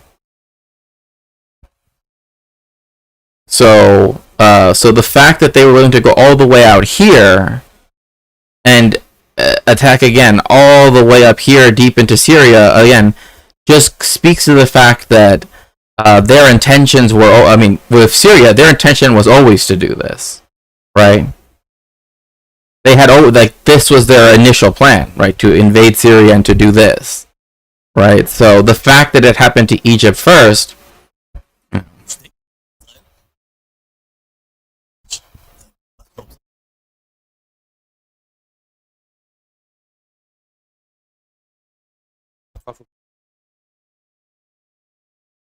Syrians lost half their aircraft.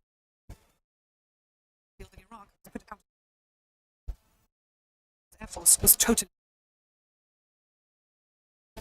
By sunset on the first day of war, focus had guaranteed Israel superiority in the skies over the Middle East. The Arab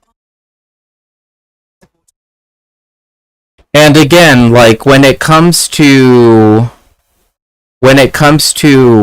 like modern warfare, right, so to speak, right, you have to have like an air force, right? Like that's one of the reasons why I forget, was it Christopher Hitchens or Martin Amis? Martin Amis, I believe.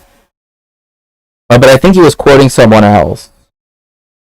I think it was Alba Erban who said that like because of Zion, because the way how Zionism has like mutated in the way that it has from, now becoming truly just like an ethno-nationalist only thing, right? Like there's no dissension from the central principles, right? So to speak. That like essentially the state of Israel is becoming, and I'm quoting here, right? Essentially a Holocaust museum with an air force, right? And it's like it's weird because that is kind of how like Benjamin Netanyahu, who like anytime there are people who are like anti-Semitic, especially in the United States, right?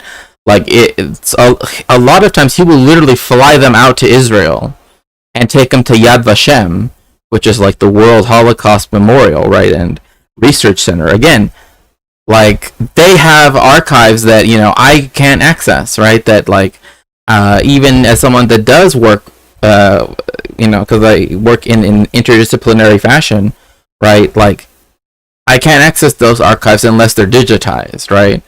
Because otherwise I would have to go to Yad Vashem, which is in Jerusalem, and I just can't. I just can't. Like I can't do it. So, but that's been kind of something. That's been something that a lot of people that have been critical of the state of Israel said, like it, because it always wants to portray itself as a victim, but also like highlight these particular victories, right? It comes off as kind of duplicitous in some way. Sealed.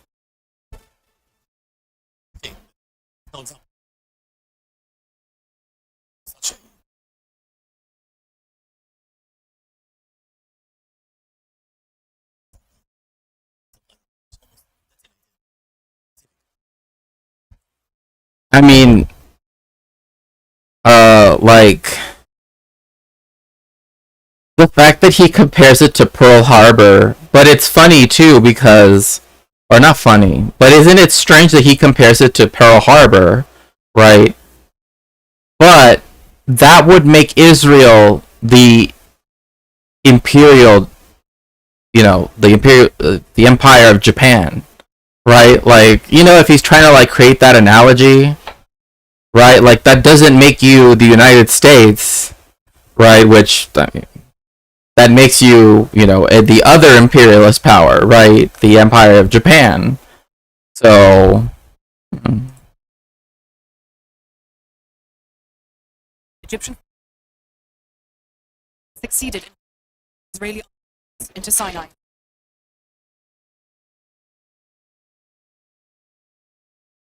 Egyptian Deputy Supreme Commander Mark was about to disastrous decision.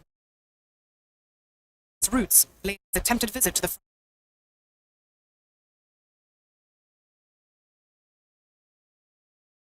even when those, oh, sorry. Israeli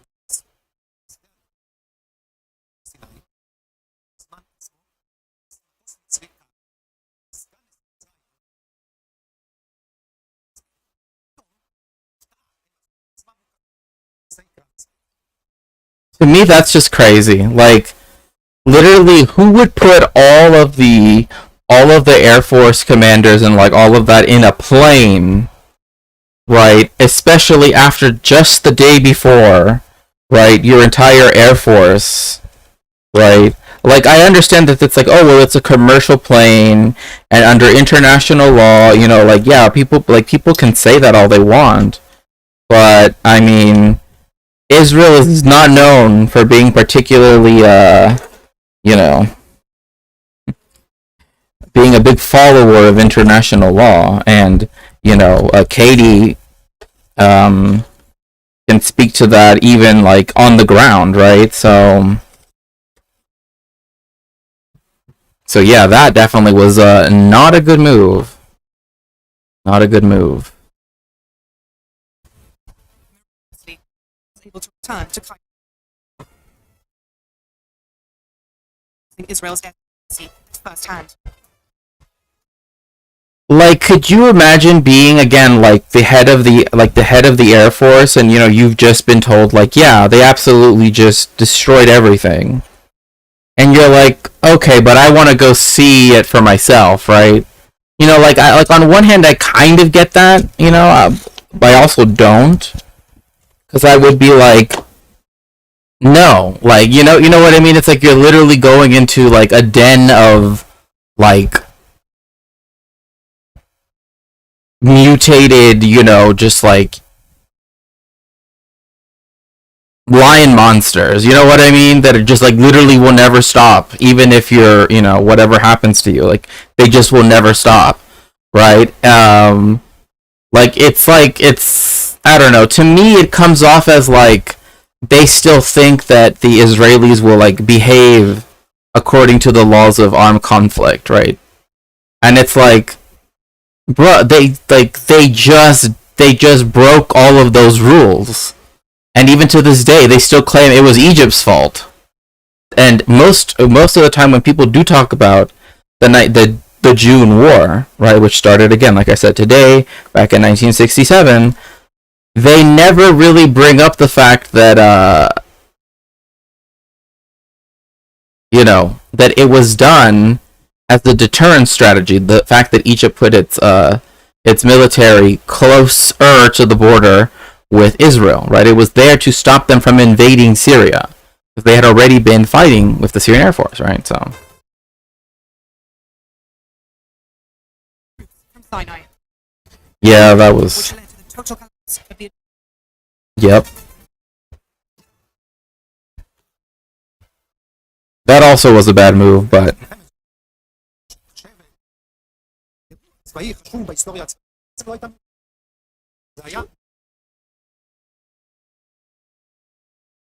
Exactly. So that's what Amir thought would be the best thing, right? That like, okay, we lost air superiority. Yes, we're able to hold them back on the Sinai front with, artillery and everything. Why don't we just retreat? Like, let's literally evacuate all of the bases, leave not a single soldier in the Sinai. That was not a good move. Not a good move. There are some, analysts that say that Egypt perhaps could have stopped the Sinai Peninsula from being, taken over in the way it was. Maybe, again, it's all conjecture, right?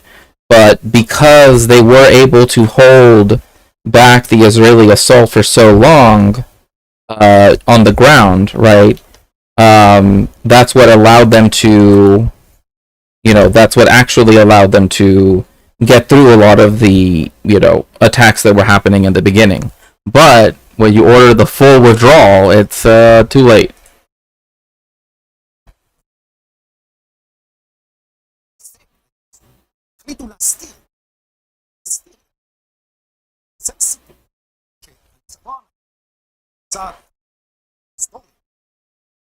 Exactly, right.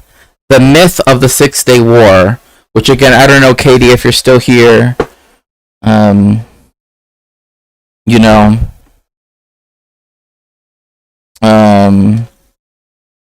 because, like, the way how it's presented in Israeli / Zionist history is like this, like, big brained, generals, admirals, whatever, right? They knew everything. They had, and it literally was like their actual big win was because the chief of staff was like, actually, let's just retreat. And so all of the fighting that was done was actually them shooting at retreating soldiers. right? That literally said, "Oh, we're not gonna fight. Like we're just gonna, you know." And so this mythology about all of the people, you know, it's also, Katie, I don't know if you're in here still, and that's fine.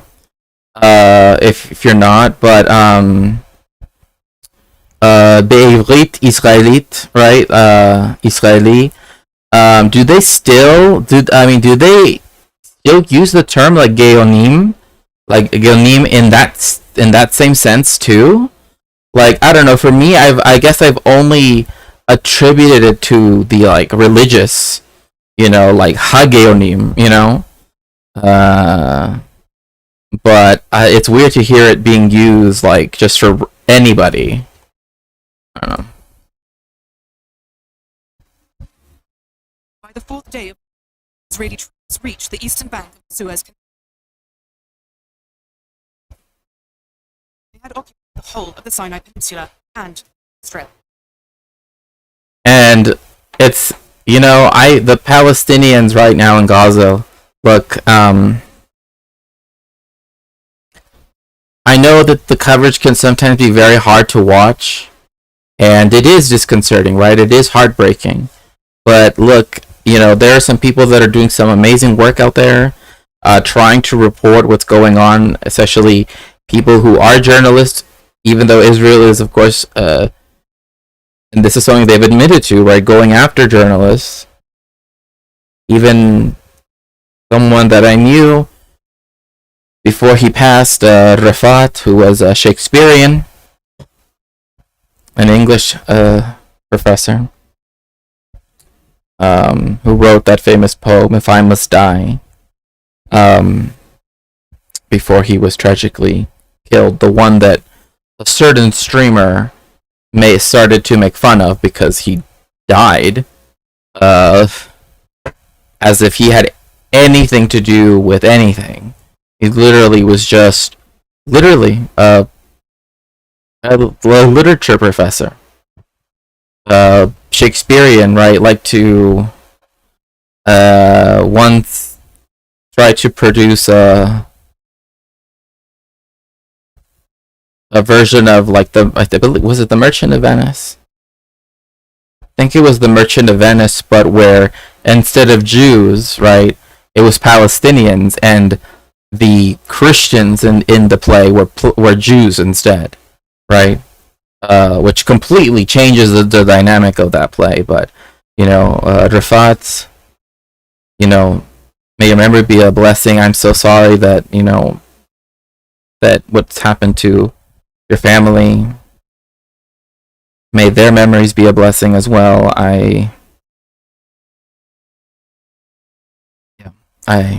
Anyway, I don't want to.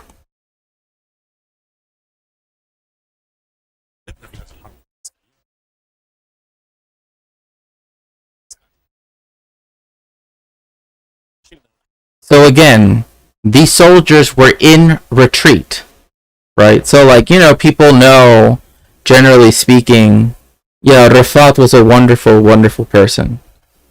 Wonderful person, and very intelligent. Like, he knew, like, he had read every Shakespeare play, cover to cover, so many times. He knew scene, line, loved books, and and was just, again, like a professor. What else can I even say? I don't even know what else I could say right now. And he didn't deserve to be ridiculed by a certain streamer, right, who thinks that, committing war crimes on camera is cool or whatever. But anyway. But again, as I was saying, because the Egyptian army was in retreat, and because they were literally turning away from the Israelis, means that a lot of their deaths are actually, technically speaking, could be considered, war crimes. But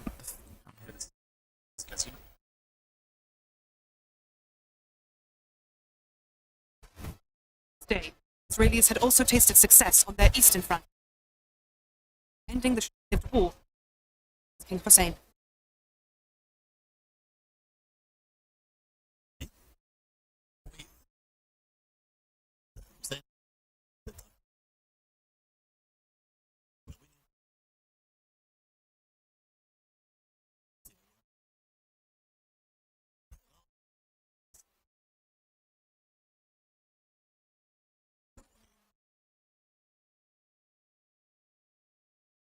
You know, it's one thing that I just like about the June War, right?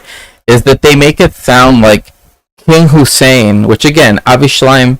Let me actually see if I can find the title of the book because I know um, it's called Avishalaim: Collusion Across the Jordan, King Abdullah, the Zionist Movement, and the Partition of Palestine. Oxford University Press, 1988. Right, where he shows that like the Jordanian monarchy has always been willing to collude with the Zionists. Like that's just a fact. Even now. You know, so like this belief that there was really this immense danger is just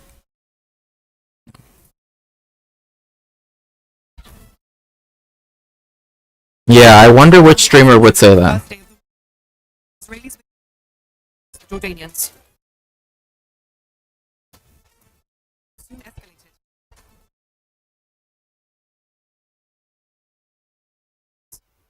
So again, this goes to show that one, there was collusion prior, right? Thanks so much, BKK. I appreciate that. But also the fact that they thought that the victory of the Egyptians was so great that they would only need to again, I go back to the point in 1948, the Jordanian monarchy, the Jordanian king said they would only invade and take land in the parts that were apportioned to be part of the Arab state, right? Again, which should have, the Palestinian state, right? And so back in the day, before this happened, right, when they had a parliament for the brief period that they did, they had this, both banks, right, Transjordan, Cisjordan, right, had members in the parliament, right? Like this was all divided up for the brief period from 1948 to 1967 and on to 1980, anyway, I'm not going to get into that. But so as the 6-Day War happens, right, more like, again, like the Nakba, the reason why people say the Nakba never ended is because, again, when they took over, right, when the Israelis invaded and were able to defeat the Jordanians, right, they also started to ethnically cleanse all of the rest of the cities that were here, right? Like, not all of them could be so... Like, the smaller ones, right, were the ones where they were, like, did it most, right? Which is why, like, particularly here in the Jordan Valley, which is very desert-like, there were very small settlements that were of Palestinians. They were completely destroyed, and then now this is populated by lots of Israelis, except for Aricha or Jericho or Yericho, right? So I have a Mr. Wikipedia in mind. You might be right.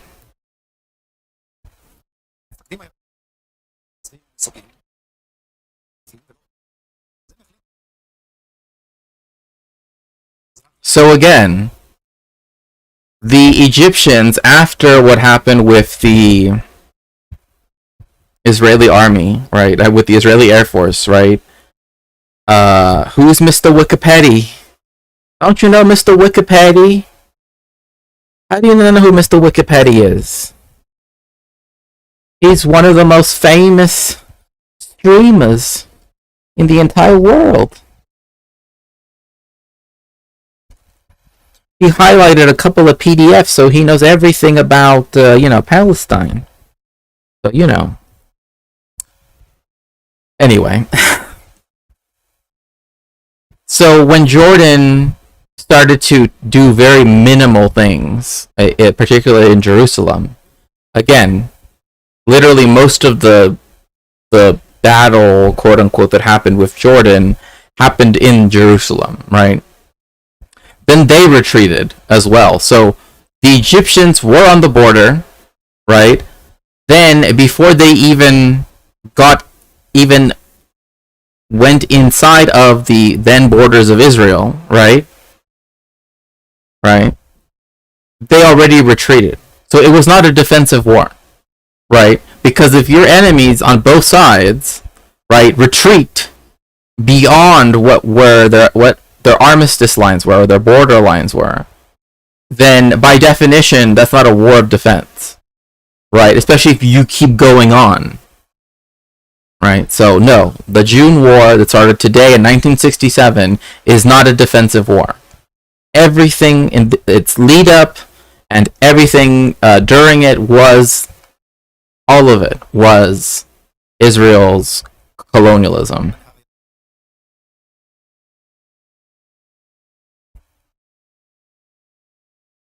Exactly. So because they withdrew the Arab Legion, right? Because they withdrew this mechanized legion, a particular, right? Essentially leaving the Palestinians who remained in the West Bank, right, to their own devices. That allowed them to literally just drive up and just start, okay, this is ours now. Okay, that's ours now. Okay, that's ours now. And yet they want to make it seem like it was such a difficult struggle when the only place that there was any real fighting was in Jerusalem. And that was only because that's the only place where there was ever any movement of troops on any real scale. So with the ceasefire, Israel's decided to secure its with Syria. Secure its borders, huh? On the 5th, Israeli troops began to climb the strategic Gulan. Again, this is precisely what they wanted to do in the first place. They wanted to take over the Golan Heights because they did not like the idea of having a river valley, right? A river, the River Jordan and Kinneret, or the Sea of Galilee, being their boundary between it and Syria, right? Which had a demilitarized zone, by the way. Right, and if you look at it on Google Maps, you can even see where if you zoom in on that part right by the Sea of Galilee, you can see where the demilitarized zone was, and it goes literally all the way to the top. So Israel can't even say, oh well, they are the ones that told, they are the ones that again put their army on the Syrian border, and Egypt only put its armed forces in the Sinai because they were trying to stop what Israel eventually did anyway, right? So again, in both cases, the Jordanians and the Egyptians don't actually ever take over any land in as according to 1950 or the 1951, by the time all of the armistice agreements are signed. So let's say 1951, but really 1949, right? When Israel had conquered 80% of the land of Palestine, right, and only left almost, right, and left 22% left, right, for the West Bank and Gaza, right. In both of those cases, right, there was never any conquest of any land of Israel. There was never a soldier that even set foot in Israel. For the two the most powerful armed force, right, that it blames for starting it, literally was given retreat orders, and they were shot at all the way back across the Suez Canal. Okay. And then you have the Jordanians that had two divisions that then had to retreat, literally leaving the Palestinians to fend for themselves. So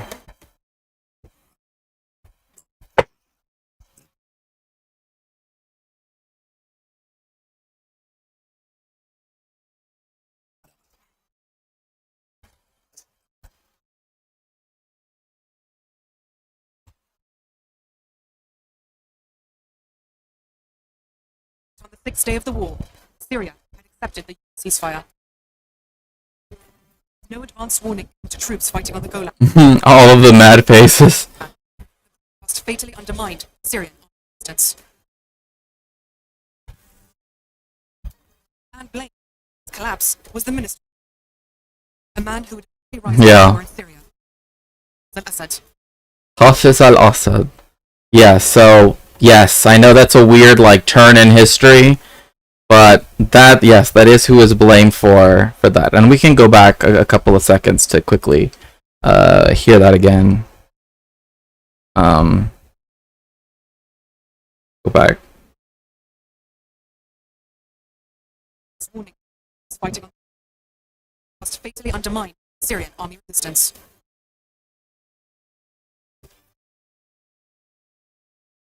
Was the minister, a man who rose to power in Syria, al-Assad. Israelis pushed on the Golan Heights. And by the way, just because I think it's important to note this, right? The United States, I believe it's the only country that does this. It's the only country that has already not even already, but that recognizes the Golan Heights, right, as being part of, like, oh well, now that's just part of Israel now, right? But yeah, no, it's literally, like, even like the settler population there, for like, this is literally, I kid you not, this region, like the Golan Heights, especially like the northern part, is where Israel has its ski resorts. I'm not even joking. Like, legit, like, this is where they have their ski resorts in Israel. Okay. So, just putting that out there.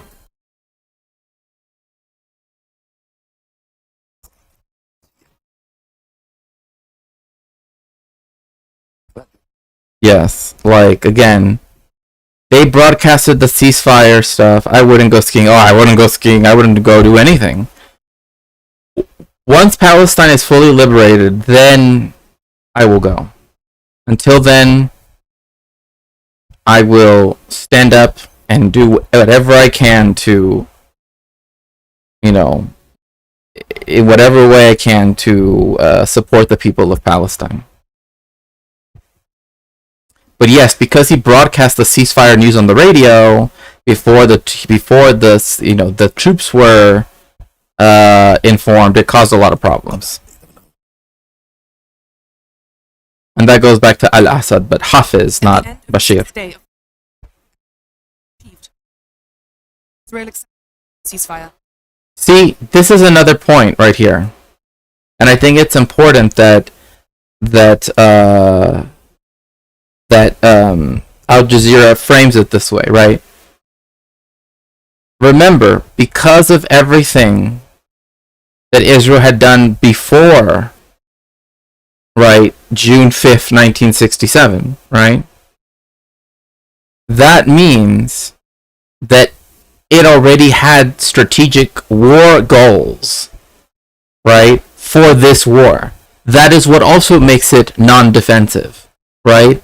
You don't fight a defensive war which includes goals,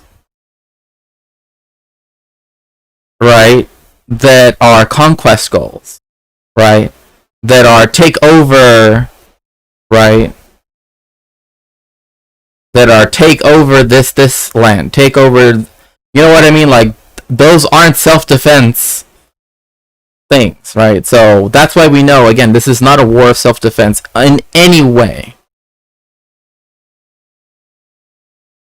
And that Israel started it. The guns fell silent. Had suffered.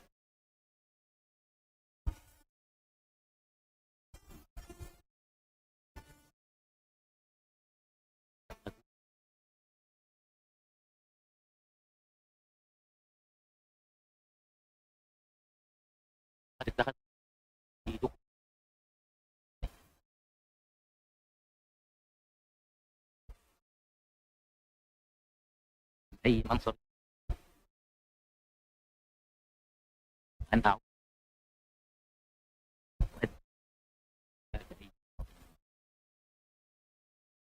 I mean, this was devastating. I mean, for the Arab world, right? Because again, like this is when you know Gamal Abdel Nasser was like the one person. I don't want to give him too much credit, but he was a person that Pan Arabism was revived in many ways because of him, right? It didn't work in the end, right? Because later on, Egypt and Syria became the United Arab Republic, which was supposed to be a stepping stone on the way there. But the problem was, of course, that like the Saudi monarchy didn't want to join, the Jordanian monarchy didn't want to join because now they had national, petty, nationalisms, right, and petty nationalist problems, right. The heavy popular pressure also rescinded his decision to step down from the presidency. Right. Like when this was announced, it was so devastating, right? That they literally were like, "No, we're not going to let you resign." And it's interesting too. And I don't want to. I'm not comparing him to Stalin, but it is funny that like Stalin also had an issue like that too, where he would try to step down as chairman of the CP, of the Communist Party of the Soviet Union, and they would essentially say you can't stop being the leader, right. But that's about where the similarities end. And attempts to regain the lost Arab territories began. Israel had tripled its size.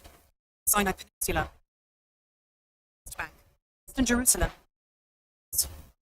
And remember, Gaza, the West Bank, and East Jerusalem, right, are where the ICC, right, claims jurisdiction. Because this is what the state of Palestine is, by legal definition right now. Obviously, for those of us that are leftists, we include all of this, right? But for the ICC charges, it includes only this, right? So the fact that Israelis went into Gaza, right, and committed, starvation, etc., all these different things, right? That is why the ICC can try them, right? Because even if someone, say from Russia, right, were to go and to have, like for example, there's a large Russian Jewish minority in Israel, right? So if they had Russian citizenship and they would have done it, let's say, whatever, right? They could be held as a Russian, right? Regardless of the fact that, right, that Russia is not a member of the Rome Statute.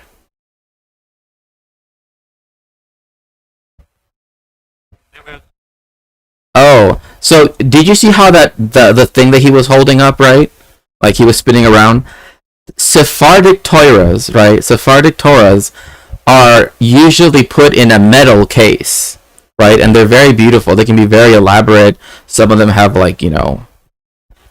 the ones that people are most used to seeing are the ones that are in a cloth one, right?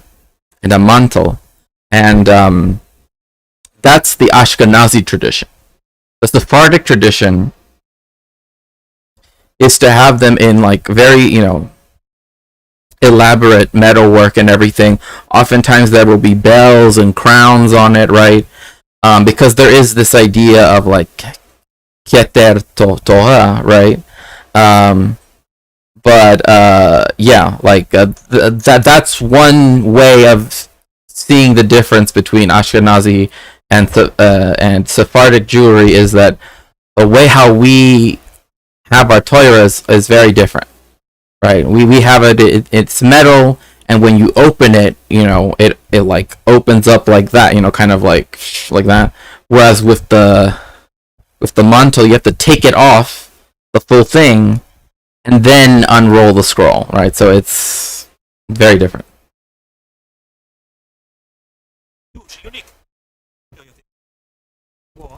See, look, they're already, see, the origin of the D&D term phylactery, Oh, phylactery. I mean, where are my tefillin? Weird. They were right here. Well, the phylacteries are something different because that's something. So you put the phylactery here, right? Because it says it's supposed to go on your heart and on your head, right? So you put it here on the sort of like tip of your, the top of your bicep, and then you wrap it around, right? And then uh, and you're not supposed to speak, right? When you're wrapping it around, like once you say the prayer, the first prayer, right? Then you put the one over the head, which is supposed to coincide with your hairline, right? And if you go bald or whatever, if where your hairline was when you did have hair, right? And then and then you say another prayer, right? Which now you can say because now you can speak because now you've done the full thing. And then usually you will do like the morning service, right? The shachris or shacharit. You will do the tefillah, right?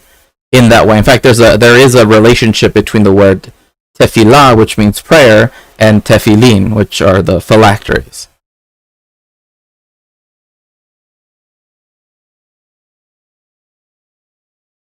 For the great Israel. Israelis basked in a Torah visibility. Just the start of complications. Still plagued to this day. And again, not only does it plague the entire Middle East, but it all is due to the Israelis. Like, literally. Like, it does not matter what any Zionist says. Like, why were they doing air skirmishes with the Syrian Air Force? Why were they, you know what I mean? Because that involved them crossing, right, a border that involved a demilitarized zone. Right? Like, they were already breaking the laws of war that they like to pretend that, well, literally, the only thing now I can say is that, like, now it's become so blatantly obvious for many people that Israel has never kept to the rules of war, right? To the point where,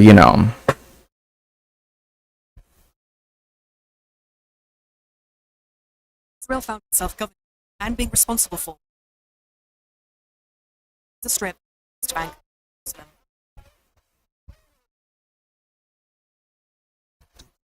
oh my gosh, oh yeah, I don't know if you saw that dude's hat, but like that, like some of the designs for like Israeli things, like military things, I kid you not, come from other Anglo settler colonies, right? Like Australia. Not even joking. Like, the only thing that's kind of like, I don't want to say unique, but like the weird thing, it's like that weird like huge beret thing that they wear. I've like never seen any other armed force that does that.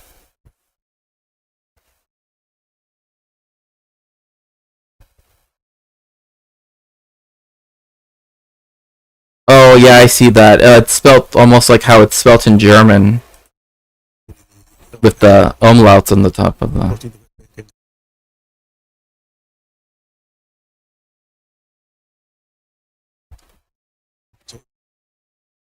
Oh yeah, and then you can see here, like, I don't know, Boy Meets Mini, if you're still here, probably, right? But like, this is the Via Dolorosa, right? Which again, like,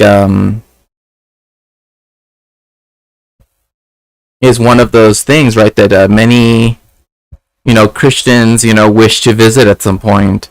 But a lot of like leftist Christians that I know, right, also take similar views, right? Where like they wouldn't want to visit like the old city of Jerusalem, right? But I kind of take issue with some of them because some of them say, well, I would visit the like pre 1967 border state of Israel, right? But I wouldn't visit the, I don't know. Anyway, that's neither here nor there.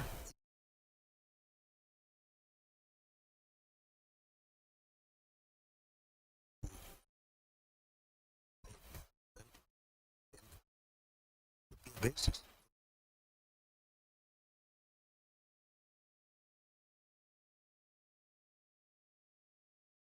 See, this is the problem with this, right? It's like they always say, like, one, okay, even if we accept that the West Bank and Gaza are going to be the state of Palestine, right? Even if we say that's it, right? International law decided that's what, right? Which is kind of like what a lot of people, like Norman Finkelstein, right? They say, to say, right? It feels more unfeasible now, and it for me it always somehow felt unfeasible because I'm like, how can you have one like this weird like puzzle piece here and another puzzle piece here, right? That doesn't get to have their own airports, has an apartheid system within it, has the aquifer underneath it, right? Has its water stolen and then sold back to them by the Israeli National Water Carrier, right? Like, how can you have this and then say, yeah, we could have a state where that has sovereignty, right? That like, again, it's always like the way it's always seen as like Israel will give the Palestinians a state, right? And that's a very patronizing colonialist, right, way of thinking about things. Like even right now, the way how he was talking about it, right? And I'm sure that I believe he's a much more moderate politician anyway. But still, like even in that language, right? It's still like, oh, we can open up negotiations, but this is it, right? Like we can't question 1948 to 1949. Whatever happened in 1967, though, oh yeah, that's okay, right? Like, Israel chose was and still remains the first. Yeah. Israel declared. Okay, so this is what's going to happen in a few days, right? So today is Israeli Flag Day, I guess, but in a few days it's going to be Yom Yerushalayim, which is Jerusalem Day, which is this commemorating this, right? When the West Jerusalem, which which is what like Al Jazeera will still call it, right? And a lot of places will still call it like that. And East Jerusalem, right, which was supposed to be the capital of the Palestinian state, and West Jerusalem, which, and again, using the two-state solution paradigm, was going to be the capital for the Jewish state, or the quote-unquote Jewish state. They broke lots of international law, but, like, because they unified it, that is to say that they absorbed it, right? They annexed it into Israel, right? Which is illegal, right? They foreclosed the idea, at least from their perspective, that East Jerusalem could ever be given back to the Palestinians, right? Like, that's why the government has been held in Ramallah, right, for so long. Because Israel claims total control of the city of Jerusalem, right? Both sides, right? And it's been emptying out all of the older, Arab neighborhoods, right? Palestinian neighborhoods, Armenian neighborhoods, Circassian neighborhoods, right? In fact, that video where it's like that guy, he's like from Brooklyn, and it's a woman and she's saying like, you're stealing my house, right? And then the guy says, so what if I'm stealing it? Like, if I don't steal it, then someone else is gonna steal it. Like, that is in one of those neighborhoods in East Jerusalem. I believe it's in Silwan, but I could be wrong. It might be somewhere else. Hello, Zayday420. Welcome in. It's so nice to see you.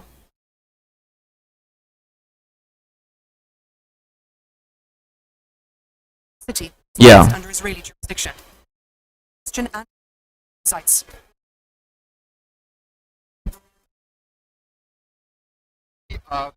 And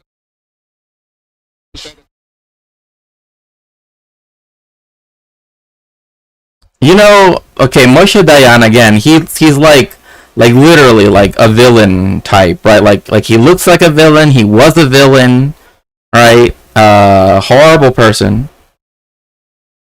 Notice that he immediately says privileges, right? Like, oh, like, and sure, fine. Like people might say, oh, that's how they said things back then. Uh, you know, right away he's like, oh yeah, we have privileges though. It's a little, I don't know.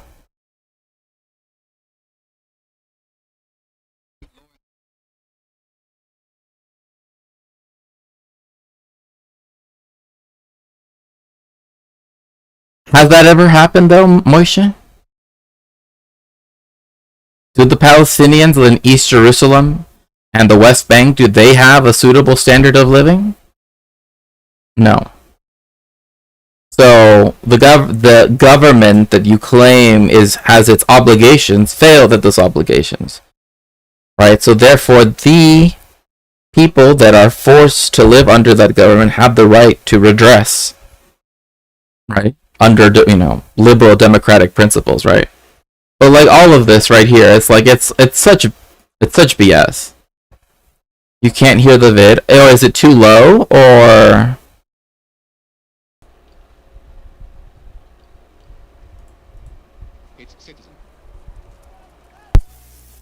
Furthermore, and in defiance of international law, Israeli settlers began to move into the West Bank, the territory they called Judea and Samaria.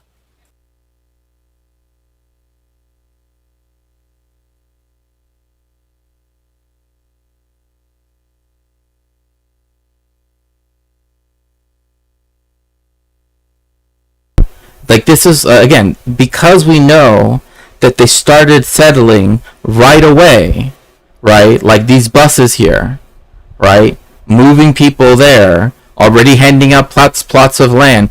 This is why we know for a fact. I mean, with all the other instances that we've gone over thus far, right? And my explications of them, right? Even citing, from, various books about Palestine and its history, right? No war self-defense then leads to colonization, right? Like that does not. Okay, good. Oh no, yeah, no. I accidentally muted myself, but yeah. The lands which they wanted to settle in were the core and heartland of the Jewish people in biblical times. This is where This is literally one. There was never a united kingdom of Israel. So, saying that these lands are the heartland of anything is false, right? There was never a one, David and Shlomo or Solomon, like all of that's just nonsense. That's literally not true. We already know this. Like they can keep appealing to this idea, but so many people that are Zionist aren't even religious, right? So it makes, no sense, but it's not the heartland. In fact, if it were so, why does the only discussion of it in the Talmud say that literally what does constitute the land of Israel, it does not even include this part? Also, strange thing too, because if it is the quote-unquote heartland, right, why would it include a region, right, even in the Hebrew, right, with Samaria, right, that is literally describing an other people that is still there, that is indigenous there as well, right, as the Palestinians are, and still is marginalized by the Israelis, right? Like it doesn't make any sense. Like if you want to just claim quote unquote Judea, fine. I mean, not fine, but you know what I mean. Like. So it was natural that there would be this messianic urge to settle those areas. Even perhaps. See, look, this is where the whole like Benny Morris thing. One thing I found weird though is like, is it me or does Benny Morris sound like did his English get worse over time?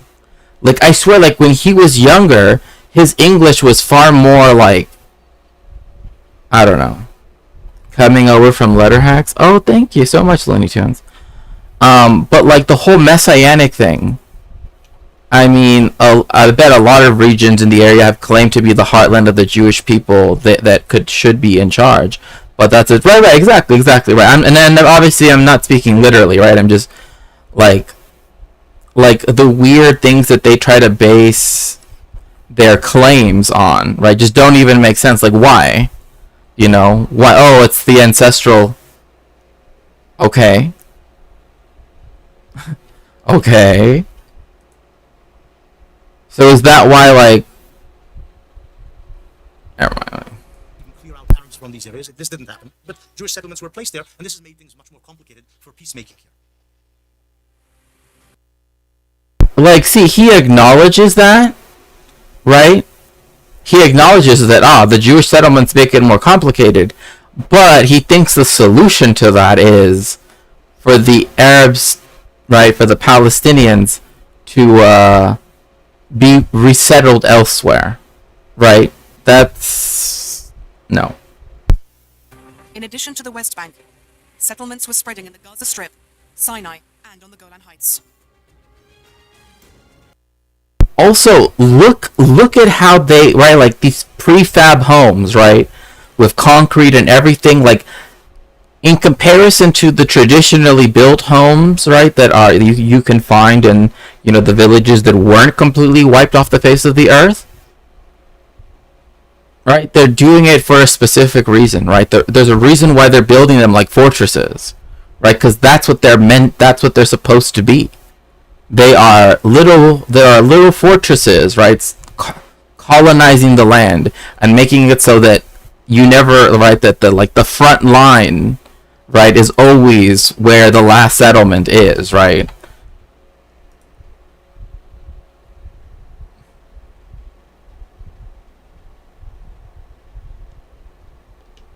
Anyway. And as the Israelis tightened their grip on the occupied territories, it became clear they had no intention of returning them. I mean, like, I don't know why there's this belief, like, that, like, deep down Israelis would give the territories back, right? Because, like, I've heard people say, you know, if given the chance, if we could address their security concerns, right, of the Israelis, by the way, that, like, they would definitely give back the land. I don't understand. Like, literally, when they were in the pre-1967 borders, apparently, they were over here doing miracles, from what I hear from their own stories, right? So, obviously, they don't need these lands, right? Like, and if the issue is, they want to go to the old city of Jerusalem, then, I don't know, maybe they could have not, just waiting on... Oh, okay. حالة الصرف الإسرائيلي تجاه أي محاولات لإبرام اتفاق سلام مع مصر بالذات والجوانب العربية المحيطة بها ترجع أساسا إلى فكرة إنه... Exactly. Yes.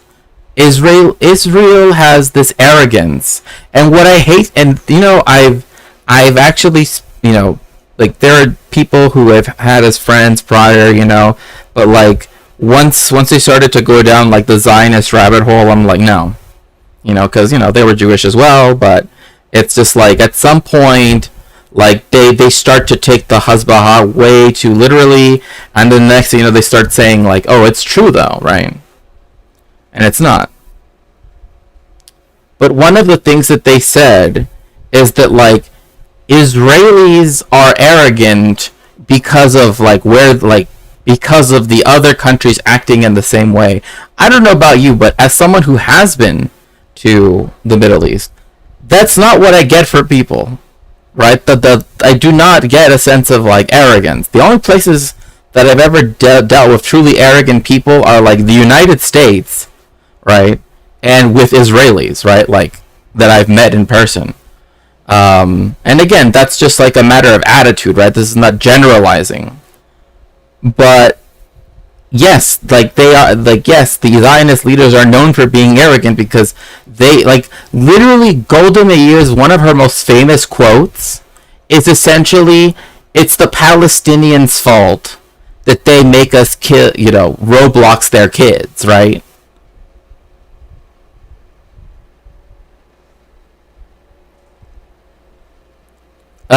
Quite a few, quite a few. More than 5.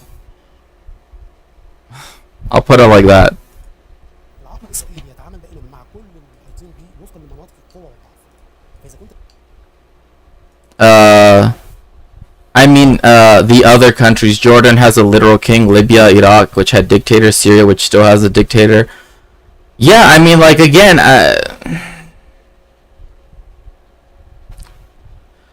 like, it's always this thing of, but, like, it's just this weird thing where they're like, oh, like, they're so arrogant, and that's the reason why Israelis are so arrogant. No, it's not.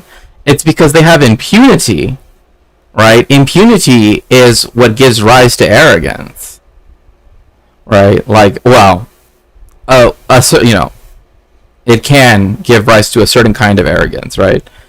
But it's just this whole thing of, like, they tell themselves all these special little stories, how they are, all special little streamer boys. تمتلك الرضا ولا تمتلك مواطن قوه تمارسها ضده هو لن يستجيب ليك ولن يعطيك ارض ولن يبرم معك اتفاق سلام.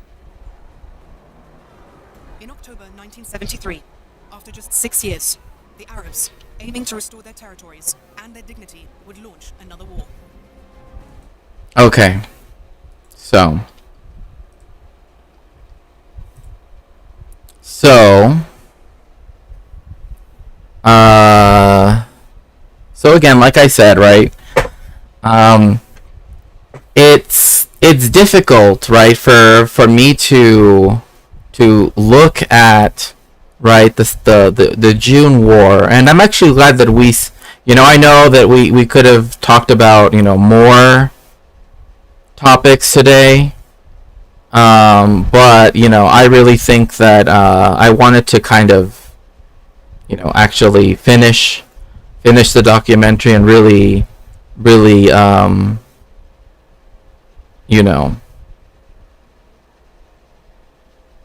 but one of the things that I want to just remind you is, again, from the beginning, right, the whole mythology of the Zionist state has been, one, that they've always been on the defense. That's not true. 2, that they are the underdog, right? These are all these things that and even when it comes to, right, the Yom Kippur War, the fact that they're like, oh, how dare they do it on such a holy day, right? Like, again, let's not forget what the state of Israel did, like, during Ramadan, right? Let's not forget, you know what I mean? Like this idea that, like, they have to be handled in this super special way is just ridiculous to me. But, anyway. Oops. Let's see here. So,